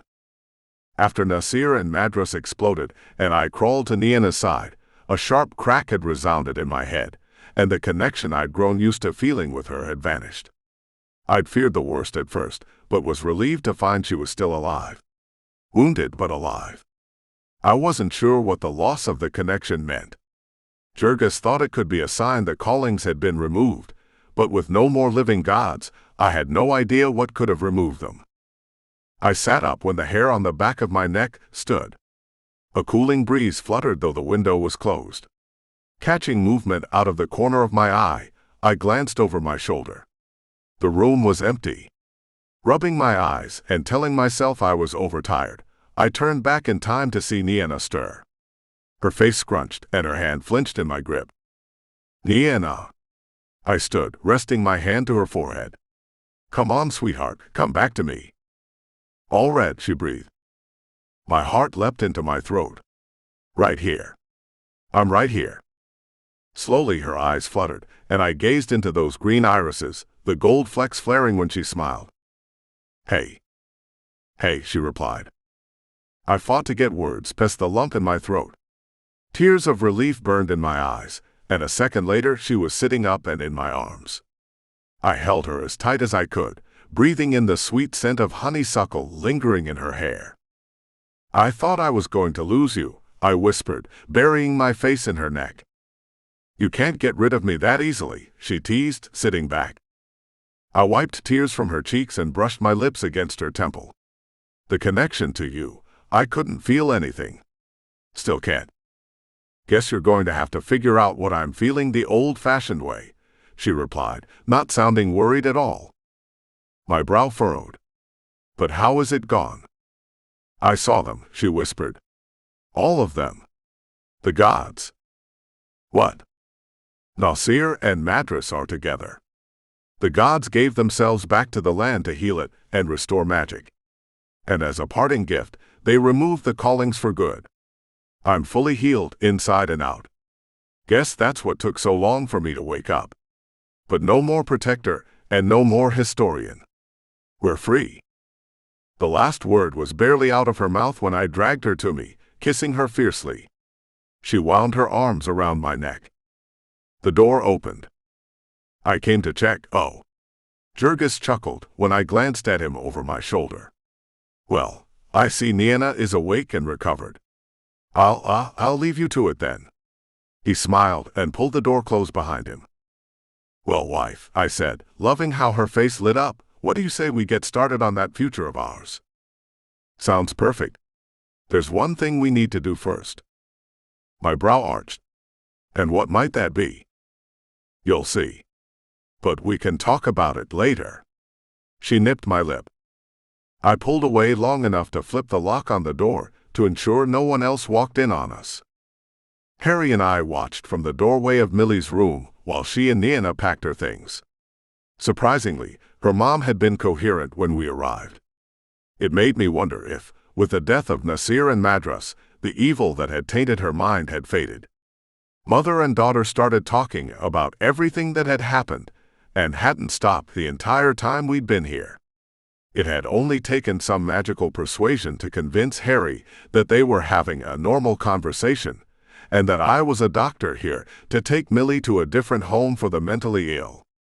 In truth, we were bringing Nienna's mom back to Kenzugrot. It was where she belonged. There, Jurgis could continue to treat her with magic. His hopes were high that he'd be able to fully heal her mind one day. I couldn't stop myself from smiling when Nienna caught my eye. I'd been hesitant to believe that callings were truly gone, but there'd been no visions. Nothing. She was simply Nienna, and I was simply Alred. Neither of us could be happier. I hope this new home will be good for her, Harry said. It will trust me, I assured him, resting my hand on his shoulder. She'll be well looked after. All right, we're all set, Nienna announced. Alred, Millie said, reaching for my hand. I took it and pulled her into a hug. It's good to see you. And you, Millie. Ready to go? I'm more than ready. The three of us walked hand in hand out of the building and to the street. We turned a corner, and once we were alone, I used the potion that would create a portal back to Velbam. Together, we left the human world behind and entered Kenzugrot. Since the final battle, the place was bustling with activity while it was being rebuilt. Beyond the borders of the city, the rest of Kenzugrot was rapidly healing from Nasir and the dark influence used by Madras. The gods hadn't merely saved Nienna. She told me they gave themselves back to the land to ensure we could create a new world. A peaceful world, and that was precisely what it was. Nienna had warned Millie that goblins would be present, but she hadn't seemed worried. I watched her now for any sign of discomfort, though her eyes merely widened and a smile graced her face. Garrick would be so proud, Millie told Nienna. Look at this. Goblins and elves talked and worked side by side. Many laughed and acted like old friends. I spotted Brink speaking with Thalia and waved at them. The new Council of 7 would be made of elves and goblins. Even the 3 courts and the 5 tribes were speaking of dissolving their borders to become one large territory. Thalia hurried our way to greet Millie, and while the 2 women embraced and talked excitedly, I draped my arm around Nienna's shoulders. "So," she said, glancing up at me, "I believe you said something about rolling hills and the perfect place to build a home." I grinned. "That I did. Once Millie's settled in here, we'll go. Thanks for helping me bring her home. It's where she belongs. I think it's going to be good for her and you." She leaned into my side, wrapping her arm around my waist. "What are we going to do now?" "Whatever we want. We could start a farm." "Alred the farmer," she mused, laughing. "I'd like to see that." I kissed the top of her head, and we walked over to join Millie and Thalia. Not in all the years I'd lived as protector did I think this was how my life would end up. Now that I had this life, I wasn't ever going to let it go. Chapter 13. Alred. 2 years later. From my spot in the pumpkin patch, I stopped to admire Nienna walking through the field of sunflowers. They stood almost as tall as her, and she ran her fingers lightly along their yellow gold petals. Her green gaze flicked to me, and she smiled. My heart warmed, unable to look away while she came to join me. Her hand slipped perfectly into mine, and she stood on my boots to kiss me. Laughter spilled from the direction of our stone and log cabin home. A dog barked happily, joining the giggles. We turned together, grinning to see Millie sitting beneath the willow tree with a strawberry blonde-haired little girl in her lap. Tank, our large black and white dog, lay next to them. I didn't have to get closer to know Millie was telling her stories of Garrick, the hero of Kenzugrod. One day, when little Aila was older, I'd tell her about another hero and the woman who saved my life. I leaned down, brushing my lips over Nienna's. She wound her arms around me. With a mischievous smile, she tugged me through the pumpkin patch and out of sight of the house. We walked hand in hand through the apple orchard, stopping every few seconds to kiss. The sunlight glinted off the silver band on her left hand, and I pressed my lips to it in a silent promise that we'd be together forever. That was a promise I knew without a doubt I could keep. Thank you for listening. This has been a Ciara Graves book. Don't forget to subscribe and ring the bell to be notified of new releases.